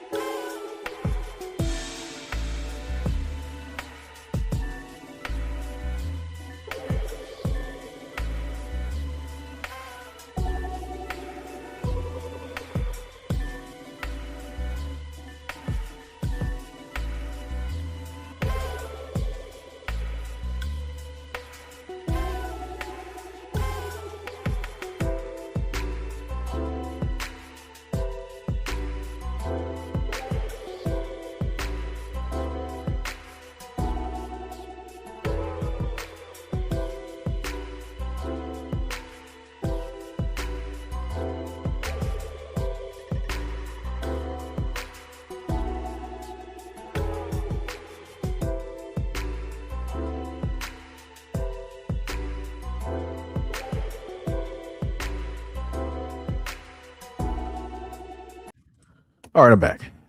Even though I got to get different music, let me tell you something. I got to get some "Be Right Back" music for the stream. Can't use the same thing because then that's going to trigger people like, oh, he's leaving now. This is the ending stream. This is the ending stream music. Monta said, Switch 2 only does Express SD cards, so you have to use that one specifically. Express micro SD cards. Wait, so why can't you just use the standard issue? Yeah, I'm going to just switch. I'm going to stick with my Switch 1 at this moment. Let me tell you, I'm going to stick with the Switch 1 at this moment. That's crazy. Like, you specifically have to get that version of SD cards. That's wild. That's wild. Was there something else, man? We do got some updates here. Let me see something. Is there anything that's... Didn't I just update Hellclock? I could have sworn I did that. I gotta do that at some point. I'll probably take out the time to update those. Let me see. Not Another Zombie Survivor. That's 3.5 gigs. Hellclock. That's 1.2. Abyssus is 306.6 MBs. That's not bad. It's not bad at all. On PlayStation Xbox, that was ported over, waiting for something on the Switch 2 to really drop. Yeah. I mean, if I were to get a Switch 2, I'd probably just be playing like the same games that I already got. Hopefully, they would still work on there. I wouldn't have to like buy just like another version of it or something.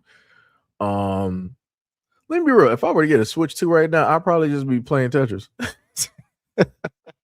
Matter of fact, let me walk that back. It'll be Tetris and probably Pokemon Unite. That's the thing. Well, I'm not sure if Shauna is really into like Pokemon like that, but I would say you could try out like Pokemon Unite and technically see how you like that one and whatnot. I know technically if you were to get on there, you'll be a little bit confused though, because there's a lot, there's a lot of things, there's a lot of like areas to go directly into and whatnot. Um so yeah, I probably have to sit up there and like walk you through some stuff. I would have to walk you, yeah. Yep. And well, the good part is with a lot of the changes that would that be good or bad? I mean, I don't know. I guess it would just depend. Mine said if you had to purchase any Switch games, certain ones get a free Switch 2 download, while you may have to pay for others. Um, that kind of sucks. Because I got quite a few games directly up there. Of course, I got Legend of Zelda: Breath of the Wild. I still didn't finish that because I like to explore. That's the whole problem with me with open world games. I will do a little bit of the main story and then I'll start exploring. The same thing happened with the other game. What was it? Crimson Desert. Beautiful game, great game. I got sidetracked. Instead of me following the main story, I'm like, all right, I'm going to take Cliff. And me and Cliff is going to be going to see the world. Before I even my bad. Before I started the second chapter of the game, I almost had the whole map uncovered. Like that's how much exploring I spent during, I think it was about a good week or so. I'm like, yeah, I see a whole bunch of like cloudiness. Like they got this fog of war that's directly there. We're about to clear that directly up. And I did go into some areas and I was getting messed up. I was really locked up. Kid you not, both locked up, meaning that I got sent to jail. Because of what happened in some cities. And locked up because of some battles that was happening. I just was not prepared for. I just wasn't supposed to do because I really wasn't spending time upgrading. I found a good sword. I think it was like called the Deathbringer or something like that. Found it amongst like a giant on like the left side of the map. I specifically marked that one as well too. Great weapon, love the weapon, and that was really carrying me. I was sitting up there, flinging that sword directly around, had the orbs directly in the air, and hitting the enemies and whatnot, getting through their block, chipping them down. That's one of the swords where the first boss that I ran into, which is like this giant, I want to call him a troll under this bridge in like the city of like raining arrows. That sword is the reason that I beat that boss. That sword is the reason that I beat the ice Viking type of boss where he had like these ice wings and stuff that he can do. It was technically, matter of fact, let me go back. All of the bosses, like including the wizards that I fought directly on Crimson Desert, that sword is the reason why I fought those bosses along with me, trying to, time some stuff and spec, into I think health and having some revives and different stuff like that. But yeah, Crimson Desert is dope. It's another dope game as well too. A lot of gigs, a lot of gigs. If you plan on getting that on the console, you better make sure you got some space. Crimson Desert is currently not on my system because I got so many other games sitting there. Third set I explored for over 100 hours before I completed Dragon's Dogma 2. Yeah, so like I said, you know how it is. You know how it is. Like I said, that's how I was in Elden Ring. Like, yo, I told people before and I wish I would have streamed it during that time that I was anytime I play Elden Ring. Like when I tell you that I was entrenched, I was from the streets of the Elden. I was of the tarnished. Like I had that as like a gang tattoo. I was out there. I was tarnished for life. Let me sit up here and tell you. Let me sit up there and tell you. Like Oliver, y'all thought Oliver Twist was from the streets? Nah, the tarnished. They really from the streets. Let me tell you. Going directly through that game on Elden Ring. I was there. Couldn't get me to play or tell me about another game. I didn't care, didn't want to hear it. My mind was soaked in just Elden Ring, fighting bosses, trying to go through, like the maps, or even trying to go back and get the experience that I set up there and dropped.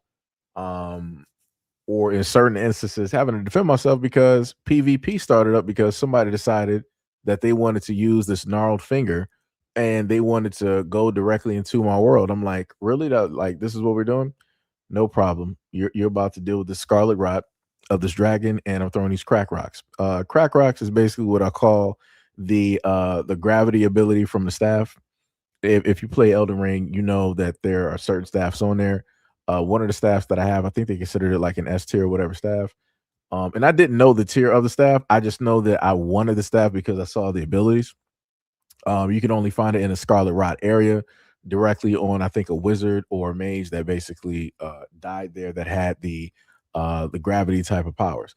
But when you basically use your mana to use the staff, it'll call for three or four stones, and it can fire them, at quite a long distance. And I use that along with the what is it called? The flash step. I'm thinking about Bleach. Um, quick step, whatever it was. I forgot what it was, but whatever that step was, I used that against Millennium, along with the rocks. Like I was there, and then I had my Black Knight Titch directly with me. That boy was putting in work. Let me tell you, he was not scared of no bosses. If you have not had a summons, you better get that man as a summons. You better get that man as a summons. Let me let you know something. D Love up here laughing. You said not of the streets. Monster said Dragon's Dogma, Dark Horizon for the Switch 2, Arisen for the Switch 2 is another 200 plus hour gameplay on the easy. On that easy, like my PS5 version. That's some crazy work. Like I said, for me, I love larger type of games. I was supposed to at one point get into No Man's Sky, because it's almost endless. It's a lot of stuff that you can do. It's also a lot of stuff that's procedurally generated as well too.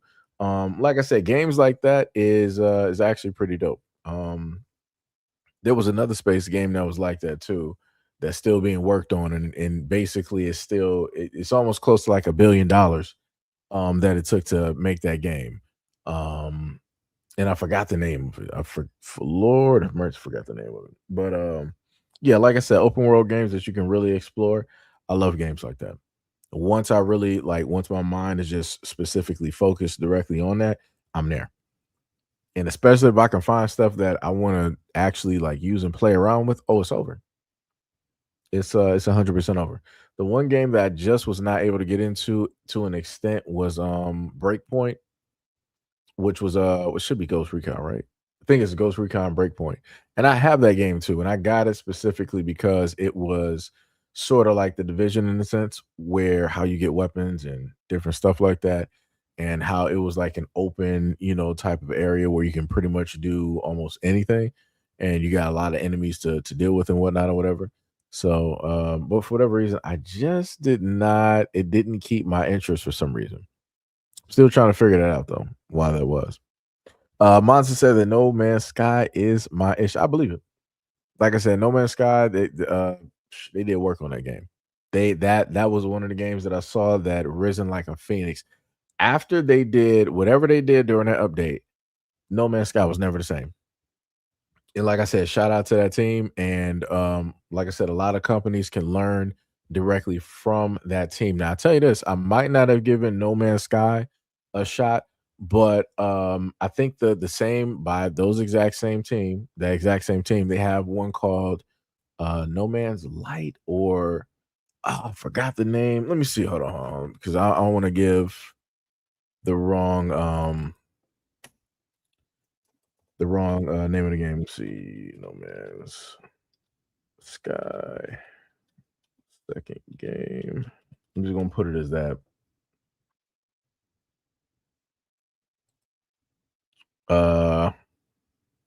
Yeah, Hello Games. Yeah, that's what it's called. The next project is called Light No Fire. That's what it's called. So if you're into No Man's Sky, you might want to look up Light No Fire. And pretty much the way that I can explain to you how big that game is going to be. They stated that um, that game is going to be a 1-to-1 ratio of Earth, pretty much. That's how big that game is. So when they basically have ships and when they have oceans, it's going to be an ocean. So if basically it would take you days or whatever to go across an ocean or whatnot, it's going to take that amount of time. It's not going to be like, I got a quick save, or I got to deal with this black trick. No, you're going to be sailing. it's going to be looking crazy. Like, the craziest part is, I would, dare I say it, I would entrust Hello Games, the team behind No Man's Sky. I would love for them if they could, with the same thing that they did here and what they're going to do with what is it? What is the game called again? It's called Light No Fire. With how they're going to make that planet, I would love for them to be able to get the license to do a One Piece game, because the planet on One Piece that ocean is massive. That ocean is massive. They have so many different islands and different stuff there. I believe that they would have the capabilities to handle a game like that.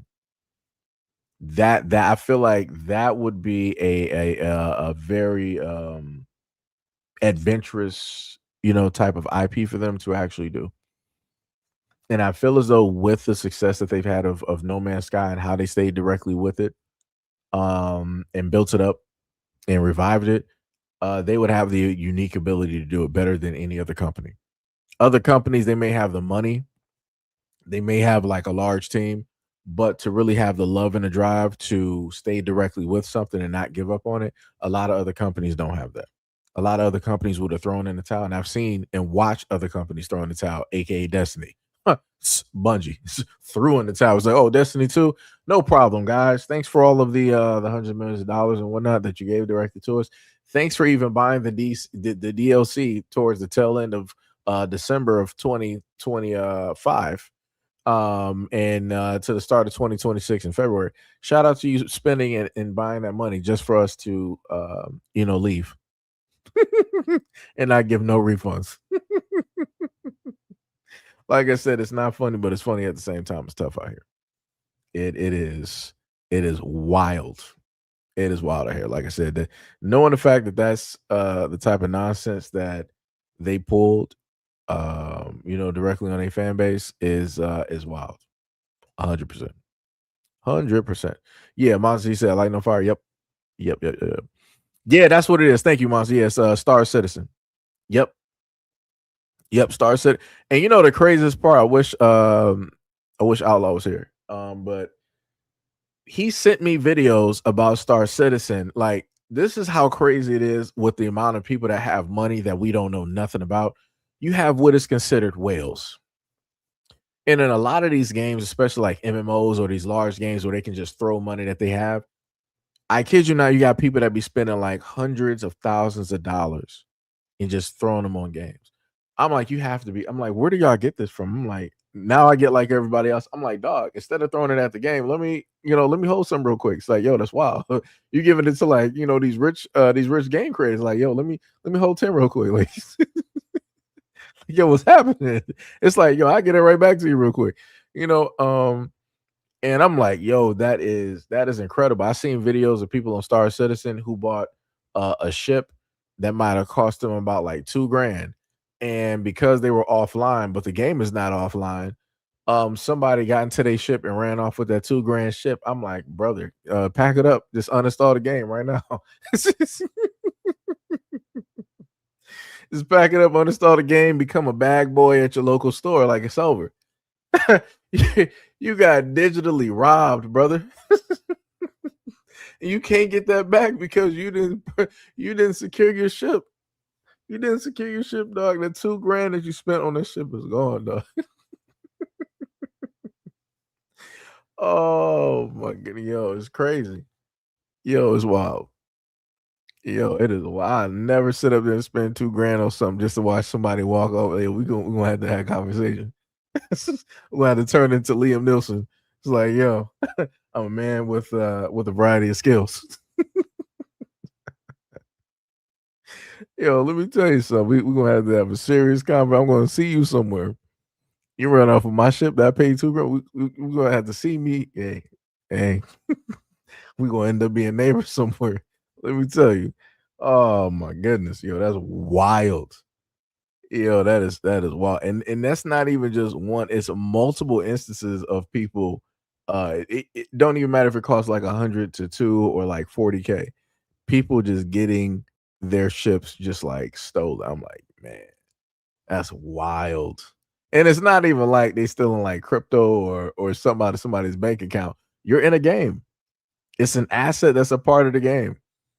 And again, I'm pretty sure, I'm not sure if they got a sale area directly for it, but I'm pretty sure online you can probably resell somebody's ship. You can get something from it. Like if you took somebody's ship that was 2 grand, you can be like, all right, I'll shave a little bit off so I can make something from it. Like it's worth 2 grand, but I'll sell it for like I'll sell it for like 1980. Right. You might bring it down to like 1880 or something like that. Like I said, you still make it, you still in the green anyway because you didn't spend no money to get it. You just stole it. You did the hard work. Everything is benefit at this point. Monty said, Breakpoint is my ish. Yeah, like I said, Breakpoint is dope. I just, for whatever reason, it just didn't keep me there. I can't even tell you why. Yo, J Lock, what is up? What is up? What is up? What is going on? D Love said right as said you shut it down for real, for real. Yeah. Like I said, it's tough out here in those streets. The moment in time that you see something that you paid for just walking off and there's nothing you can do about it, yeah, it's time to wrap it up. It's time to wrap it up. It's over. Might as well find you a different hobby. Start gardening. Get you some tulip bulbs and start breeding the colors or whatnot, and just start doing that. Start doing some painting or some pottery. Do something that's safe. Like I said, it's wild. It's 100% wild out here. I think technically gaming wise, I think that might be all I wanted to realistically mention. I was tempted at a point to potentially stream Call of Duty. I might do it. It would take a minute for it to set up and like download though, but I could potentially just let it download and then stream it from upstairs. So that may happen.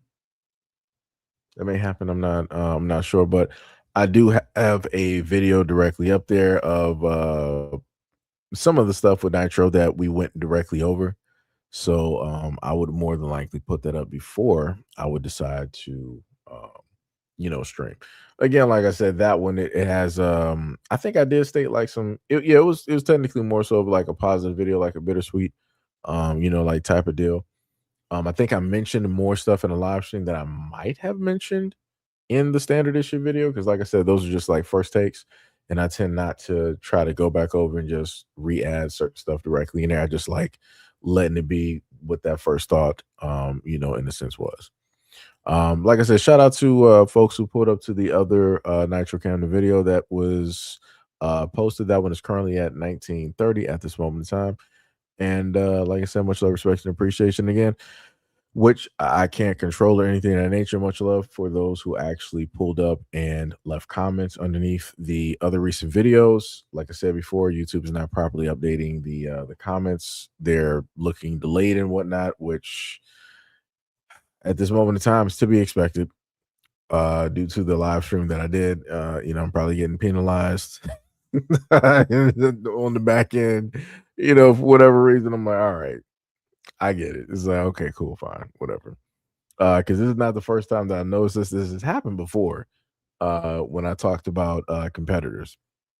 And I'm like, so I'm like, y'all must have like AI, either monitoring or transcribing and reading what it is that is being stated, and then from there, you decide to put somebody into like some type of limbo shadow realm or whatever you want to sit up and call it. But yeah, that's why I work. Like I said, you want to inform and tell people, a variety of certain things, and you're penalized for it. It be like that. But yeah, pretty much that is it. That's all I wanted to talk to y'all about. Oh, I forgot. Let me not forget.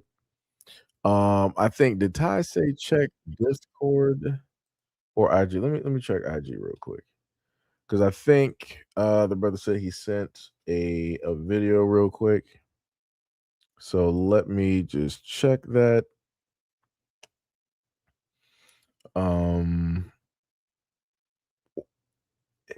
Discord or wait, where would it be? It's not the general section here because IG is very difficult at certain points.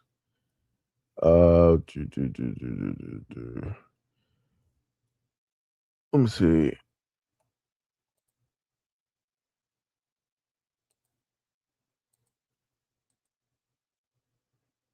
Oh, it's not. Oh, it's not a video though. I got you though. Hold on. Let me. They said these three friends. That's okay. Let me see. Let me just get this real quick. That's dope. They all sat up there and graduated with 4.0. That's pretty fly. That's dope. Let me see if I can post this directly to do do do do do do do do do do do do do. So yeah, this was what Ty was talking about right here. The three young men sat up here and graduated. This man said I'm offended. I got you, but I remember though. Let me say I remember before I got directly offline. I did remember. So you got the young men here. I'm going to read the post that's on IG. They said Dante James, Robert Staten III, and Xavier Missis walked across the stage at Virginia Pennsylvania Community College on May 15, 2025 to collect associate degrees, then went back to Phoenix High School in Hampton, Virginia to finish 12th grade. All three carried GPAs well over 4.0. They came up through the Academy of College Experience, a dual enrollment program housed at the school that runs high school and college curricula together at no cost. 65 Hampton School students earned degrees that day, 64 of them from ACE. Principal David Coccoli stated that the program now has a waiting list. James was accepted to nearly 25 colleges, including Morehouse, Penn State, and Purdue. He chose Virginia Commonwealth to study pharmaceutical science with the stated goal of founding the first Black-owned majority pharmaceutical company in America. Staten also went to VCU aiming at nursing. Mrs. went to LSU for computer science and engineering. All three played basketball for the Phantoms. That's dope. That is dope. That's pretty fly. That is pretty fly. You know, the thing that I was mad at when they dealt with my high school, that we ended up having college curriculum towards the tail end. Like they wanted to introduce all of this new stuff when we were leaving out. And I'm like, y'all bold for that. Cause I'm like, if I had the option to try to go for like an associate's back when I was like a freshman or even a sophomore or something, I would at least attempt it. I didn't even get the chance to even get an option. And that's the one thing that I really I don't even want to say hate, but I really disliked about my high school. I'm like, yo, y'all bold for doing that. I'm like, y'all want to put up all of this brand new stuff when we're basically heading out. And I'm like, y'all dirty for that. I'm like, y'all 1000% dirty. But minus my experience, me going back through some trauma. Shout out to these young men and the many others directly out there that's doing the dual, high school and college. Shout out to y'all. Like I said, shout out to the younger generation and everything of the story. You said the poster has copyrighted music. I figured. The craziest part is I went directly to through the post that you had, it didn't have any music to it. It just had a slideshow of pictures and that they had directly up there. But like I said, that's fly. That's pretty dope. Like those young dudes, they got degrees already. That's cold. That's cold. Let me sit up there and tell you something. Automatically, wait a minute. I just noticed something because I'm looking directly at. I think one of the dudes. I think he's Haitian. I think he's Haitian because I'm looking directly at that flag on the side. I'm like, I see America on one side, and it looks like I see Haitian on the other side. But like I said, shout out to the young man. I had to look at that real. I'm like, something ain't sitting right. But yeah, shout out to the young man though. That's it's still a positive, it's still a positive story. Still a positive story. Shout out to the young man right there though. But let me tell you something though. These young dudes, they're gonna have choices of women early. Let me tell you, early, especially with this story being they got their names, their faces, and the stories directly up. Yeah. Yeah. They like I said, they got a selection. They can just automatically sit up there and like look around. Like I said, they're young and they got already got a degree. Can't tell them nothing. They got a degree before they walked across the stage. Can't tell them nothing. You can't tell them nothing. Let me tell you something.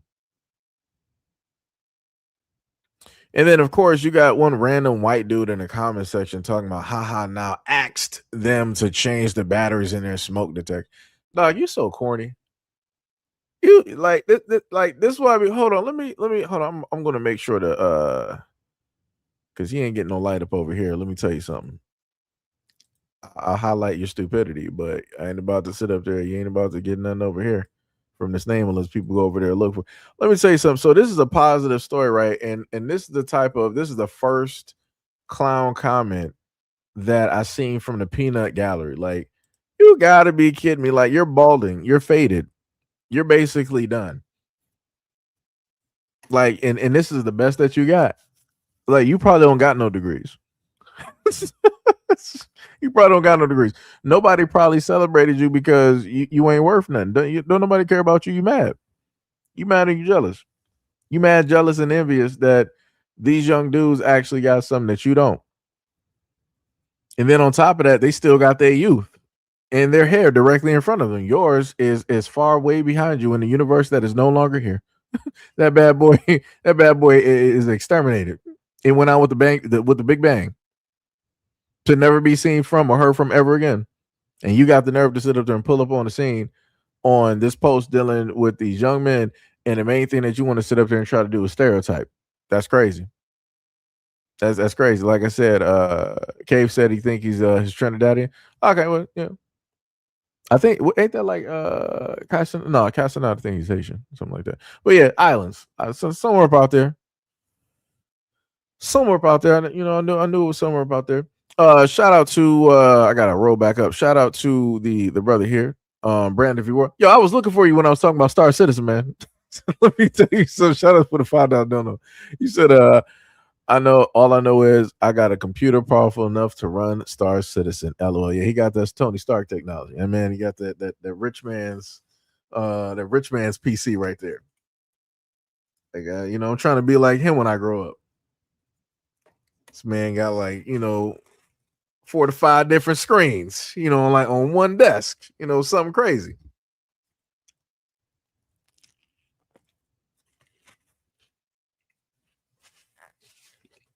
Sandwich tastes great. Let me tell you something. Let me see something real quick because I was supposed to do something, but that is it. You said they introduced it the year after I graduated. Yep. So it happened to you too. Yeah. Like, these schools ain't nothing. Like, yo, like I said, I'm about to start getting mad. Let me tell you. But like I said, shout out to the new ones. Shout out to the new gen who were able to get this and get that education and everything. Shout out to them. Much love to them. Brandon World said has some positive black news for you. As soon as I graduated high school, they made it better. He said, yep. I see it too. Cave said, I think Trinidad. Another person said, black girls still going to clown them. Possibly. Cave said, oh no, seriously. V-Love said, I bet he don't. Third said he went to the trailer park tech. Yeah, he probably did. Tippy said, what I miss? Everything, Tippy. Brandon B. World said, shout out for the $2 dono. Brother said, hairline got Thanos snap. Yep. J-Lack said that's a Trinidad flag. Black said, the dude writing the comment has BS hairline, hard to find. And then Carmen San Diego, that's wild. That's classic. Yo, that's crazy. D Love said, "Get your nutrition at Seji." Hey, like I said, you gotta feed. You gotta be able to eat. Gotta eat. Gotta eat. Tip, you're gonna have to rewind it back. Let me say something. This woman always pulling up to the scene, talking about like, "Yo, I missed it. What happened?" You always missing stuff, Tippy, every single time. Every single time. But like I said, you are a fan favorite here. You are a staple here, Tippy. Let me tell you something. You are a staple. You are a staple. But well, you missed everything, Tippy. We was talking about video games, talking about game systems, the Nintendo Switch. We talked about some stuff directly on PC, a variety of other games. What was it? The news story that Ty wanted me to bring up, which was the three high school students that got their associates before they walked across the high school stage. Like I said, that's very dope. That's an incredible story. To sit up here and do something like that. People usually get their associates way after, high school and not, in a sense during. J Lock said, Tippy, you late? Always. Tippy said, I'm SYI. I was busy, unfortunately. Tippy's always busy because she's rich. That's why she's hiding her wealth. That's what she was doing. She like Scrooge McDuck. She was in the backyard with a shovel, hiding her money, and then saying that, she got to pinch pennies because it's tough out here. I know what Tippy be doing. Ty said a newly appointed judge denied the decision for Carmelo Anthony to get into the trial. Yeah, of course they would. Of course they would. Because they want to try to use him to make an example, but on top of that, they don't want to release everything dealing with the story. You're probably not going to really hear everything that happened up until like 40 to 50 years from now. And by that time, it's going to be too late. Like I said, that's what they normally do. Third said no hairline equals homeless life. That's crazy. Shauna said, yes, you are, Tippy. That said also Xavier is Haitian.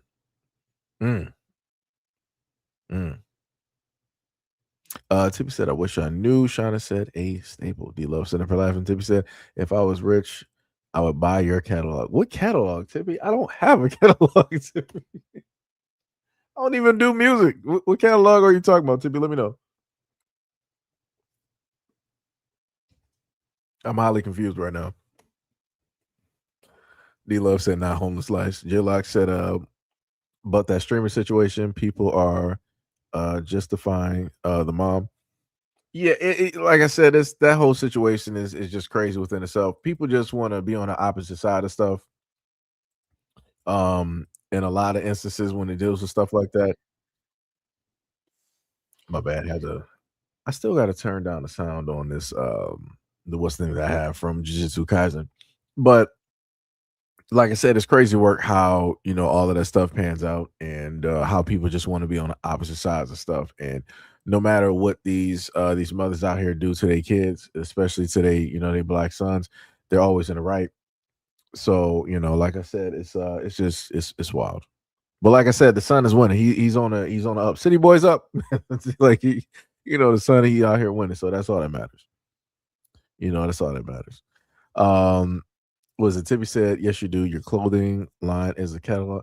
I mean, well, see, you didn't say that. I'm not thinking about that like as a catalog or whatnot or whatever. Just just shirts or whatever. Now I did have some jogging pants, but like I told you before, I was only able to make one print of those because that became a problematic issue because of a variety of reasons. And I'm like, oh, okay, so this person owns XY. Okay, no problem. So it's just a one of one. I don't even think I ended up getting a hat, which is crazy, but be like that. Like I said, be black people out here. Like I said, you might not know who basically has this, that, and the third, and then you end up finding some stuff out. And I'm like, all right, whatever. Like I said, that's why you just gotta keep creating and make brand new things away from other stuff. And that's why certain things stays. Matter of fact, let me just check some out real quick. Let me see if they're even like technically still doing anything at this moment in time.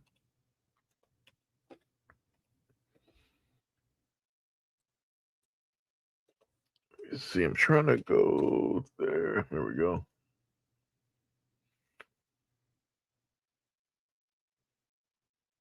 See, Mediterranean. Guess I'm gonna have to just type in clothing to see if it's actually there. Oh, look at that. They're still up there. Isn't that amazing?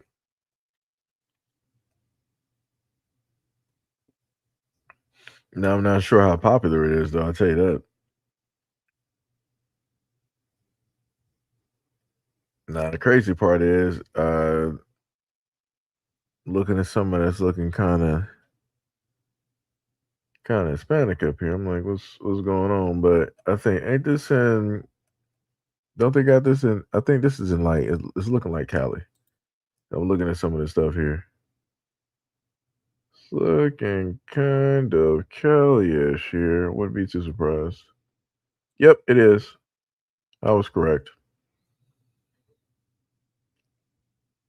I wouldn't be too surprised. And you know the craziest part is, I would have thought that after all this time of them basically being around, I would have thought that they would have been a lot bigger. I guess not though. It's just more so a smaller local type of thing. It'd be like that though. So hey, you know it is what it is. It is what it is. You said the governor can give an exoneration. Yeah, that's if that might not happen though. Dealing with the high profile story. The lawyers can always still talk to the governor. You would have to. That's a tall order, let me tell you. D Love said, Buddy on the screen probably got 3 teeth in his mouth. Probably 2. J Lock says, City Boys. That's bars. That's straight bars. But yeah. Let me get up off here. We've been going for about close to like 5 hours. Let y'all have at it. I'm going to sit up there and finish up my food and my nephew a little lemonade and my Parmesan fries, and everything else that I got. So go out there. Like I said, let me just restart it. Shout out, much love, respect, and appreciation to anybody who pulled up to the live stream, who was a part of the conversation. Shout out to all 20 of us that was directly up here. That's always, pretty much here, at least dealing with the numbers that we're getting at this moment in time. Shout out to all the mods being here for all 3 live streams, doing the Lord's work, pulling up to the scene. Shout out to any, new people that's, that subscribe directly to the channel. Shout out to any new members. Much love, respect, and appreciation. Shout out to the patrons. Shout out to anybody who helped the Cash App. Shout out to the super chat. Shout out to those who also throw out the jewels and everything in a sense during the stream as well too. Wouldn't be able to do the things that I do without people like you. So like I said, much love, respect, and appreciation. Go get your feng shui in order. Go watch a movie, catch up on some stuff. Order some food, cook some food, and have a great rest of your day. Peace out. Wait, what did Shauna say? She said S3E. You know what? Let me just be honest. I don't know some of the stuff sometimes. Because I'm sitting up there, I'm reading stuff sometimes, and I don't know it. So my apologies. But yeah, much love, respect, and appreciation. So let me send y'all out with a few seconds of the handy dandy music. Oh, matter of fact, I could go with the classic. Now this is, remember, this is I'm shocked that this is actually still loaded up. Wait, what is this one? Oh, this is the other one.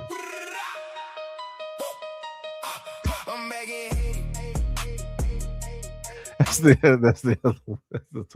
What was this one? Passport stamped with every color. Being from London to Toronto, New York winter, Sydney summer. Got a whole world on my camera, but my mama still in DACA. Sending money through the wire. Bars. Uncle ask when I'm coming back. Word. I just clear my throat and sigh. What'd you say? Everywhere but Africa. That's the story of my life. Oh yeah, so those are the two songs. So yeah, we didn't do the let me say. Timmy says you should listen to D Money playlist. That's crazy. Shauna said, see you later. Oh, okay, that's what it was. Okay, I got you, Shauna. Okay. Because that threw me off. I'm like, yo, what is she right there? I'm like, I don't even know what that is. I'm like, as well. But yep, those are the two classics. So, anyways, let me stop playing around. Let me get that classic lo-fi and give you that quick 30 seconds. Do I even got a timer on this boy?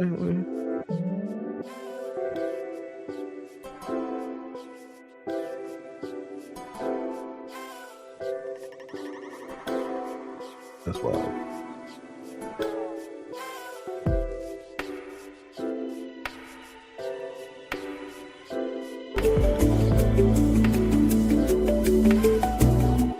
Wow.